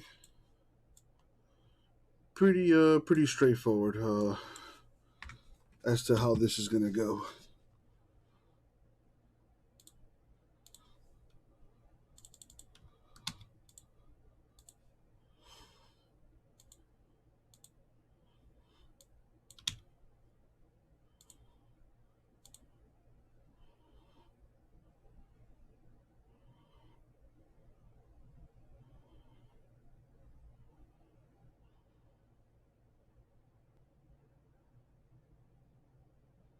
All right, let's take that down now.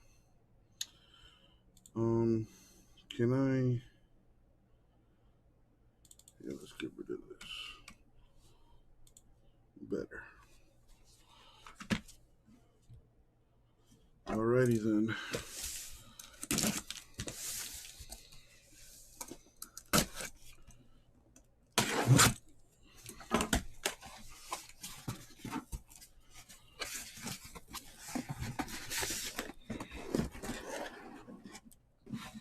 All right, so there they all are.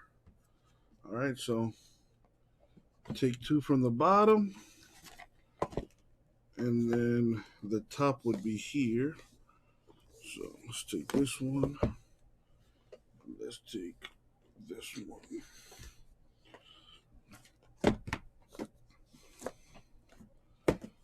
And let's put the rest away.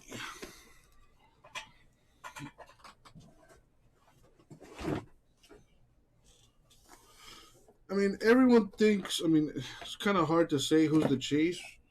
Personally, I like Jalen Green for the Rockets. Kate Cunningham is pretty good. Jalen Suggs also pretty good.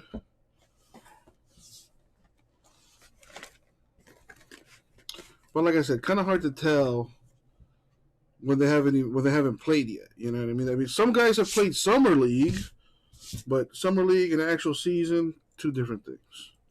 But the preseason starts next week, Monday, if I'm not mistaken. So, with that being said, Gasper, good luck. Let's see what we got.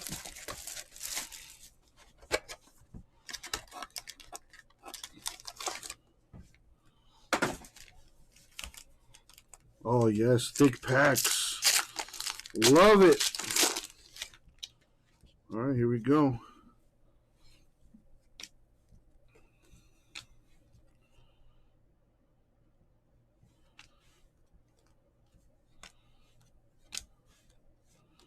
All these guys are rookies. Jalen Green. That's the guy I think is going to be tops. Got Keon Johnson. 2 of the trade relic to 99. There's 2 autos, 2 relics per box in this stuff.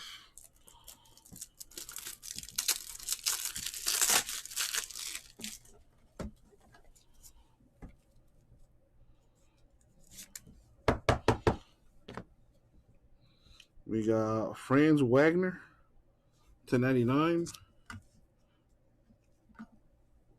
Rookie patch autograph.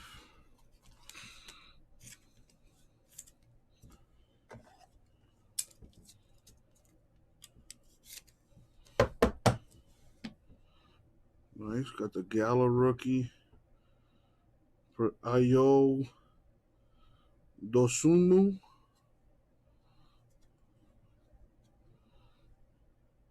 I've always liked the Gala cards.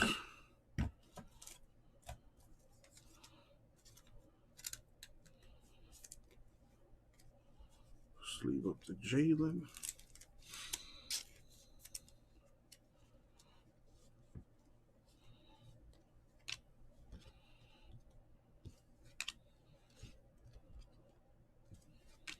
Got another Jalen Green.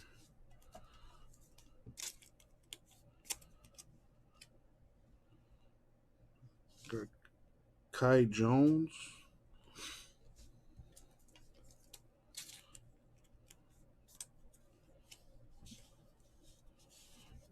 Jaden Springer. Franz Wagner, 149.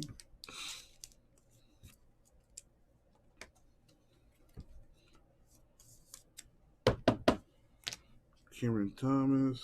Evan Mobley, another good one, apparently. It's all relative at this point. Jalen Green, Flux rookie. To 99, Jaden Springer.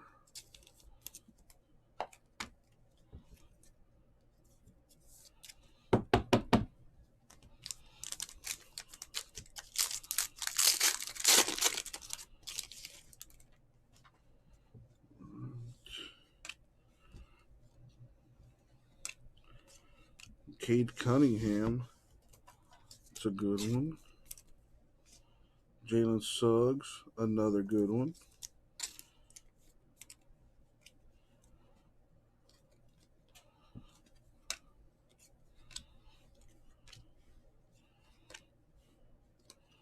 Scotty Barnes to 99.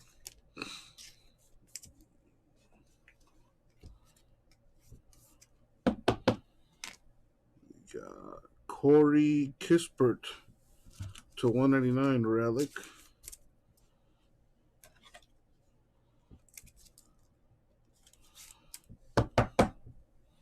An Origins autograph to 199.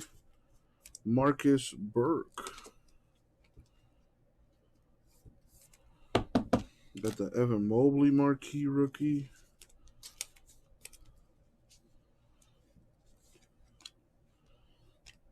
Keon Johnson.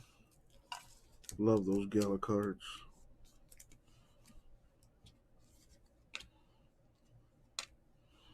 Jalen Suggs.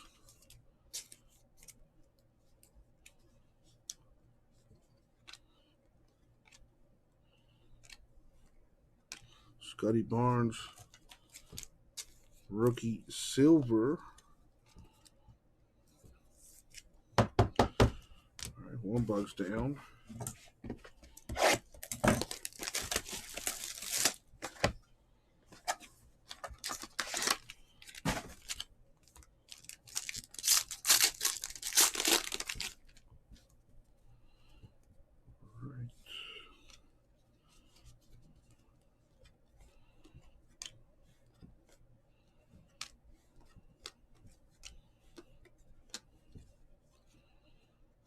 Nice Evan Mobley. Got a tribute. Jalen Green Chronicles.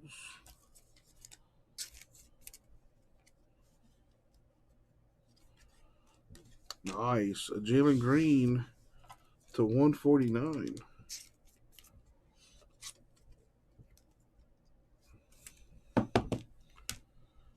We got Herbert Jones to 199 relic.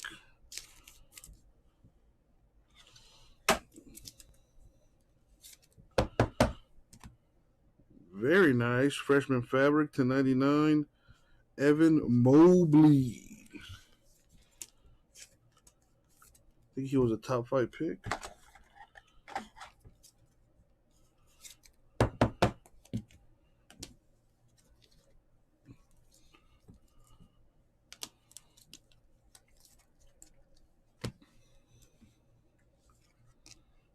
Another Cade Cunningham. It's a refractor. Bloody top loaders.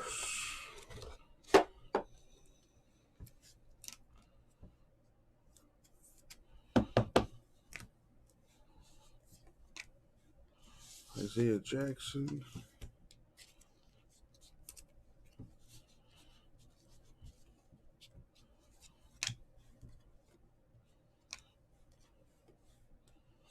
Davion Mitchell to 49.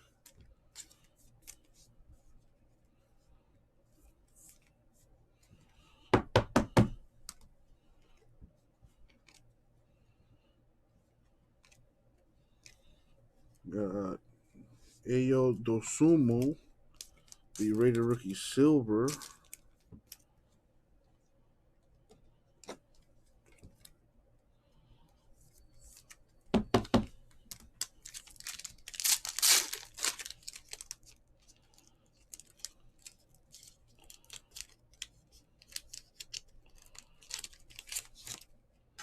We got a numbered card back here. Zaire Williams to 99.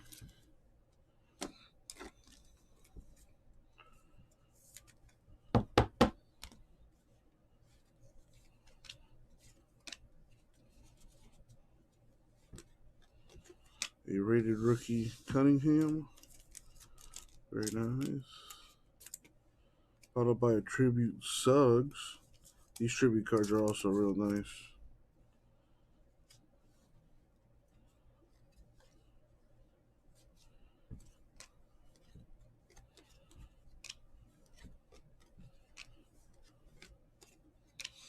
Got Kai Jones. Relic. Not numbered.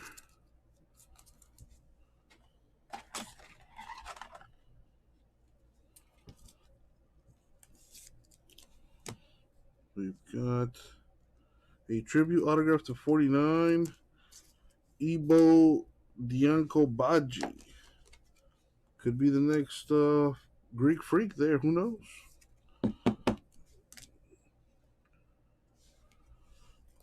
Jalen Suggs. Rookie. Silver. Moses Moody. Gala.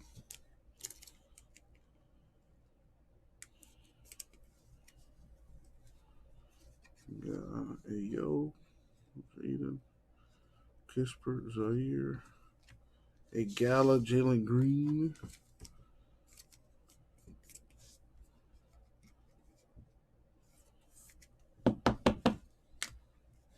Kai. A Flux Jalen.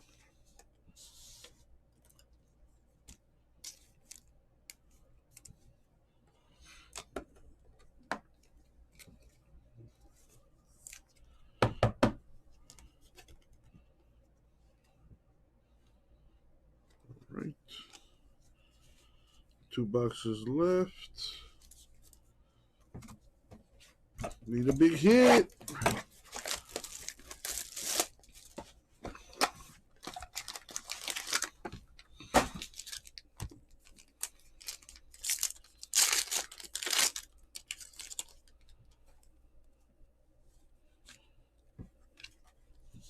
Kate Cunningham. Jalen Suggs.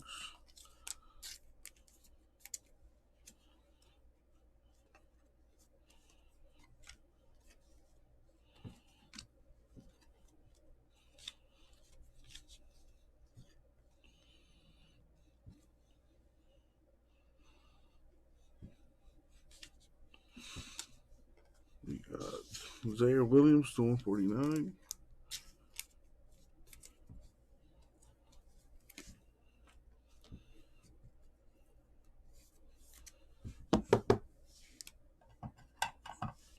We're good. 299, Jonathan Kuminga relic.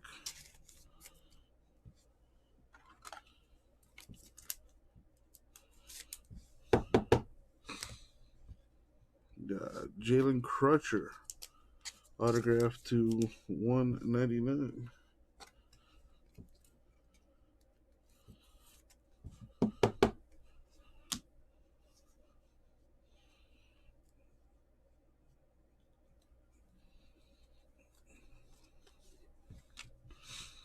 Nice, Jalen Green.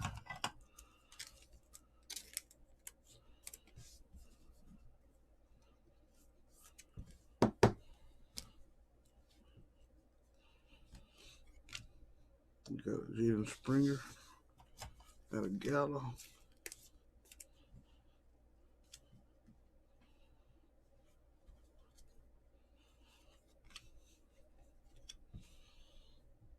We got a silver here. The rated rookie silver.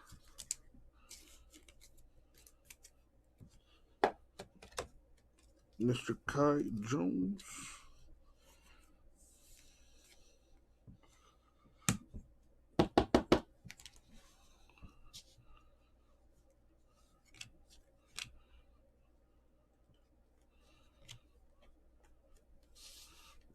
Another Kate Cunningham rookie. Jalen Suggs rookie.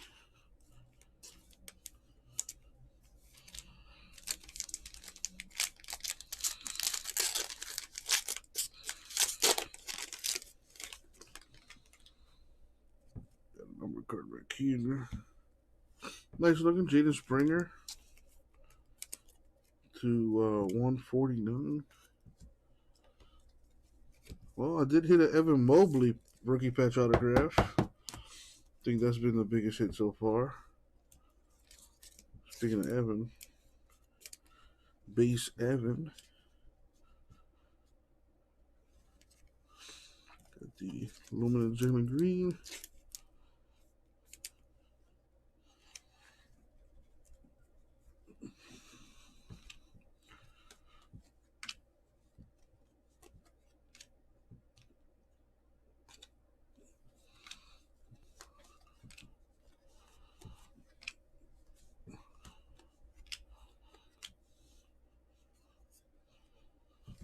We got Jared Butler to 189. Is he related to Jimmy Butler?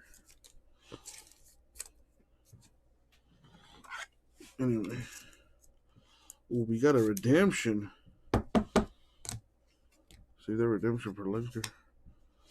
Let it marinate. The Trey Man Gala rookie.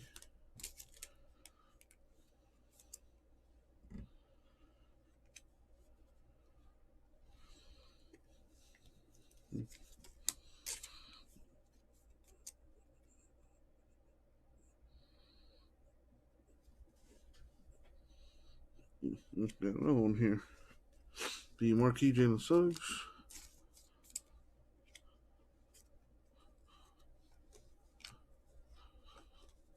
Scotty Barnes, Gala.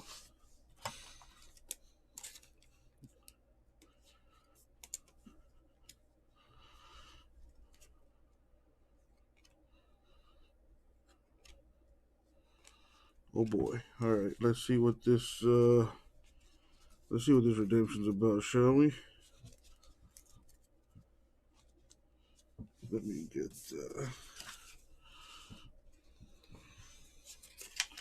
I didn't see it.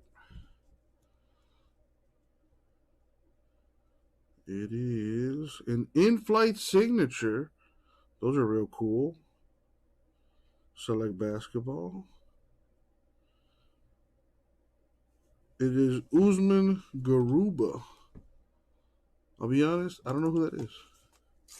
Hopefully it's a big hit. All right, last box mojo.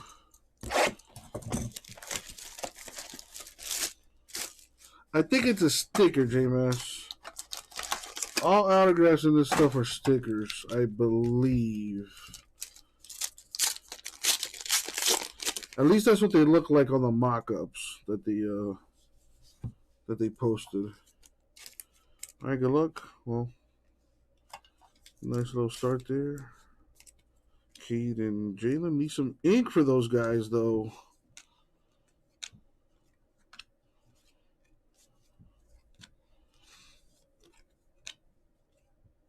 Ooh, a 1/1. Keon Johnson. Not bad, not bad.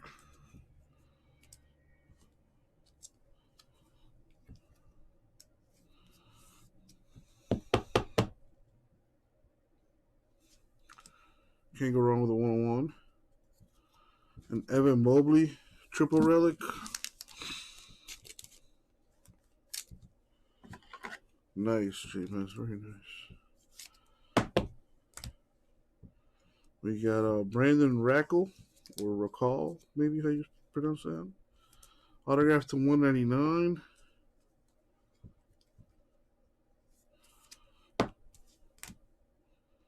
Got the Kispert Gala.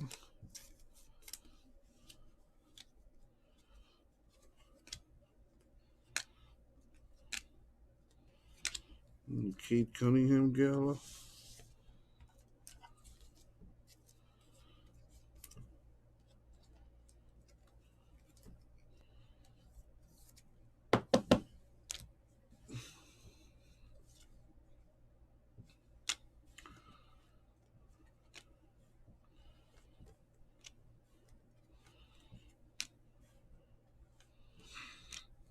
They got Cam Thomas rated rookie. Silver.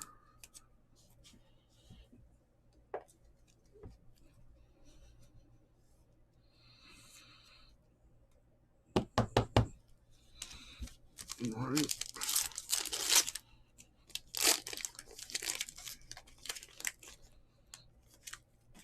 Last pack of Magic. Good luck, Gasper. Hit a big time autograph. Come on.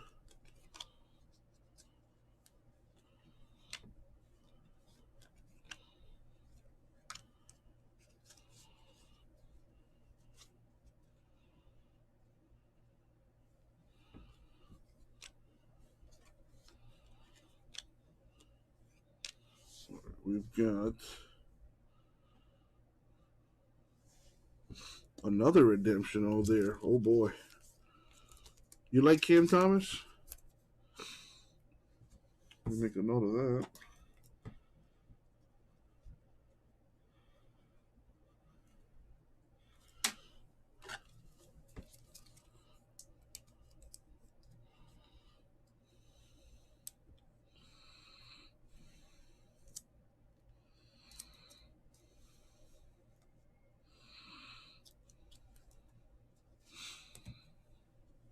Oh.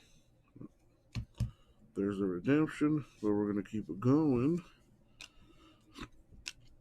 See what else we got. Well, there's another Cam Thomas at a gala.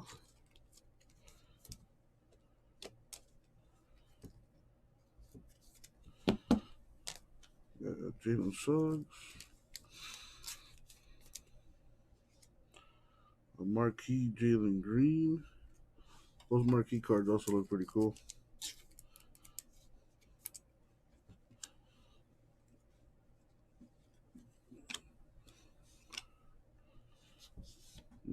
Damn. There's like a little crease on the side there where my thumb is at for the Suggs. So I can give you a pack in case you want to get that replaced.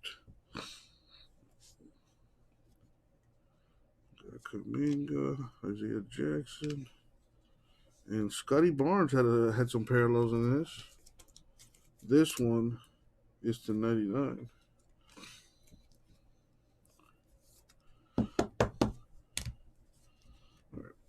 Big hit in this last box. Ready? And we got Isaiah Livers, the in-flight signature blue redemption.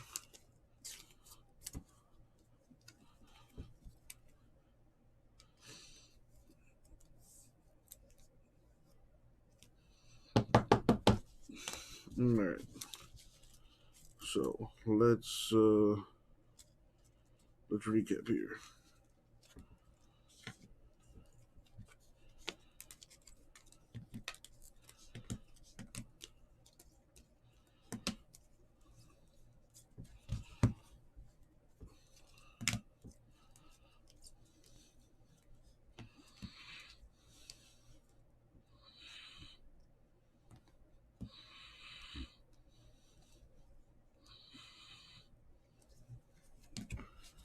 These are all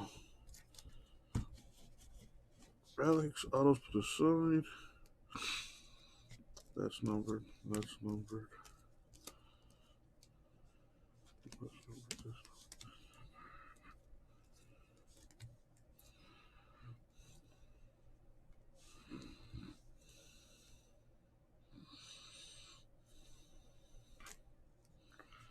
What is this?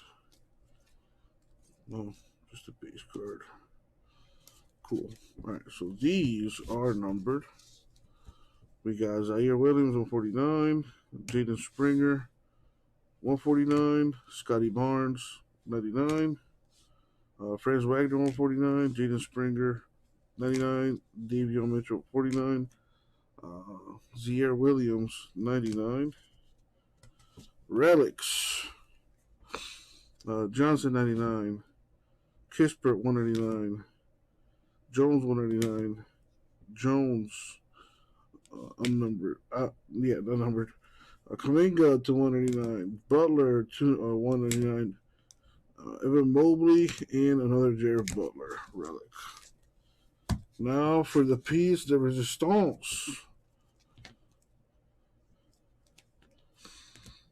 Not quite the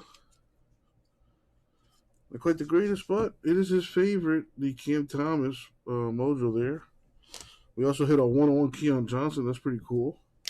Autographs. We have an in-flight signature redemption for Usman Garuba and an in-flight signature blue for Isaiah Livers.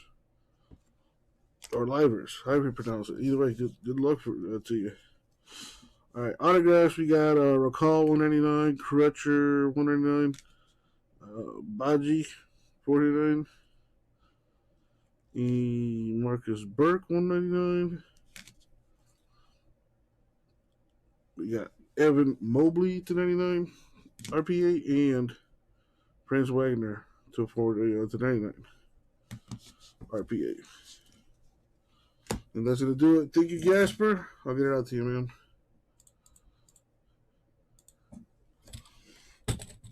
All right.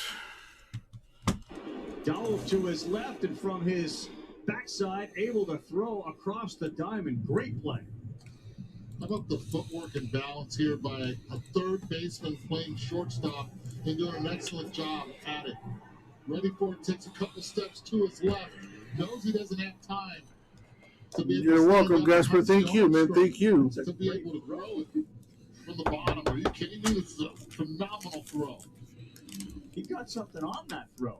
Throwing from his butt, twirling around. A butt toss.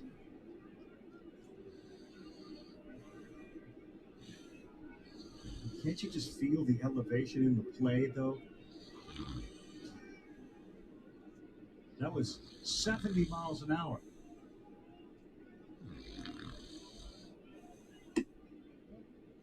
I mean, we need to have a butt toss competition. You're welcome, Gasper. Thank you, man. 70 miles an hour. Eduardo, thoughts? No chance. I can't even do it with both feet on the ground. Throw my elbow and shoulder out. A rollover, and we're going to head to the ninth inning. That's the third out, and Bo Bichette will take his position at short. Romano's going to come in. Blue Jays looking to win the second of this three-game set in dramatic style. Ben isn't worried about retirement. His personalized plan is backed by the team at Fidelity. His IRA is professionally managed, and he gets one-on-one coaching when he needs it. So Ben is feeling pretty zen. That's the planning effect from Fidelity. One crispy Kentucky Fried Chicken sandwich for you, and a delicious crispy spicy one for whoever needs a little kick to the keister. Get the Kentucky Fried Chicken sandwich in classic or spicy for just $3.99. It's finger-licking good. Oh, sister of mine, I got you this. The new iPhone 13 Pro. It's on Verizon 5G. I can't believe you got me this. Yes, Verizon is giving one to everyone when they trade their older damaged phone. Oh, so like every sister can get this. Yeah. Every aluminum siding installed. Why not? Every jeweler. They would have to. Every customer, new and old, can get iPhone 13 Pro on us. Because everyone deserves better. Everyone, horse trainers, manicurists, you get the new iPhone. We're alone. I know. What are we doing? I don't know. What's he gonna chase? The slider? Nah. The changeup? Oh, I've got it. Curveball. Never halfway. I'm too tired. Wendy's new Big Bacon Cheddar is here because to make new flavors, you have to go above and beyond. Unlike some places, Wendy's put cheddar on the bun. What do we got? Sesame seeds. Yes, seeds. Try Wendy's new Big Bacon Cheddar today. The 6-month ride is culminated for one team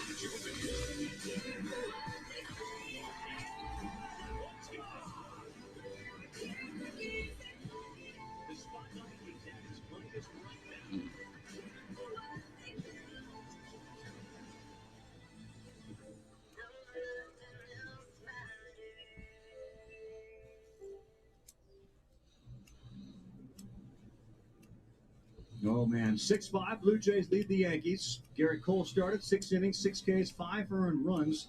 Barrios was perfect through 4 and 2/3. He ended up leaving after 6, 3 earned, 7 Ks. Bo Bichette, superstar tonight, 3 for 4, 2 homers and a double, including the go-ahead home run. Which leads us to Jordan Romano. Only 1 blown save. He is 7 for 7 in the month of September, 12 for 12 when you go back to July, August, and he has been super. And especially lately, last 8 appearances, 8 1/3, no runs, no hits, 11 strikeouts. He's been dominant. Gary Sanchez will pinch hit for the Yankees to start off the 9th inning. They need a run to tie. How about this hitting for Joey Gallo? Now you're wondering if it's if he's okay from the hit by pitch, or is this just a straight up move from Aaron Boone saying, we need someone right now that can put the ball in play? If he can. Luke Voigt pinch hit earlier. He ended up rounding out, or striking out, I should say, and then appeared to hurt himself or re-injure his leg as he was running to first base. I wonder if Voigt will be seen again during this regular season. 1-1 to Sanchez. Ooh, top pitch, top of the zone, called strike 2 by Gabe Morales. And that's the four-seamer. He throws it 62% of the time. Slider 36, and when you can locate it up there at 96, that's pretty nasty. What's up, Edgar? I mean, I haven't gone in a while, to be honest. Last time I went to a Marlins game was probably 2016, 2017. It's been a while. Why do you ask? How about this? First, the fastball right there in the outside corner, elevated at 96. Gary takes a look at it, and now he gives up on this one. Starts up, comes down at 89 miles per hour. It looks like Mr. Romano brought his uncle to the party. And his name is Charlie. Charlie Romano's in the house. Good party. If Charlie Romano's at a party, you know it's a good party. And based on the sound at the Rogers Center, it's a pretty good party. And twice this year, the Blue Jays used 2 pitchers in a game, and they were Ray Romano. That's good. That's good there. That ball off the end of the bat, coming hard, and it's going to drop in front of, just inserted, Jared Dyson. So on for the third time tonight, Gleyber Torres, and now the Yankees will send the go-ahead run to the plate. Yeah, but who cares? The season's almost over. The double he hit. It's not like they can make the wild card or something, you know? In the batter's box. Get another base hit off the end of the bat, and this one off the end of the bat. Big swing. Dyson has to break back first, and with his speed is not able to even get to it. So Gleyber is forward. He's a threat to run.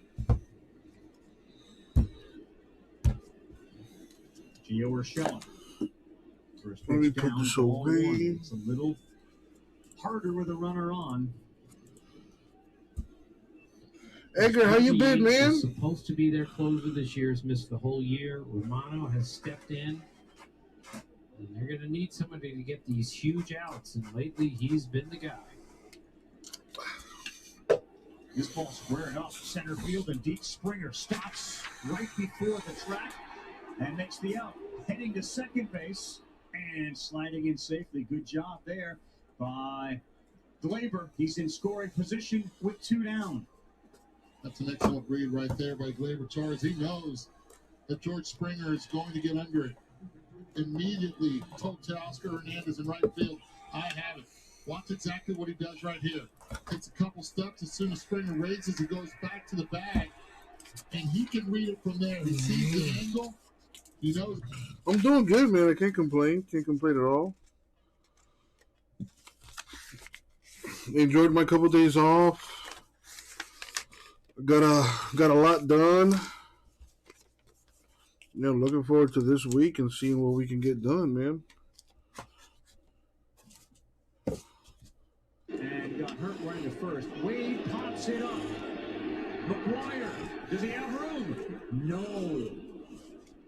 Wade stays alive. Tyler Wade pinch hitting in the 8th spot. And trying to deliver for the Yankees.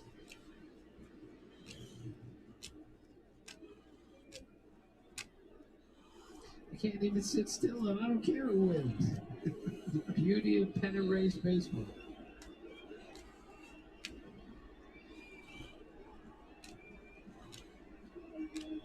Romano, 21 for his last 21 save opportunities. The 0-1. That's in there. 0-2. Peyton down at 98.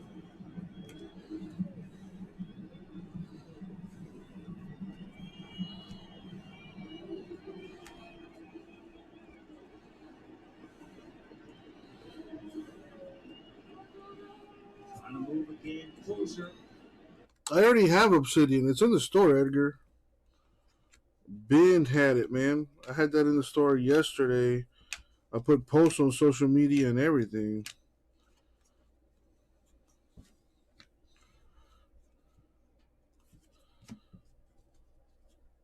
It's just so important for the Jays here with potentially win a game that Garrett Cole started. Then you have probably the Cy Young winner going tomorrow. Then you got the Orioles for 3. Their fortunes could change tremendously if they win this game. And Bo Bichette will be a longtime hero in Toronto. Next 0-2 on the way to Wade. Spoils a curveball, so he fouled off 99 and is able to foul off the tough breaking pitch. Wade's last hit came September 25th against the Red Sox.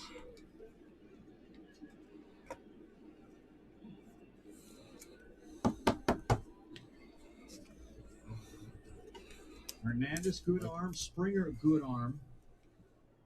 In center and right field. Romano just mouthed, "Come on, baby," to himself. The crowd helping him as well. I mean, the teams are literally on the screen, Edgar. I have half the teams left, 16 teams left. And 4 box number 1, Hornets are random as usual. But yeah, dude, I got half the spots gone already, and I had that listed last night. So, decent chance we can get that done today, especially if you pick up some teams, Edgar. But I'm pretty sure we can get that done by the weekend at the absolutely latest. But it was the doubles and the home runs that created havoc for the Yankees, and they did it often and early in this game. Springer, a couple of doubles. Semien had a home run. Guerrero broke out of his slump with a double. Bo Bichette, the hero, though. 2 bombs and a double. He's the guy everyone will want to talk to. Wow, that's September baseball right there. It can only get better from here. For Tim Kirchin, Eduardo Perez. Marley Rivera, who's been lucky enough to be there to witness it all. Our buddy Sarah Langs, Ben Ward, our producer. I'm Carl Ravitch. Baseball continues. Yeah, Ravi, high drama there in Toronto. You said it, a huge win for the Jays. High drama everywhere in Major League Baseball.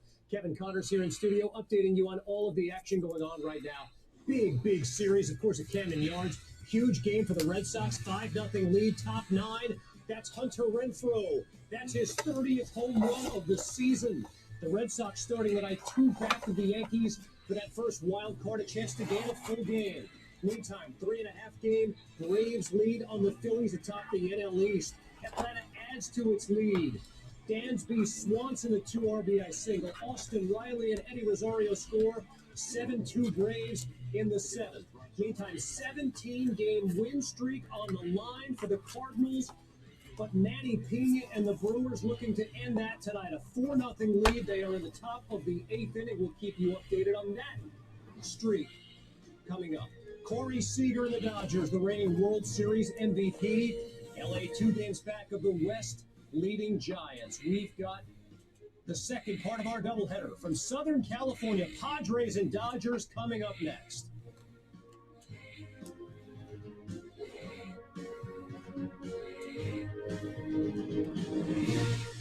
Nuts.com is the best kept secret of savvy snackers across the country. Incredible nuts, dried fruits, organic snacks, and gluten-free treats. Plus a $5 all-star snack box with 8 delicious snacks and super fast delivery. Just go to nuts.com/box. There's something for everyone to love at nuts.com.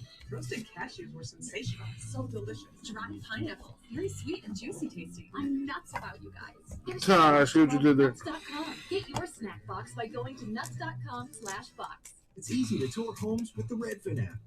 Take a 3D walkthrough to explore every corner. You can also tour. My thing is like I don't like going to things by myself. So I wouldn't mind going to a Marlins game, but on my days off on Monday and Tuesday, all of my friends are working. And by the time they get out of work and whatnot, if we have a 7 o'clock game, most people are getting off at 5. By the time they get home from traffic and whatnot, it's like 6 o'clock. And who wants to go watch the Marlins? We fucking suck, man. So, yeah. I should probably learn to go to things by myself, but I don't know. For that, I just stay home. What are we doing? I don't know. Since Susie's got goals, she'll want a plan to reach them. So she'll get some help from Fidelity. And she'll feel so good about her plan, she can focus on living it. That's the planning effect from Fidelity. I need a Mocha Crunch Blast, please. You got it. I'm on the Mocha Crunch. We're gonna need more espresso chunks. Order up. Sonic Mocha Crunch Blast.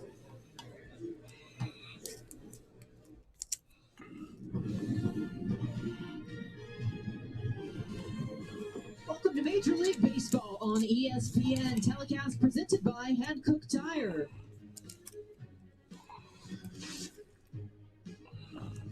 Beautiful night in the Chavez Ravine as tonight's game is part of ESPN's Geico Hunt for October.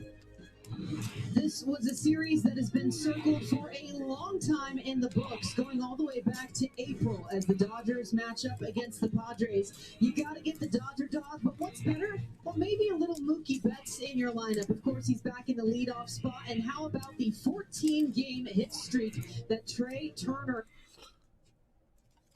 Jeremiah, I don't know. Back when we had Jose Fernandez, we had pretty good attendance. And even then, we weren't that good of a team. But whenever Jose pitched in Miami, that place was rocking. That's what it is. We need to put we need more Cubans on that team.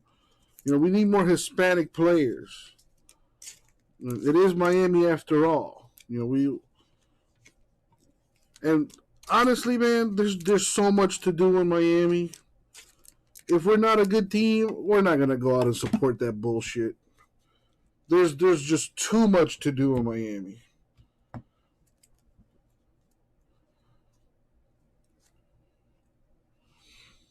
Chance to mess up the season not only for the Dodgers but also the Giants. Yeah, we gotta spend money. Historically, the Marlins are not a franchise that goes out and spends money in free agency. Quite the opposite. We're more likely to give up our players because we don't want to pay them. You know what I mean? That's how we've always been. So definitely need to make a change there.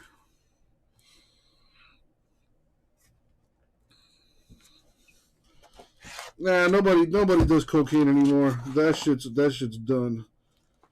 Everybody smokes weed now. That's the big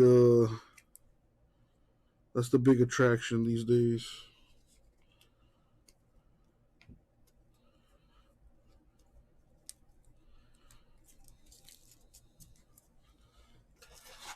All jokes aside, Marlins suck. And until they start winning games or until they start bringing in big-time free agents, the fan base isn't going to care.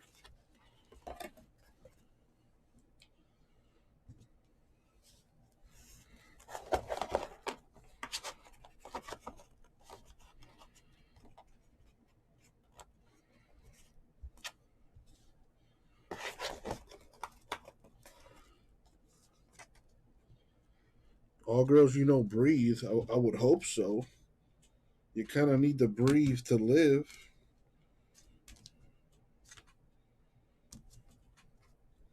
I would hope they're breathing.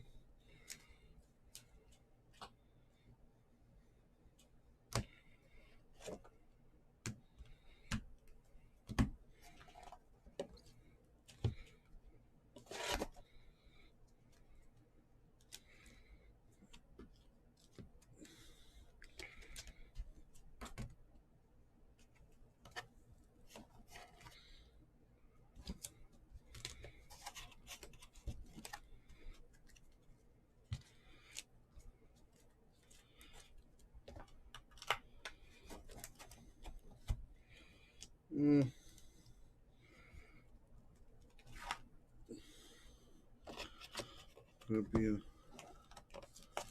bit of a tight fit, but whatever.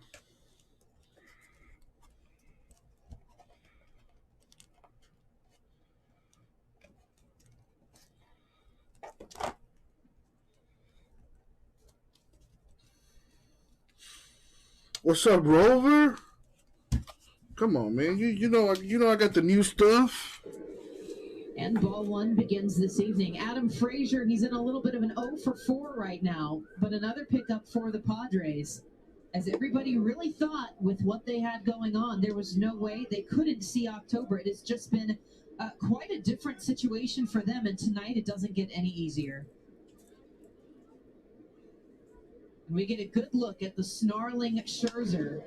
As he comes home, this ball is slammed out towards right field, backing up towards the track. Mookie Betts a step to his right. And Betts retires the first batter.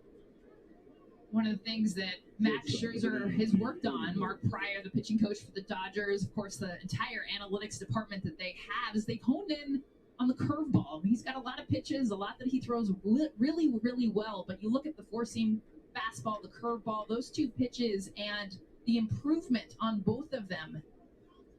Big thing with the curveball has been for him to get his hand more on top of that pitch, and Melanie, the depth that he's been able to get on it, and of course the sequencing he can do with his fastball, slider, changeup, and cutter off of that.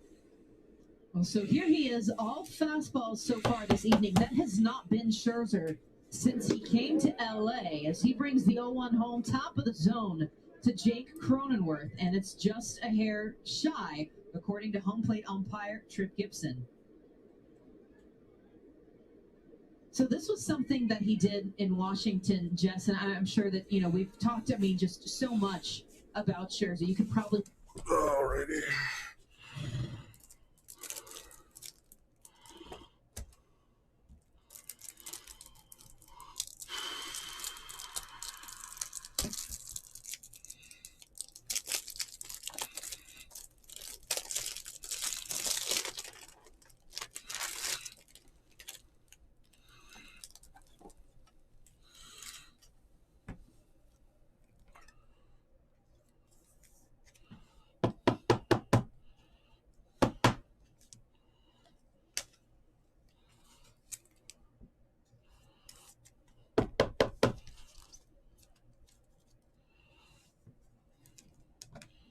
Anyone want to break some football with J Mass?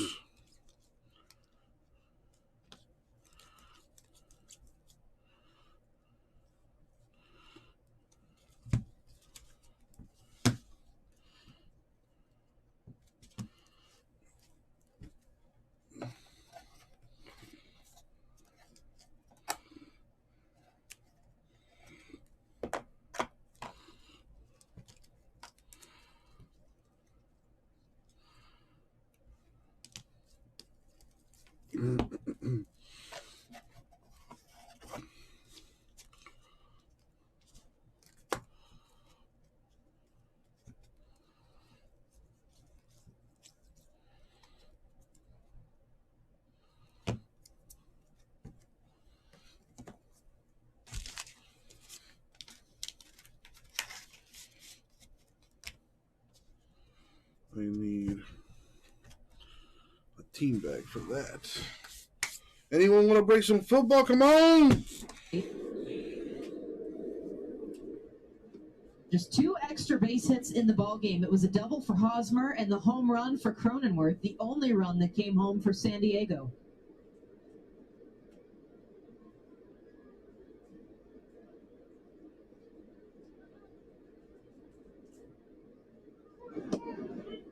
And right through the heart for strike 1.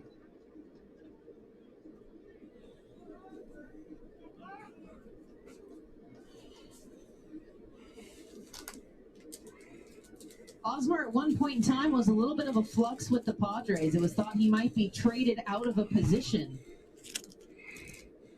Trying to get a little more stability with the ball club to wrap things up here as he swings. That was the breaking ball off Scherzer, 0-2. A good look at that curveball. Talked a little bit about the top of the inning.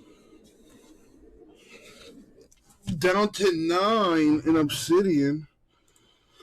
I think I have an idea of who may have bought into that.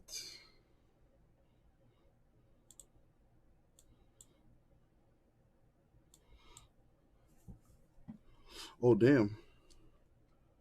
The Kings are gone. The Hawks, Pacers, Pistons, Heat, Pelicans, the Bucks.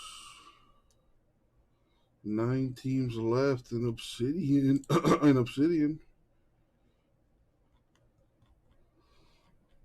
Yeah, much like with Chronicles draft picks, which Gasper took all spots in that. Shout out to Gasper.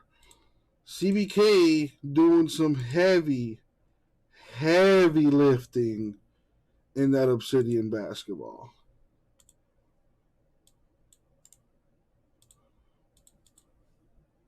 Anyone going to pick up a team in that?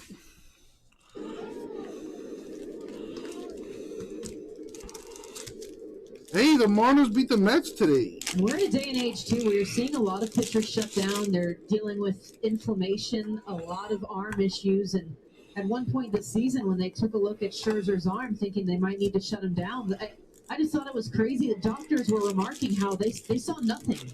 It was one of the best-looking arms that they had seen for a major league pitcher, the workload that he carries. As Hosmer slams this one out to left, it bounces down. It's another base hit. Machado moves station to station. And back-to-back singles for the Padres. They're still rolling here in the first. I love this 2-strike swing. I mean, it's a beautiful job on a fastball. It's elevated. Not an easy pitch to hit. You see how Hosmer keeps his swing flat to try to get underneath it. All right, before I drop a filler, I'm gonna go drop. I'm gonna drop my own filler, real quick, if you catch my drift.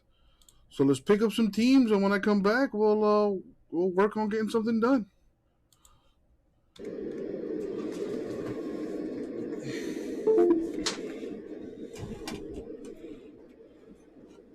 So dealing with 2 on, 2 out. The pitch to Tommy Pham.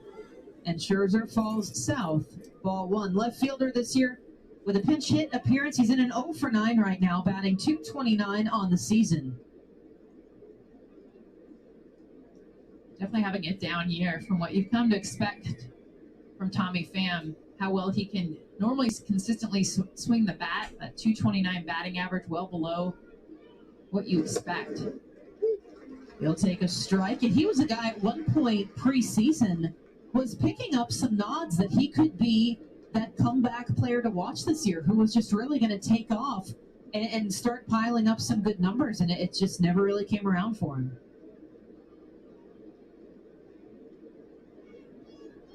Machado at second, Hosmer at first, the 1-1. Fastball inside.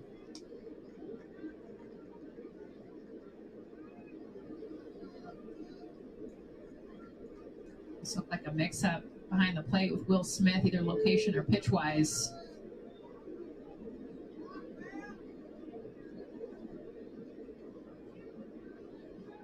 There you mentioned it, Jeff. Just shaking up a lot of different calls here from Will Smith. 2-1. Pham chops this one back towards the left side. Back picked by Seager. time. Dodgers spoil the top of the first. We'll see what they can do when they come back with the bats. Dodgers and Padres, Game 2 right here on ESPN. What's he gonna chase? The slider? Nah. The changeup? Oh, I've got it. Curveball. Never halfway. I'm coop tired. One crispy Kentucky Fried Chicken sandwich for you, and a delicious crispy spicy one for whoever needs a little kick in the keister. Get the Kentucky Fried Chicken sandwich in classic or spicy for just $3.99. It's finger licking good. USAA is made for the safe pilots. For Mac, who can come to a stop with barely a bobble. Lucia, who announces her intentions even if no one's there. And Sergeant Moore, who leaves room for her room. With USAA Safe Pilot, when you drive safe, you can save up to 30% on your auto insurance. Get a quote and start saving. USAA, what you're made of, we're made for. Hear ye, people and common folk, how I have ended up on this yoke. Before you stands the king's great jester, a star-like poet until yester. But all of a sudden, oh what a drag, the king understood my every gag. This of course caused some commotion, all because of that one potion. At once his royal highness knew the joke's on him, and I was through. He drove me forth with arrows and slings, 'twas then I knew Red Bull gave him wings. Wendy's new Big Bacon Cheddar is here. Because to make new flavors, we have to go above and beyond. Unlike some places. Wendy's put cheddar on the bun? What do we got? Sesame seeds. Yes, seeds! Try Wendy's new Big Bacon Cheddar today. On to the first inning, Dodgers and Padres. Game 2 of this 3-game series, and the Dodgers trying to put a cap on their 2021 regular season one, the lineup that they have put together here.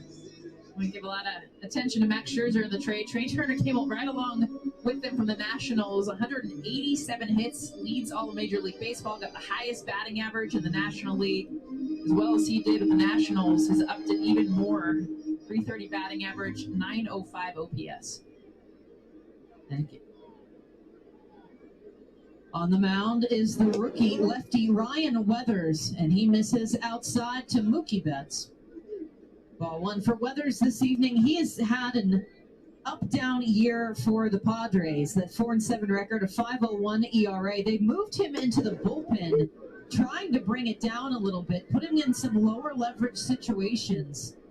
And again, Jay Stingler, the manager for the Padres, just put it very plain spoken is, look, we traded a lot of guys that were underneath. We don't have a lot that we can call on right now. And so Weathers, he's going to have to take this one as he delivers a strike to even the count here. Will not be on a limit this evening. He's come out in a few opening rolls since as they just try to build that confidence back up.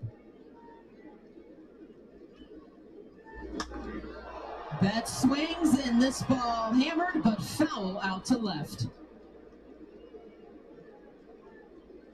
109.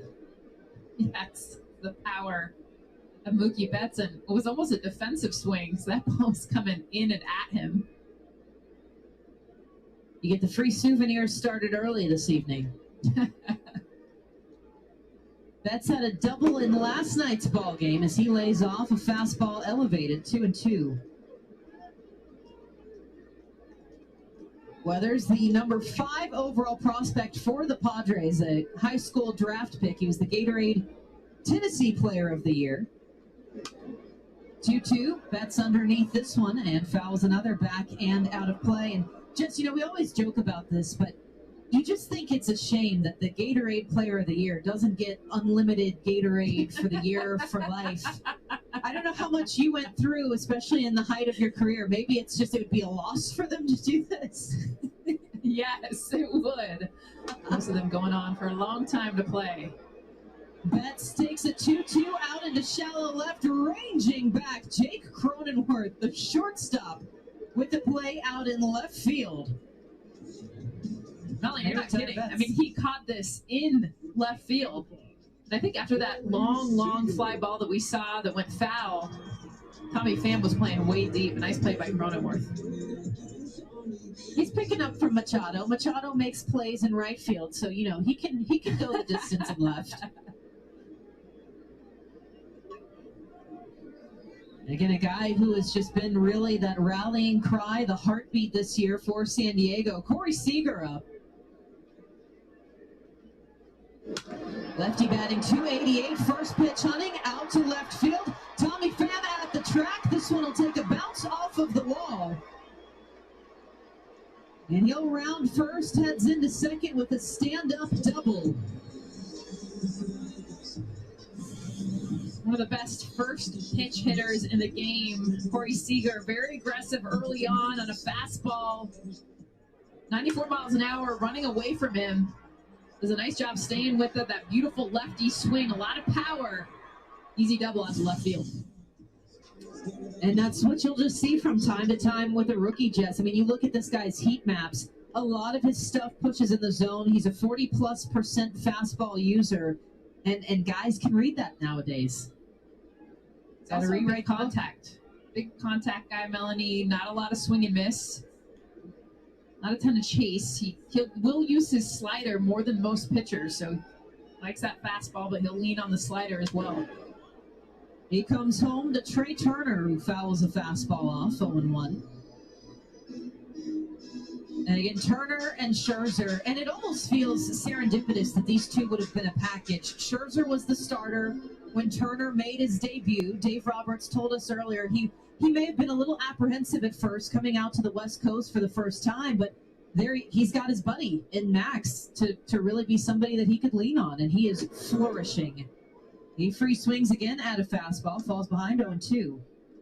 Yeah, he credits big brother Max as he jokes around to kind of helping him transition a little bit.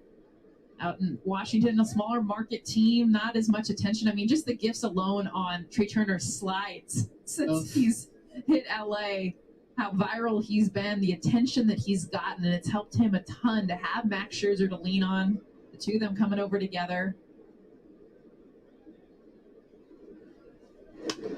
Weathers 0-2. Turner underneath this one, popped out behind first base. Hosmer gives chase, and it falls away. And, you know, it was different attention than what I think we're used to hearing, because we saw this especially earlier this year with guys like Javi Baez and Lindor experiencing that New York exposure for the first time, and just how tough that could be for them to really make that adjustment, especially from some smaller market areas. And here in LA, yeah, you still have that big exposure, but it's a little different flavor than New York. Speaking of adjustment, Trey Turner, 2 strikes, will make an adjustment, get wider. You see his knees kind of get more inward. He'll spread out his legs a little bit more. Dave Roberts talked to us about how fewer and fewer hitters make 0 adjustments. See how much wider he is with his legs, 2 strikes. Kind of eliminates a lot of that lower body movement, and he's so great bat to ball. With 2 strikes, that's all he's trying to do. He's got a runner in scoring position. Trying to put the Dodgers up first.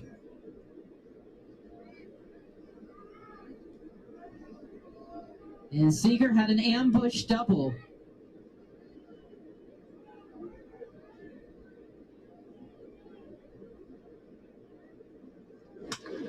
One, two, and Trey Turner sends a sharp shot out to left field. Getting the wave around, here comes Corey Seager. The throw is cut off. Sliding into second is Trey Turner, and it's a 1-0 Dodgers lead. Would you expect anything less when you hype up the Trey Turner slide, that he gets an RBI double, and still with that signature move up the middle? And this is what I love, is the position he gets himself in, the simplicity. It's not that it's hit so hard, and you see Seager coming around, wheeling around, an easy score. But what I love about Turner's swing here with 2 strikes is that he widened out. Look at the simplicity of this. Just get the barrel to the ball. Take away the legs. Gets himself a knock and an RBI.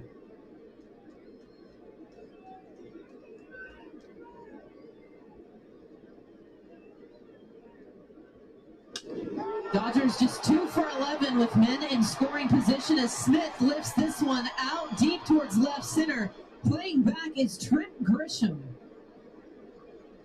They'll hold Trey Turner on a very loud out from the Dodgers backstop. A lot of aggressive swings early. Seager with his double first pitch. Will Smith coming out, hunting fastball, gets it just, misses it to the warning track.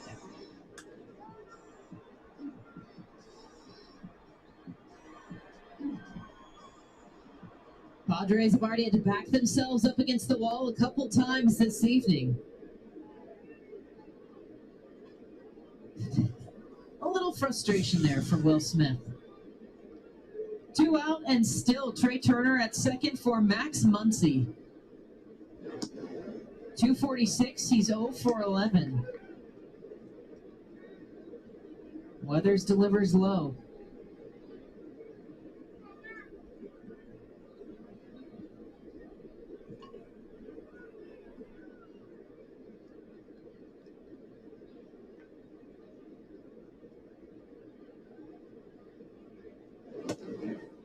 One-0 and working inside to Muncy.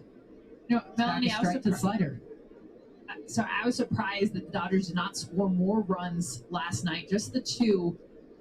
They were 3 for 21 with runners on base. And that was the one thing. I mean, they have runners on the entire game. You felt like that score should have been 10-1, not 2-1. So a very lucky shot, and a lucky shot here for Max Muncy. Turner looks up, he'll score easily. RBI for Max Muncy. Dodgers double it 2-0. So here, as you just mentioned, Jess, they struggled last night to have that production with men aboard. And they are firing away here in the first. That's what Muncy does so well. Takes the pitches. And he knows he can't drive, finds a fastball there that I think was supposed to get a lot more of the outer part of the plate that stays middle once he gets another run in.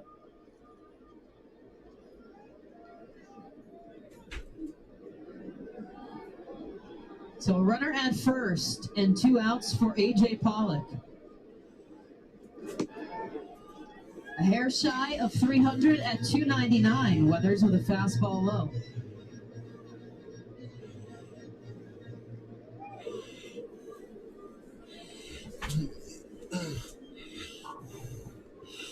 Oh, Trey Turner's with the Dodgers now. Forgot about that little. I think they had that trade earlier, right?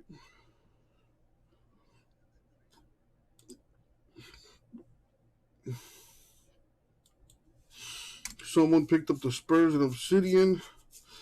Speaking of the Dodgers just hit a homer. Down the jog, A.J. Pollock, a home run, 2-run shot. 4-0 Dodgers. Pollock's 18th bash of the season.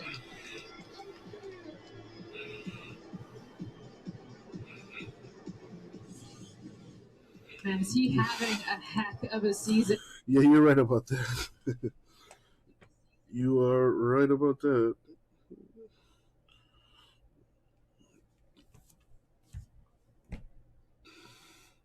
I knew he was with the Dodgers all along. I knew it. I was just testing you guys. I was just fooling y'all. That might be the highlight of that guy's entire year. So bases cleared now, and Ryan Weathers is just trying to put this first inning to bed. Double to Corey Seager, double to Trey Turner, Max Muncy singles, and Pollock with the long ball. He faces Chris Taylor.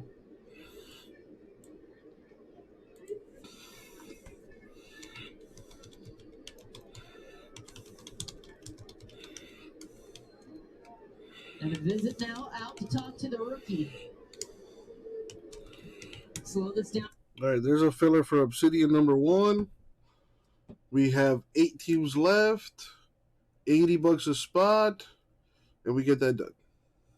Can give them. And you thought too, it's still within reach. We got Celtics, Grizzlies, Knicks, Nuggets, Rockets, Suns, Warriors, Wizards, and a shot at the Hornets. Damn, CBK down for 3.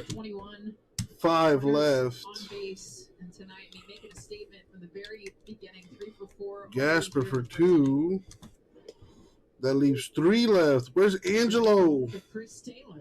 Where's the filler killer?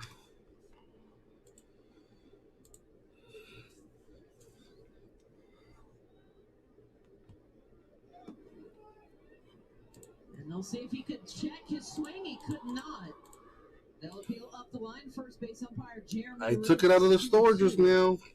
That's the pitch that Ryan Weathers, I think on that timeout, they talked about. It is out of the store. He is going right, and he did have a good month of September, a 1.08 ERA. It's that pitch, the slider, he'll get bite on.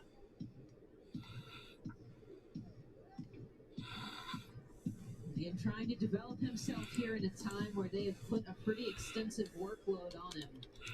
And you mentioned it, Jess. He's got 4 pitches, but it's 42 fastball, 30% slider, and here he loses Chris Taylor. Taylor playing this evening for Justin Turner, and there's really no concern there. They're trying to work a little knee, a little calf, but would rather give him the chance to rest as the Dodgers are eyeing the postseason.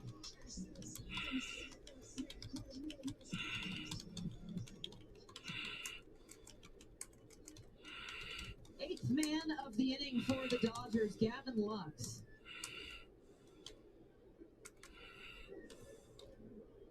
And a throw back over, checking on Taylor. He's got 13 swiped bags this year. Lux 244, 46 RBI. They've already pushed Weathers to 25 pitches. Here's 26.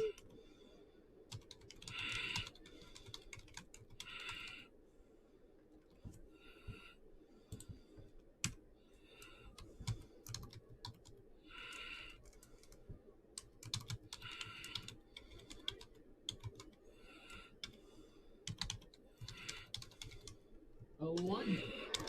Swing and a drive out towards right field. It takes a loop back.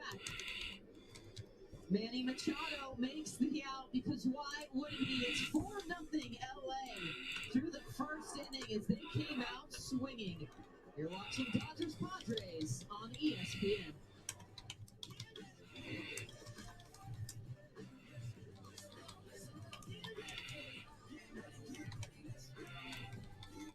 You can achieve anything with good sleep, and over 1 million dreamers have trusted City Furniture to help. From mattresses starting at $129 to a $300 gift card with Tempur-Pedic, you can rest assured we have the best price guaranteed, so everyone can live like this. ABC's next big family comedy is back. As the Buddha once said, when you're here, you're family. I think the floor is tilted. Come on, honey, the floor isn't. Well, maybe the house is just haunted. Home Economics, new tonight, 9:30, 8:30 Central on ABC. Imagine a world where potty training is fun, fast, and easy. Only pull-ups have Disney graphics that fade when wet to teach big kids to stay dry. So they're motivated to keep the music going. I'm a big kid now. Listen up. I can feel you excited.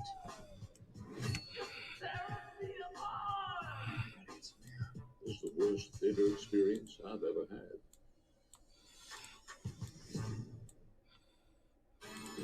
Hold up, were you dreaming on a talk show with Lil Nas X? Boom. Enough about me. Let's talk about Lex. Are you serious?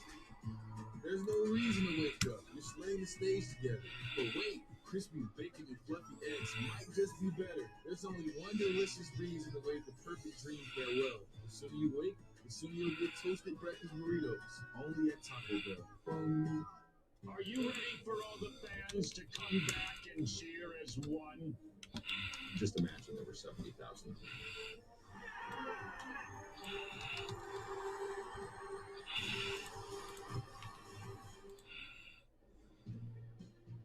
ESPN's telecast of Major League Baseball is presented by Hankook Tire. Chase down your passion, never halfway. I don't know if they'll ever run out of Dodger dogs, but I think sometimes they make a good run at it. You can't blame people for passing them up and making sure they come in to catch this NL West matchup. It's Scherzer on the mound. Max Scherzer, how about you? 124 and and no losses when he's got at least a 4-run lead. I mean, just an iron curtain slams the door shut. That's all he needs. I love the shots in the dugout, too, as you saw the Dodgers hitters coming in, and Scherzer was just pacing back and forth in the dugout.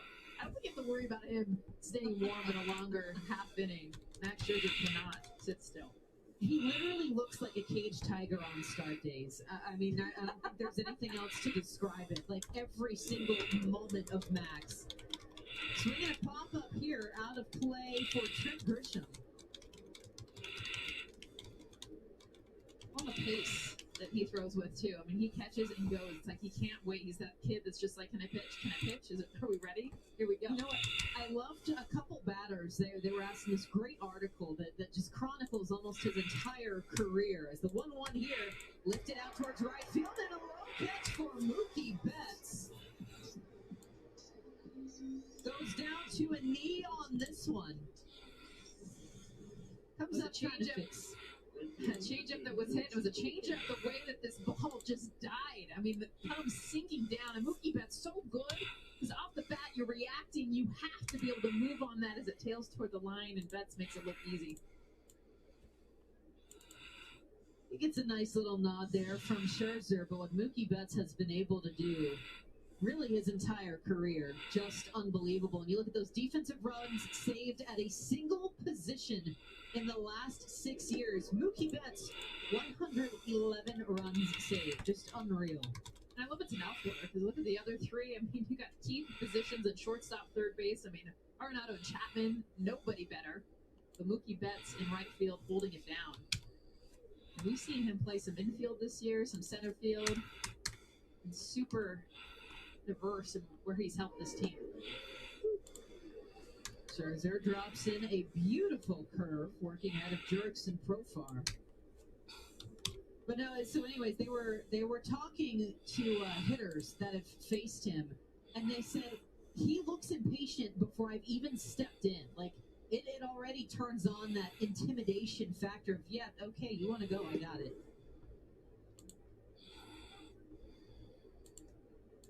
Yeah, the conviction that he throws with. I mean, there's something in his eyes and the language that he uses with his body where he is absolutely convicted on every single pitch.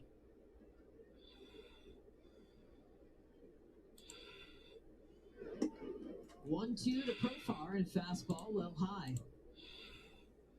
We still got 3 to go here in Obsidian number 1. Thought we'd have this done by now. 3 spots left in the filler. Come on. 2-2. Profar reaches out, taps this one right back to Corey Seager. Let's send it to the studio. Kevin Connors, you got an update for us. Yes, Millie, the longest NL win streak in 86 years is over. 17 straight by the Cards before the Brewers ended tonight. 4 pitchers combining for 9 strikeouts and a shutout. Vogelbach and Pena go deep. 4-0 Brewers. First loss for the Cards, Melanie, since September 10th. Yeah, I think the biggest dig that we heard from that, Kevin, was since the last time that the Cardinals had lost, the Jets have since lost 3 games. You were cringing from that one. The Cardinals, we were talking about this pregame. It's better for them to break the streak before the postseason.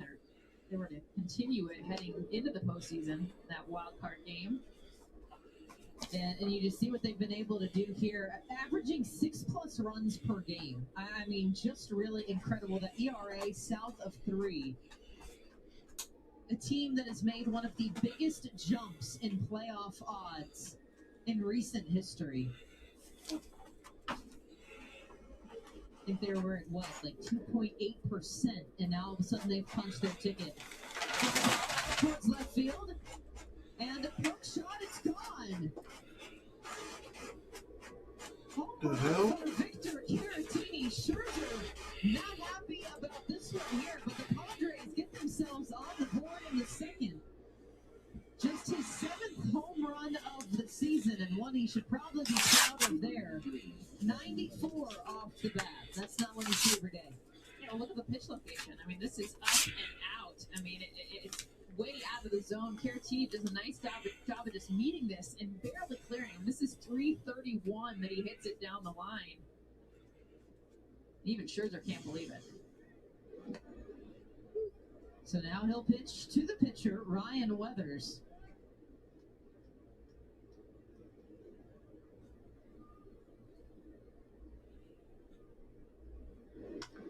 0-1. Weathers swings and a sharp shot back to Chris Taylor on the fly, but the Padres get on the board with the home run for Caratini.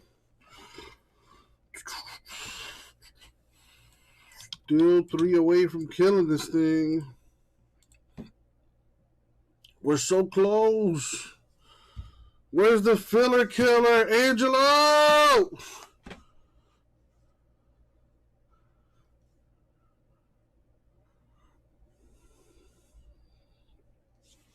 Allstate.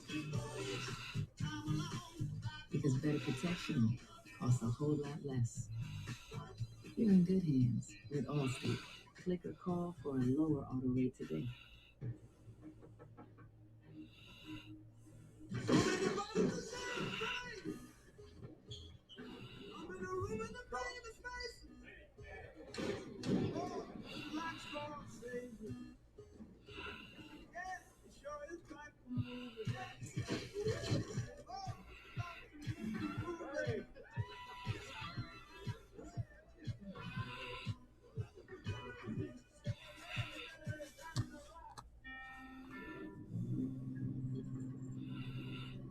You're looking for that money in your hometown?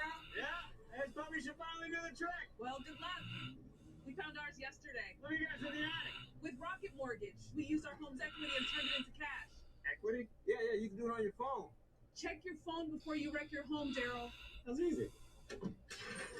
When you want to find money in your home, Rocket can. Oh, that's all good, Daryl. I got a guy. Subway has so much new. I ran out of time in the last ad. So I'll take it from here. Sorry, Steph. Spokesperson refresh. Wait, what? Subway just upped their bread game with the help of some world-class bakers. Looking at you now. Gotta refresh to be fresh. How many people are in this ad? That means freshly baked, new artisan Italian, and hearty multigrain. That would go good with. Seriously? I didn't even get to finish. Let's see a nice commercial.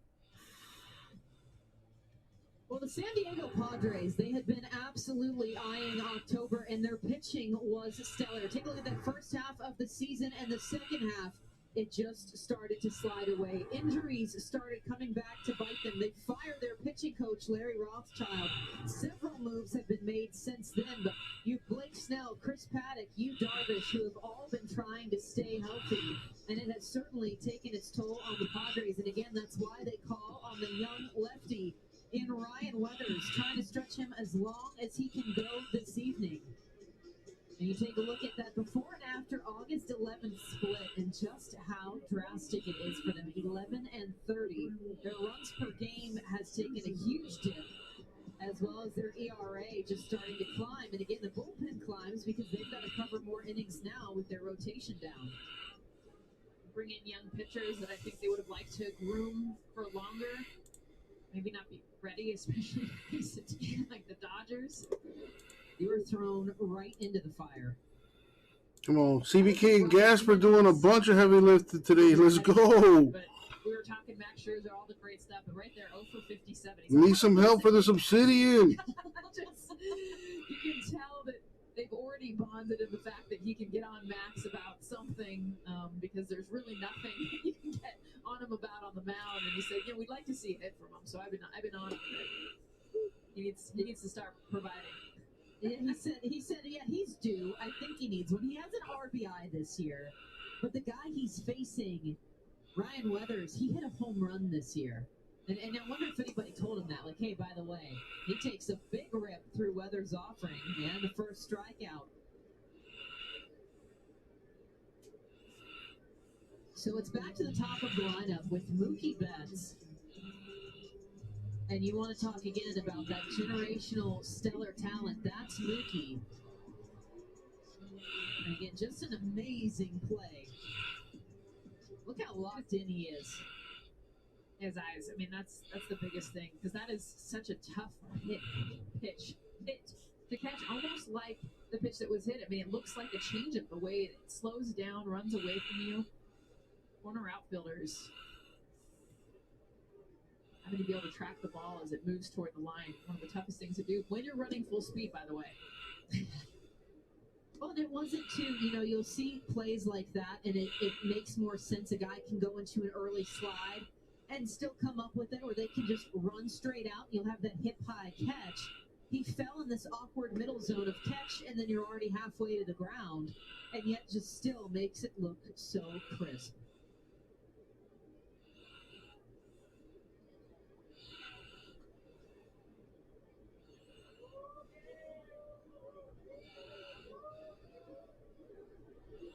LA has been thrilled to have him as he's ahead here of Weathers. 3 pitches all outside for Betts. Yeah, I loved your question, Melanie, to Dave Roberts before the game, because so much attention to Max Scherzer and Trey Turner. But last year, it was Mookie Betts that came over in the big trade, and how important he was for this team. And I love what Dave Roberts said, because yes, of course, the physical talent, everything, the MVP caliber that he could bring, but really at a time where he said, I love that he is a black athlete that we can have within this organization at a time when we needed leadership, when we needed a voice. The impact that he's made in the LA community, he just was beaming on everything, the entire person that Mookie Betts is, and how important it was to have him within this organization. I mean, he's just a guy, and you can tell. Look at this, you get this big smile from him right now in the middle of the game, but hard on his Come on, 3 more. is that he connects to wherever community he calls home. And The Warriors still in the filler. The Knicks still in the filler. Given how good of a Chance at the Hornets, too. He's at first. Corey Seager with an 0-1 count. I say it every game, Jess, but I just really wish you could have mic'd up at first. That seems to be the most chatty position of baseball. And I honestly feel like the best personalities are first basemen. I mean, Eric Hosmer, anyone who's spent more than 5 minutes with him, and you look at Anthony Rizzo and Freddie Freeman, that position, it's like you're just so shocked. Miguel Cabrera, I mean, you're over there, and it's like, hey, you're just catching up on life. Like, it doesn't matter what the situation is. They're always chatting it up, enjoying their position and who they get to talk to. And Betts with that quick step back over to first. Yeah, Pujols is definitely one of those guys. We had a minor league player back in the day, and he did let us mic him up, and we finally said, how do you keep coming up with different conversations every time you see a guy? At first, he goes, well, I worked the drive-through line in high school, so I had to talk to the cars when they sat at the window and waited for their order. And it just made sense. 0-2 and fouled away here by Seager. He said, yeah, you learned. He called himself the master of small talk and was very proud of it. He said, that's how you know I'm going to be a big deal at first base. Like, now that they're covering their mouth, like super secret stuff. Mookie even kind of slapped him on the shoulder before. Even with the pickoff, they continued the conversation after the ball had been thrown over there. 0-2 and a fastball high.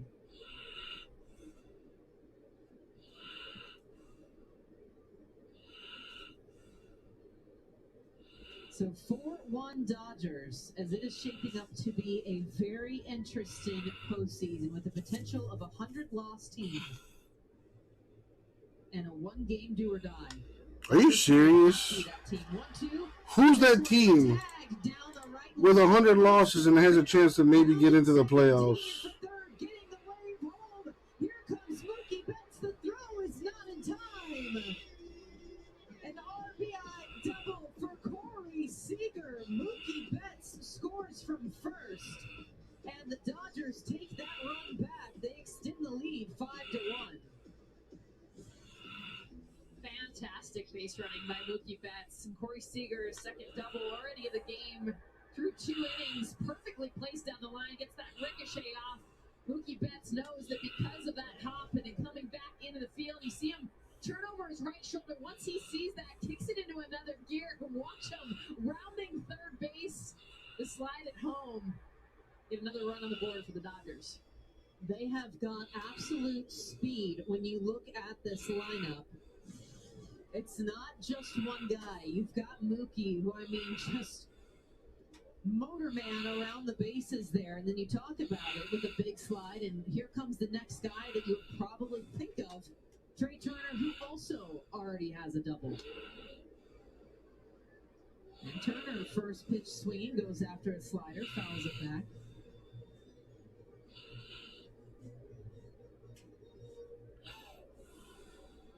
And again, Trey Turner under that bigger eye in LA.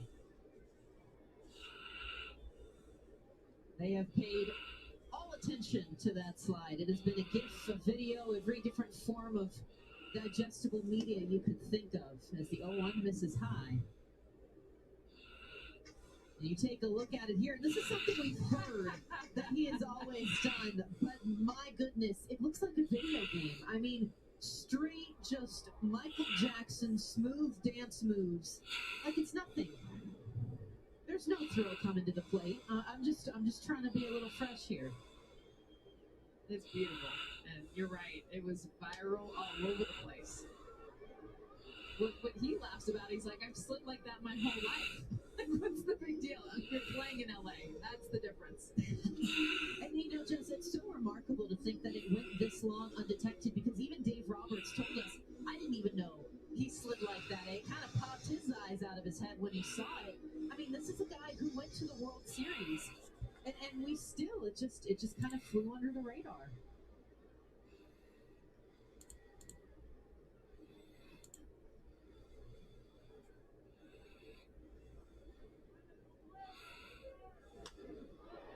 One-two, Turner tags this one out to center field. Trent Grisham with a half step in, reels it in, holds the runner steady at second, and Turner retired, the second out. Number 16, Will Smith.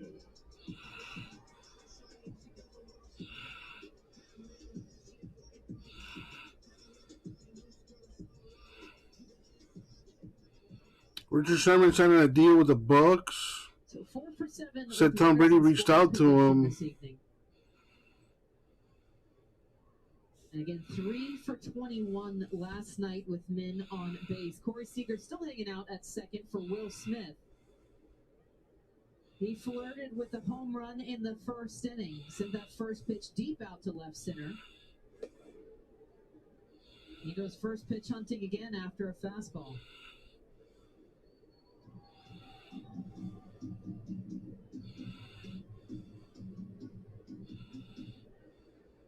Six of 13 this evening for the Dodgers. They have swung at the first pitch offering for Weathers.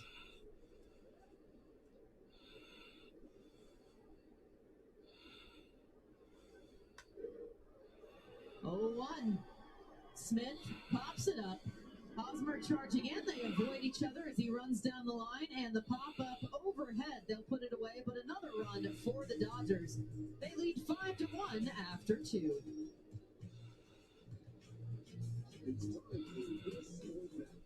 The great thing about the app is we're going to get happy hour pricing on our drinks. That's right. No matter what time. It's happy hour every hour. Let's be honest. Anytime I see a discount, I'm going to go for it. Right. I don't care what it is. I have to have that. Yeah. Anything that is half price tastes twice as good. Right? Right? Your HR process is weighing down your employees. Always do quarterly projections. Expense report. If you're using multiple systems, re-entering data over and over, and using email and spreadsheets to manage information and approvals, then your HR systems are a drag on productive time. With Paycom, employees enter and manage their own HR data in a single, easy-to-use software. Visit paycom.com and schedule your demo today. They know this door is locked. USAA is made for the safe pilots, like Matt, who can come to a stop with barely a bother. With USAA Safe Pilot, when you drive safe, you can save up 30% on your auto insurance. USAA, what you're made of, we're made for. Get a quote today. Pizza Hut's Detroit-style pizza is back. Same crispy crust, cheese to the edge, and the sauce is still on top. Ooh, that looks good. The Detroit style pizza. Get it before it's gone. Stop watching baseball. Let's feel some basketball.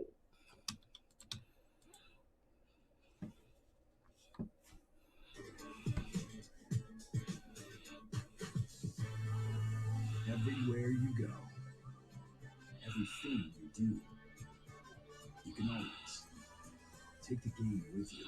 And you can bring your friends.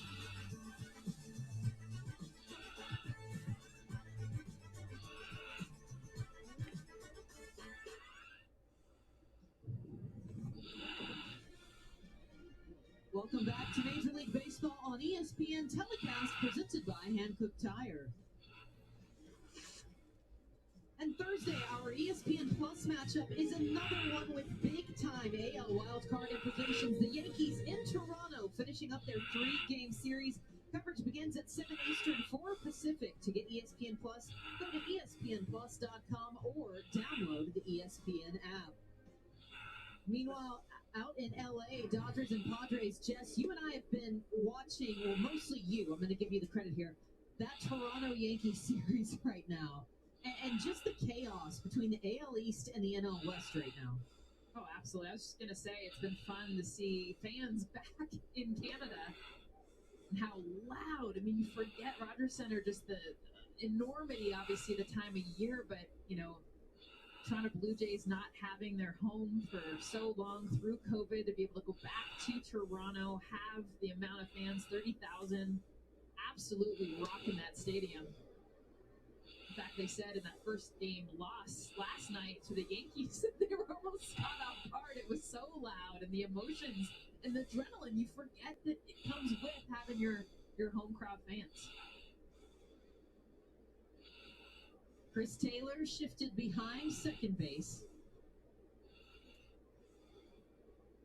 Got infielders all over the place as Scherzer misses here to Frazier. An American League Cy Young race. Garrett Cole going for the Yankees today. Robbie Ray, who I believe is the front runner, will get the ball for the Blue Jays tomorrow against Corey Kluber. Ray has absolutely propelled himself. Again, a guy that you didn't really give a lot of thought to preseason. And he's kind of like the Cardinals. You can't ignore what he's doing right now. He gets underneath this one, a loop back out, and he'll beat the shift. Adam Frazier with a base hit to lead off the third. Let's send this one out to Kevin Connors. We got another update.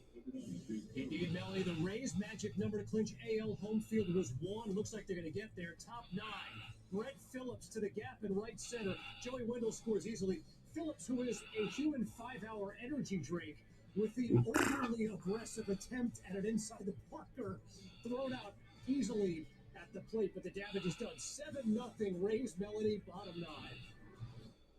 You know, there's as much as we could say about Max Scherzer. Scherzer with the Dodger uniform looking pretty, looks weird. Might be Brett Phillips, because the kid is so loose. He's always smiling. And I'll tell you, Jess, he was like that even back in the minor leagues when he was still coming up through the Brewer system. He just wanted to have fun. And now he gets to do it on a big league stage. And I'll never forget earlier this year, he was asking a couple guys because they were going to get to have the big nationally telecast game, and they were in his hometown, and he wasn't in the lineup. And so he kept telling people, hey, can you just hit and blow this game out so then they just bring me off the bench and I can play in front of all my friends and family on national TV. And you know, he's like this little kid, but he comes out and has moments like that just continue to be a boost. And then he's laughing after trying to get the inside the park home run, doesn't get it. He's on his back just chuckling. As only Brett Phillips would. The 1-1 here for Cronenworth, and he fouls it away. And the Rays have definitely proven that you can have a different brand of baseball and still go ring searching.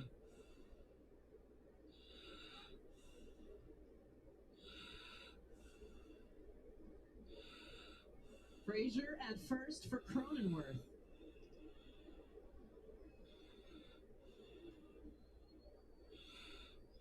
Scherzer 1-2. And a fouled off fastball. You gotta be careful with that fastball. Jake Cronenworth loves the ball in. That one kind of creeped over middle. Will Smith setting up a way. That's where you throw Jake Cronenworth. And if you are going to come in, you got to come way in. Because even the home run he hit last night, you see where Will Smith was set up. He wanted that up and away. They got lucky with that one. Scherzer just at 40 pitches as he works into the third here. 1-2. This one low and away. Cronenworth still shoots it out behind third base. And they'll give a look at this one as it ricochets off the net.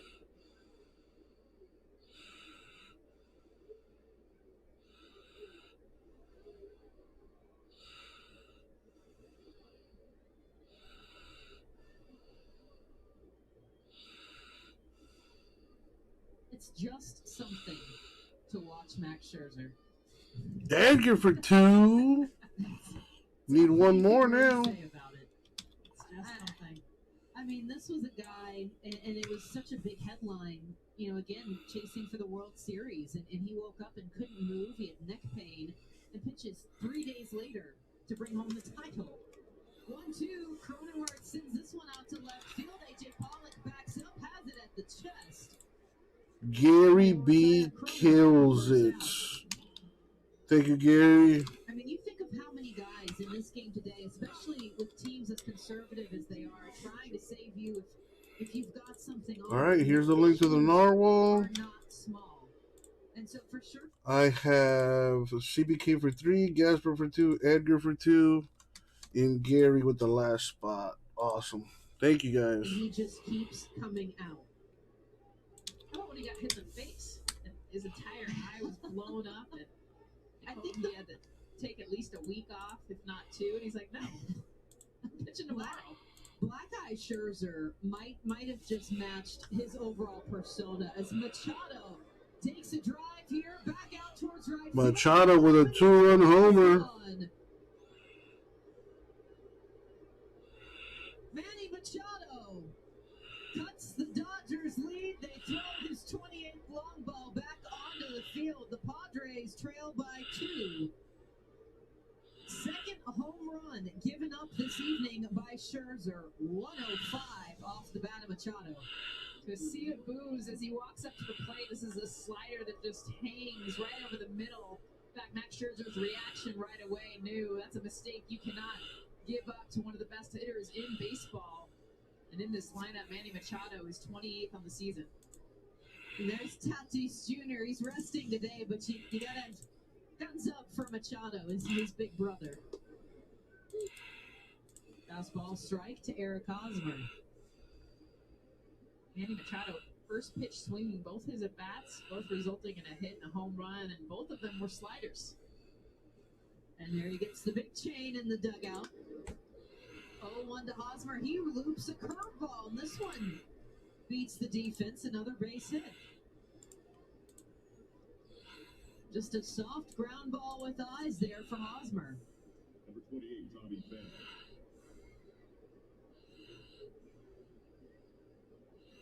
You know, we've seen a lot of home run celebrations, but I think the Padres and the big necklace and the fact that it spins, yeah. That might be one of the most well executed. I mean, like, that looks like something you would definitely go and pick up somewhere. You can in San Diego. They were selling them, which is brilliant. They sold out first day. Everyone was wearing the chain, the spinning SD. Just makes you wonder what the other options were when they were initially coming up with this. You see a lot of home run belts. Like, would that one have sold as well? What was the marketability here? And there it is, one of the heaviest pendants in the game. Is that its travel case that it's sitting in? It kind of started to look like it. Felt lined? More like leather.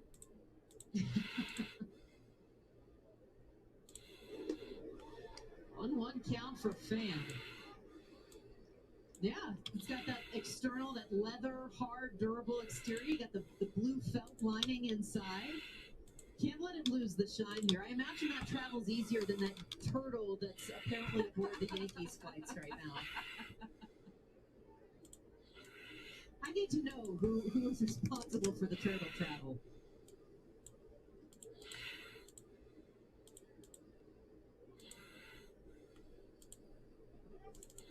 So one out here in the third. And the Padres still holding in with the Dodgers here. 2 home runs, trailing 5-3. Pham fouls off speed. Max Scherzer shaking a lot tonight, and I haven't tracked every time he's shook what he throws, but the ones that I've had, he's thrown a slider every single time. So that's a pitch that he's definitely, I think, working through this game. He's given up a bulk of his hits. Obviously, the home run to Machado was off the slider. This is his 20th pitch of the inning. 51st on the night. 2-2. Up and inside. Pham out of the way of a fastball. Yeah, I know you can multitask a lot, Jess, but I think that would be a lot to try to track the game, and every time that Scherzer is shaking, it's shaking. Black and gold. Howdy. Full count. And Pham ropes this one foul. And, it's really interesting to see this here because we've heard a lot too. Max Scherzer has one of the most intensive pre-start meetings among starting pitchers. I mean, these things can last on average an hour, and he wants to go through every possible situation, every pitch of, well, how can I get here? Where do I expose this guy's weaknesses? And so a little bit odd that he would be seemingly a little more out of sync right now with Smith. 3-2 again. Pham struck out. Runner takes off and is easily tagged. Trey Turner with the low scoop to end it. So strike him out, throw him out, and the Dodgers put away the top of the third. Scherzer stopping off in control.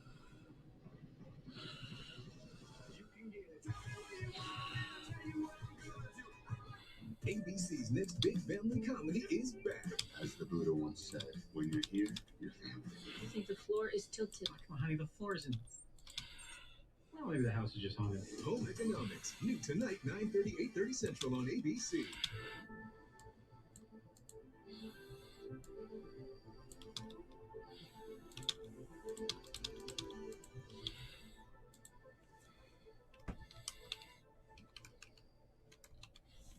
All right, only one I'm missing is Gasper. Let me hit him up.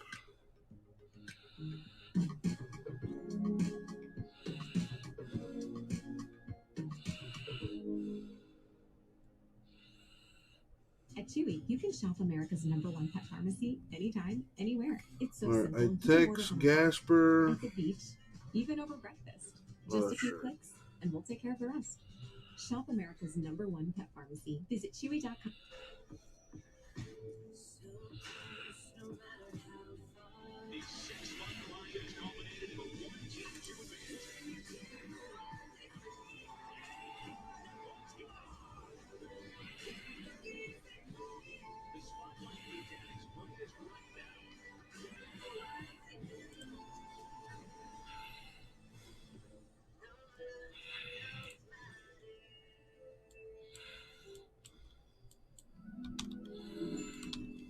As Carla wonders if she can retire sooner, she'll revisit her plan with Fidelity.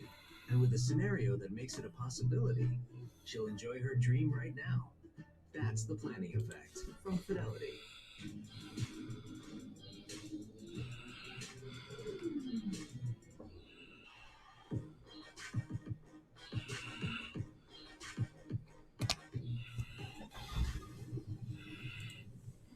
I definitely think mocha is an adult flavor. Listen, the kids have their drink with candy. Yeah. I get my own drink. This is our candy. You know, espresso candy. Sonic Mocha Crunch Blast. Espresso. You say espresso? Yes, I do. Well, we're still between innings here because after the strike him out, throw him out, the Padres issued a challenge, and they will not win this battle here. They were initially challenging to see if, in fact, Eric Hosmer had been tagged out as he advanced to second on that play.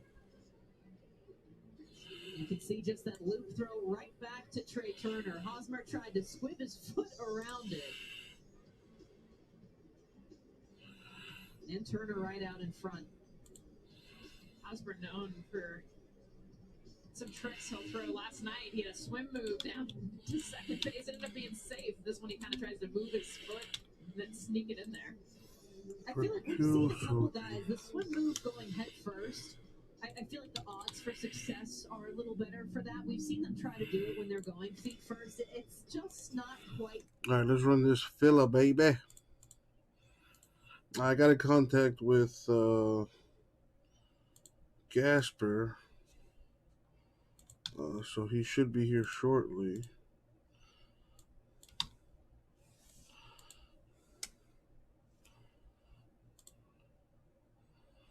All right, let's put the randomizer on the screen.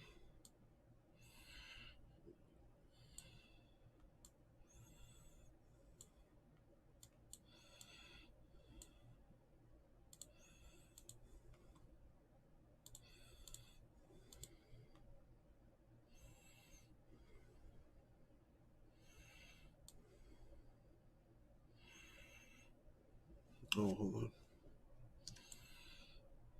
Put just the filler teams.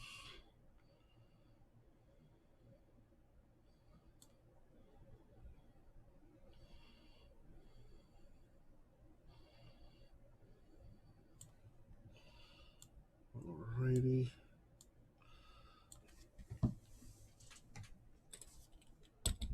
Let's roll the die. We're going to go 7 times in the random, as always. Good luck, everybody. Thank you, Isaac. Alrighty, here we go. Let's start with the names and the teams, and then we'll see who gets what. All right, 7 times. Good luck. Fritz right now. I've always really loved to watch him because he gives so much of himself. And the money shot. And technically he's good, and he's 7. strong. I mean, he takes it to him. Copy, paste. And of course, I love Muncie. Bill, you've always been. Of course, you love everybody. I mean, And now you the are teams. Roger Barkley. You grew up in Southern California. You've always been Good a luck. baseball fan. In fact, you played softball. I'm always going to get that in there. But your brother, a lot of people don't know, Randy Moffett. Money shot. He was a great pitcher, great 7. player, and you have always been a huge fan of the game. Well, he played 10 years with the Giants, so he made their Hall of Fame, which is great. All right, and there we have it. Suns, Nuggets, Grizzlies to Chris. Rockets, Warriors, Edgar. Celtics, Gary. Knicks, Wizards to Gasper. All right, let's take that down. Let's do...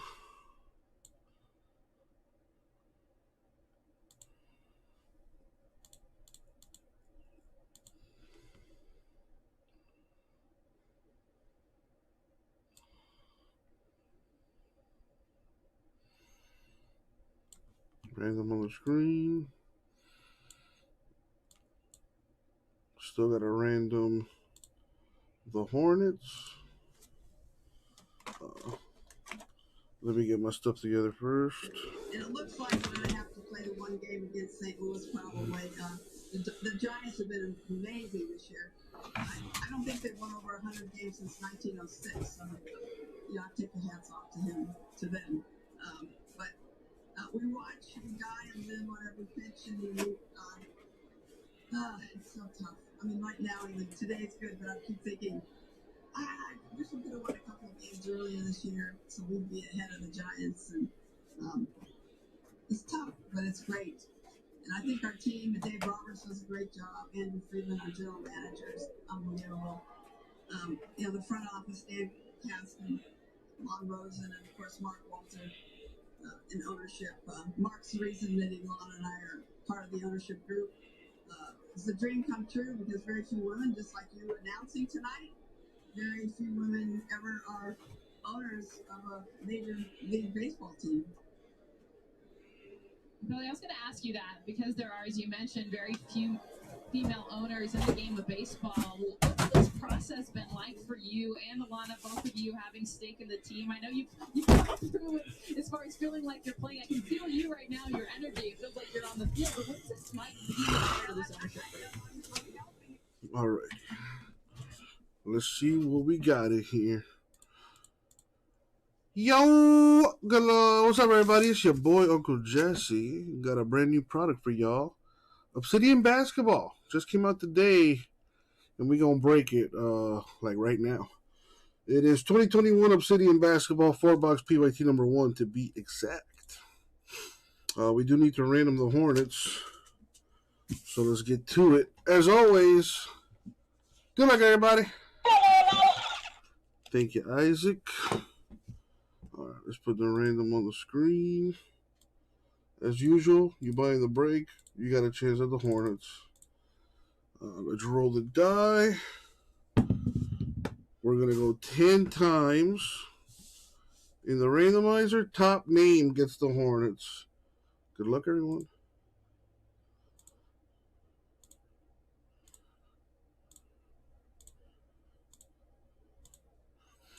Money shot. 10. Wow. That is, wow. Just, I have no words. Just, wow. My God. Well, congrats to Darren. CBK, dude, I am sorry. I know you did a lot of heavy lifting on that.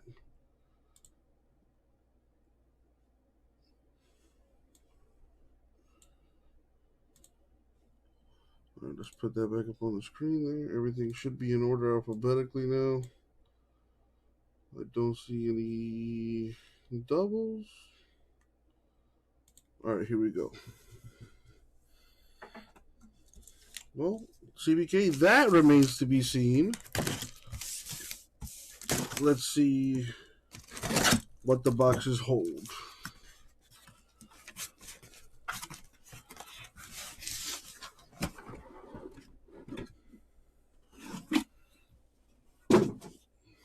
All right, CBK.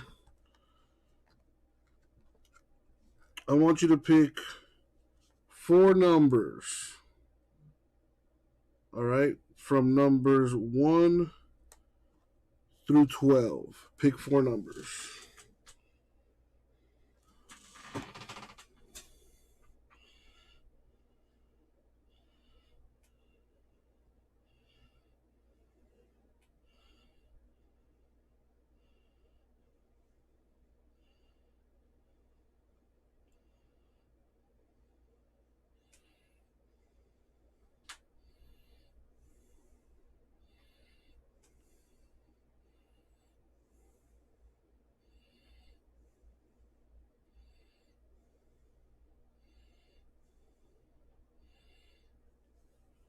All right, so numbers 1.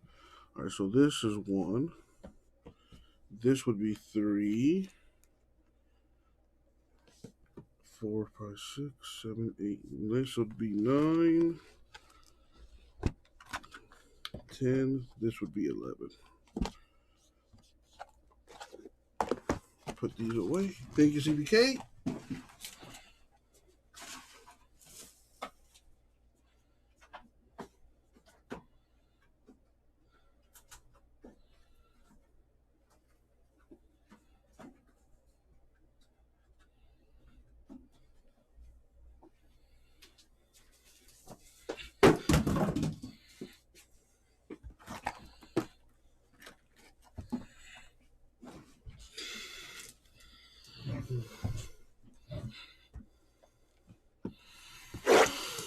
Alrighty, here we go. Good luck, everyone.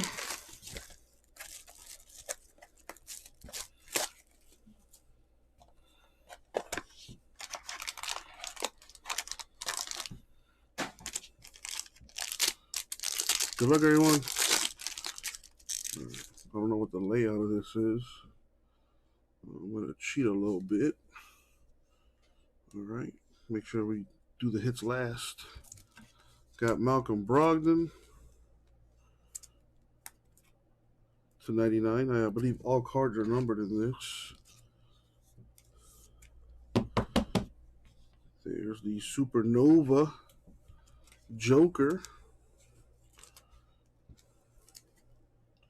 /99.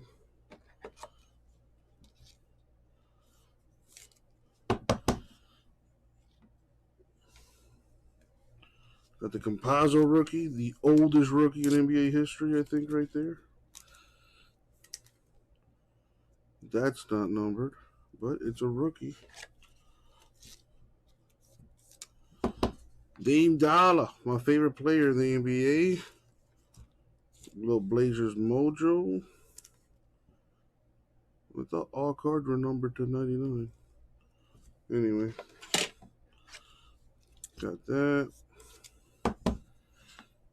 Got I call him Lou Dort because I can't really pronounce that name. Lou Gantz? I don't know. Lou Dort, Thunder. Not numbered. Right here, we got a Volcanic autograph for the Mavericks, Trey Burke.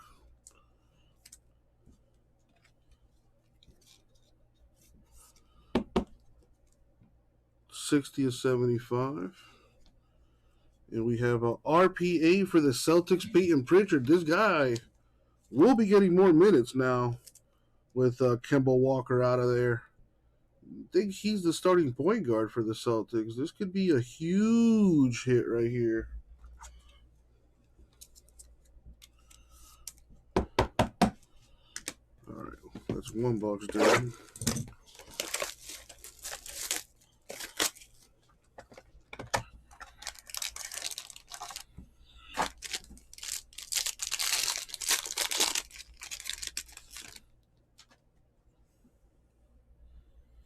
There's a redemption there.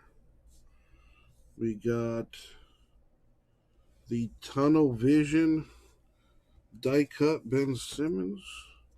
I usually have them right side up, but so as to not damage the card at the bottom there, I'm going to put it like that. All right.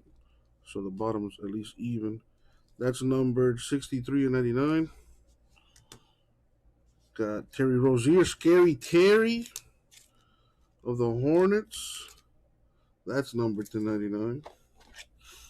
The Bulls looking to have a big year this year, and he could be a big part of it. Nikola Vucevic. That's not numbered. Rookie, and I think he's going to have a big year this year. Cole Anthony, starting point guard for the Magic. This guy gives me Trae Young vibes, as the kids like to say. Look out for him. Could be a big second year. DeAndre Ayton for the Suns.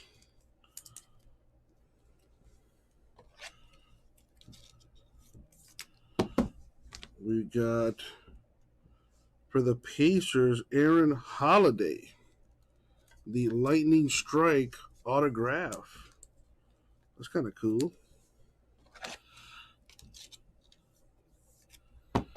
Pacers with a hit /25. We got a redemption. Oh boy, who is it for? Jaden McDaniels, the rookie jersey autograph electric etch. Jaden McDaniels. I want to say he's a Timberwolf. Let me pull the checklist up real quick. Is he a Timberwolf? Survey says yes, he is. Jaden McDaniels, card number 222. Your boy knows his basketball. And I don't even like the Timberwolves. I just got that hashtag knowledge. I mean, who knows? Could have a big year this year in his second season. We're halfway there.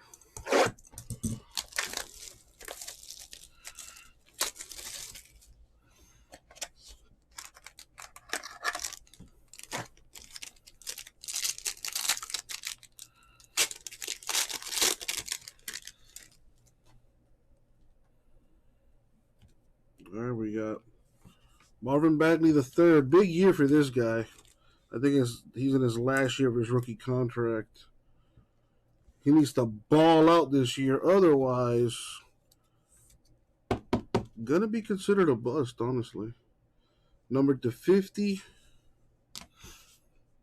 Speaking of, Karl Anthony Towns letting the best years of his life go to waste in Minnesota. If I were him, I would request a trade because that team is going nowhere fast. Or who knows? They got Anthony Edwards. Who knows? They might be good this year. Patrick Williams of the Bulls, who made a bunch of moves in free agency. They might be a team to watch. All right, let me go grab some top loaders.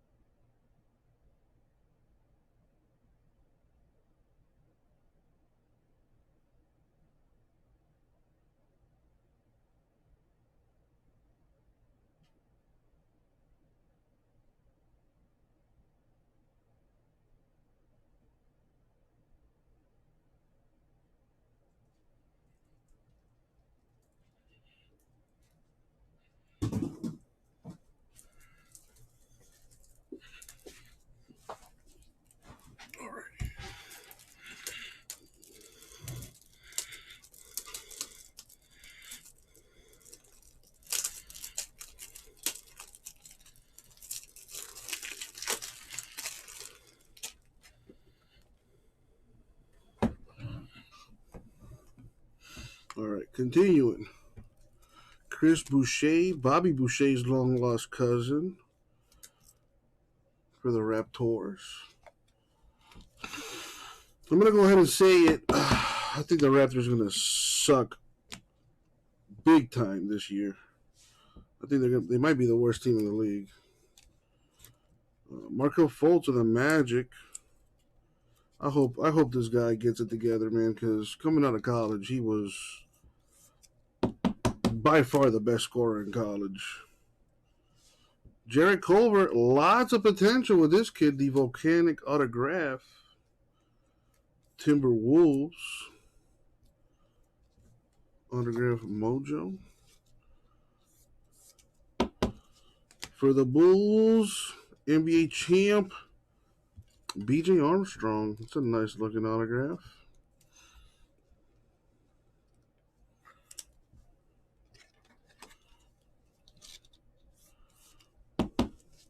And last but not least, we got Obsidian.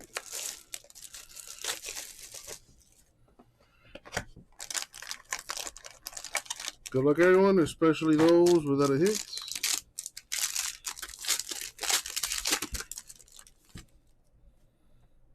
See what we got. Good luck, everyone. We got Thomas Bryant, who might have a Heat uniform on by the end of the season. Just throwing that out there into the universe. 8 of 10 at 6'10". Put him next to Bam Adebayo. That might be nice. Anyway, Draymond Green. Truthfully, I want all the ballers to play for the Heat. Anyway, Draymond Green, Warriors. That is the 25. We got Josh Jackson. This guy was out of the league at one point. Played back in. Hopefully he can get it together. He was a pretty high draft pick when he came out. We got Seth Curry. The better Curry brother. Said nobody ever, probably. That goes to the Sixers. The Rookie of the Year. At least I think he should have been Rookie of the Year. Anthony Edwards. Damn, look at that. Look at those. Dude, this guy, honestly, aside from Donovan Mitchell, this guy could be the second coming of Dwayne Wade. Attacks the rim with reckless abandon. Solid defender. If he can get a nice mid-range jumper or a nice, three-pointer, kid's going to be a beast. I mean, dude, he averaged almost 20 points his rookie year. Ridiculous. He averaged 19 points, almost 3 assists, 2.9, 4.7 rebounds, shot 77% from the free throw line, 41% from the field in 72 games. That is impressive. Anyway, we got the Boozer, Carlos Boozer, for the Jazz, the Volcanic Auto.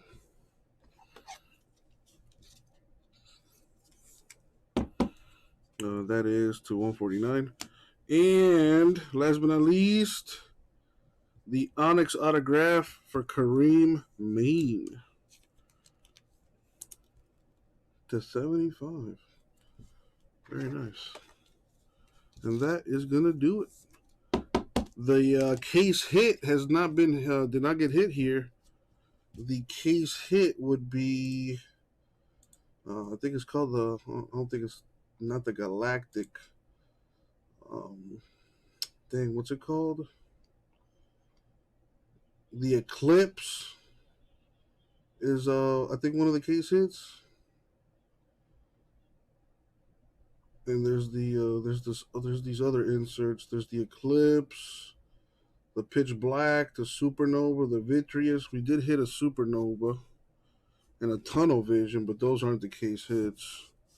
The Tunnel Vision was Ben Simmons to 99. The Supernova was Joker to 99. We got autographs for Kareem Maine to 75 Magic, Carlos Boozer Jazz to 149, B.J. Armstrong Bulls to 75, Jarrett Culver to 149 Timberwolves, Jaden McDaniels Redemption Timberwolves, Aaron Holiday Pacers to 25, Peyton Pritchard rookie patch auto Celtics to 75. 1 of 75 at that. No, I'm sorry, 1 of 15. 1 of 15. You probably can't see it that well there, but there you go. 1 of 15. Very nice. And a Trey Burke Mavericks to 75. And that is going to do it. Thank you all. I'll get it out to you. Boom, boom. Well, that could have been better. Timberwolves, I think, did the best out of any team, if I had to pick. 2 autos and the Anthony Edwards rookie card. Not bad.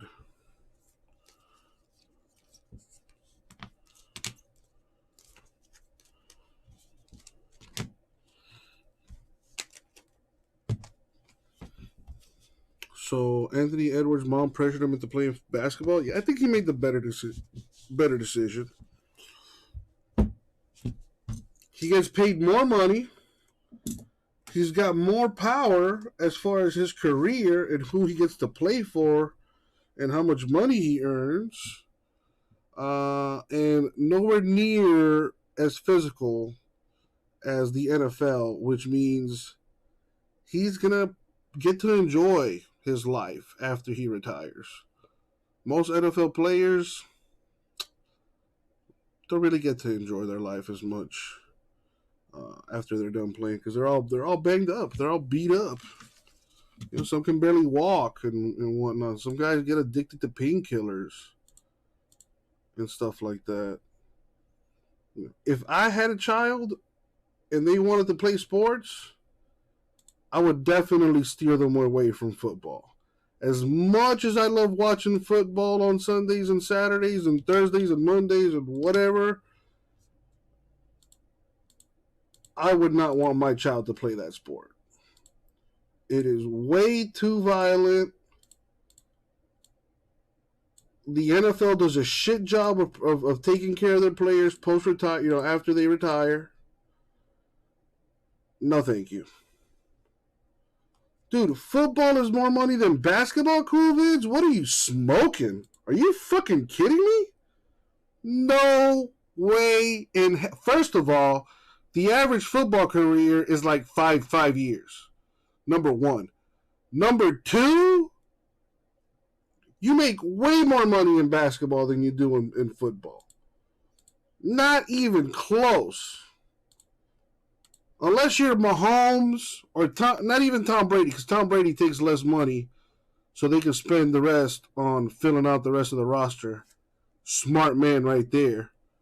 Unless you're Mahomes, and there's only one Mahomes, you're not making that much money in the NFL. Baseball's where the money's at. Basketball's where the money's at. Golfers get paid stupid money. Dude, soccer players get stupid money. But whatever, Cool Vid, you're entitled to your opinion, even if it's the wrong opinion. I don't feel like it, Cool Vids. If you're right, you're right. Good for you. I could care less, man. I'm not gonna argue over something I don't give a fuck about. You're right, dude. You're right. Okay, cool. Whatever.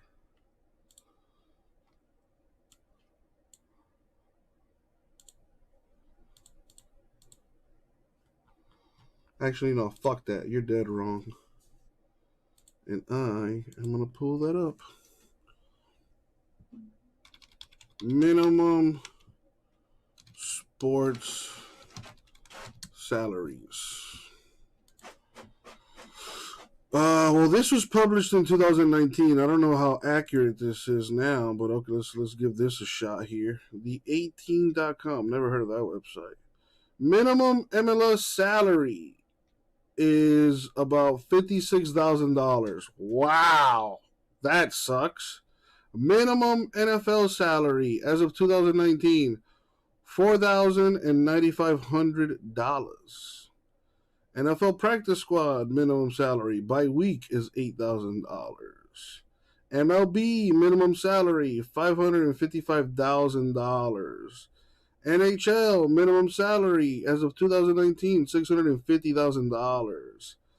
NBA. So, are you ready to be wrong, Cool Vids? NBA minimum salary as of 2019, $582,000, and actually $582,180. So, yeah. Let's see. The last time the NFL had a higher salary than the NBA was the minimum was never, at least not in the last 10 years. In 2011, it was $375,000 for the NFL. In 2011, it was $442,114 in the NBA. And from there, it's just gone up. So in the last 10 years, the minimum salary for the NBA has been higher than the NFL. You take less hits. You get injured less often. And let's be honest, you're probably making more money in the NBA. That's because you're not including...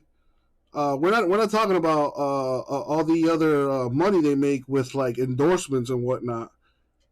You can't tell me NBA players don't get more endorsements than NFL players. There's a 15-man roster compared to a 50-something man roster. It's there's just no comparison, man. It's okay to be wrong, Cool Vids. It's okay to be wrong. I'm wrong all the time. But I'm right this time. Oh, yeah.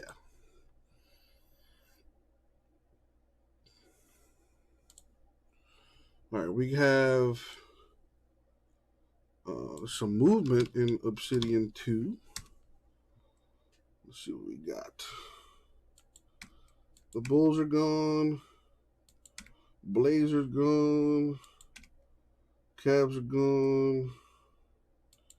Sixers and the Lakers and the Timberwolves. So 23 teams left there. Today is Roberto Clemente Day. R.I.P. Roberto.